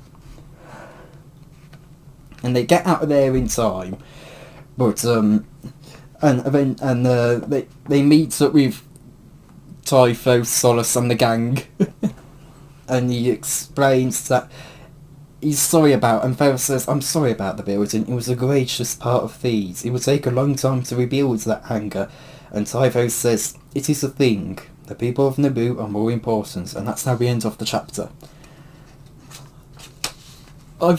Really the main thing I want to talk about is Clive, because that was you really just see Ferris's frustration because he's asking, how do we get out in time? And Clive goes, oh, don't worry, I've sorted that out. And he sets the explosion up. And it's almost about to set off. And he goes, we run, now. And it's a lot... I know I probably didn't explain it very well, but, you know, it's a lot funnier in the book itself. And... because it is like literally the moment he sets up the charge, he tells Ferris what they're going to do to escape. It's the moment before it blows, really. So it is funny to me. You really just see Clive's insanity here. It was very funny to me. And also like Trevor's remark of, don't give me that look, Ferris. And now, you know, even Trevor has a sense of, and you know, Trevor's sense of self-preservation's coming in here. His keen sense of self-preservation. So, you know, it's quite good. It's got a bit of a fun chapter. So, yeah, I am going to be curious to see what the Empire would think of their hangar and quarters being blown up. Will they just think, oh, well, explosives just blew up, or is it going? Or are they going to think that they may have rebelled? That there may have been a bit of resistance, because it's... What do they think will have caused the explosion? You know? So, yeah, but... Anyway, I've got one more chapter, and I can go a bit more into detail my thoughts on the book then, so thank you all for watching, and goodbye. Hello, I've just finished The Last of the Jedi, Death on Naboo, and I've read chapter 22. So, they've left Naboo as it's urgent they leave immediately, and they're now at the Rainbow Nebula, somewhere between Naboo and nowhere. And they're refueling up, and Ferris explains that he's heard from Typhon the Empire is investigating, and it's clear that they're going to engineer a cover-up and that there will be no retaliation on Naboo. And it also appears Malorum died in the explosion, so he survived the fall. Clive goes, love it when a plan works like a well-timed chrono. And there's a pause, and no one knows where anyone's going, and Ferris offers for them to come and join him on his Jedi asteroid. And Trevor amends him, saying, you only have to navigate through an atmospheric storm to get there. And Ferris hopes, and Ferris says, each one of you is now an outlaw from the Empire. You'll need fresh tech stocks, a place to lie low. And he looks at Solace, and he hopes she had changed her mind, because she had said she didn't want to come. And she eventually says, alright, I'll come, but just to check it out. And Olion looks at Keats and Cohen, and he explains that they've been talking and they want to return to Coruscant, but they'd be welcome to a place, but they would welcome a place that was quiet and they can make plans. And Clive says that he could use with the rest, and Solace says, you're going to come? I thought you were a solo act. And Clive says, you must be your sparkling personality. And that's when Ferris's comlink signals, and the hologram of Emperor Palpatine is there. And Ferris shows the message to his friend, to his group, and Palpatine is saying, greetings, Master Olin, for I think you deserve that title. And he says that times have changed, and that he's changed with them, and that he thinks Malorum was a bit too harsh on him, and he wants to give him an official pardon on behalf of the Empire. Then Clive immediately says to the message, hey, what about me?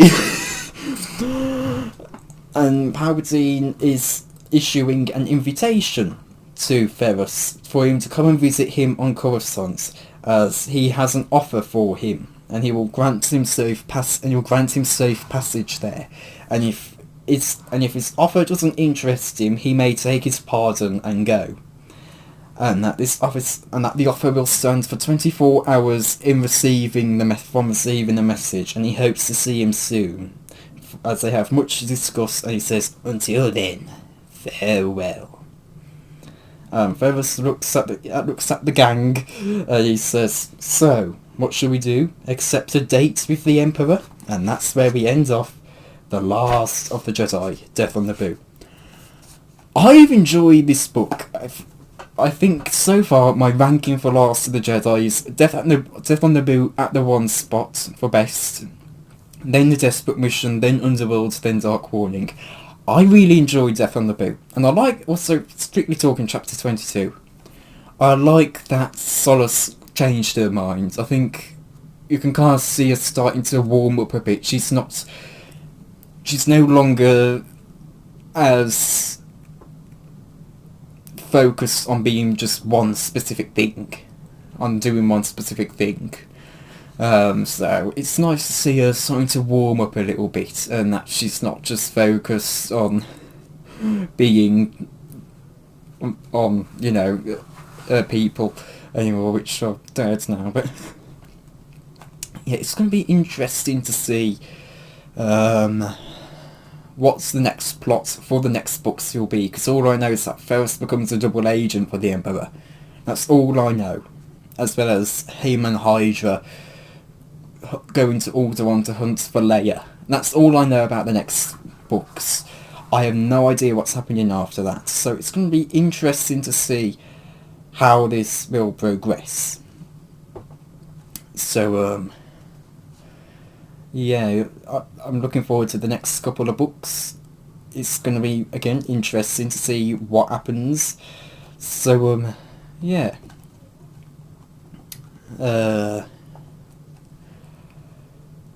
Don't really have much else to say, really.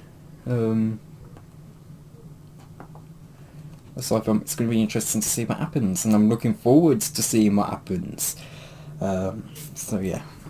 Thank you. Also, it's also going to be interesting to see if they have a multi-book storyline again, like they did with the secret of the Skywalkers. So yeah. Anyway, thank you all for watching, and goodbye. Okay, just one quick thing that I forgot to do for mention from my Chapter 22 review. The message from Palpatine did not go the way I expected. I thought it was going to be not a message, but just like a chat between Ferris and Palpatine. And I thought it would wind up being that he offers him to become an Inquisitor for the Empire, and that Ferris would consider it, and you go through options of, well, if I do this, I could get special intel for my little force and such. And then he accepts the offer, and that's where we were going to end the book. But that wasn't what it ended up being. It ended up being Palpatine offering him to come to Coruscant for a pardon and offer. And him and Ferris are asking his little gang as to whether they should accept the Emperor's state. So, but yeah, anyway, thank you all for watching, and goodbye.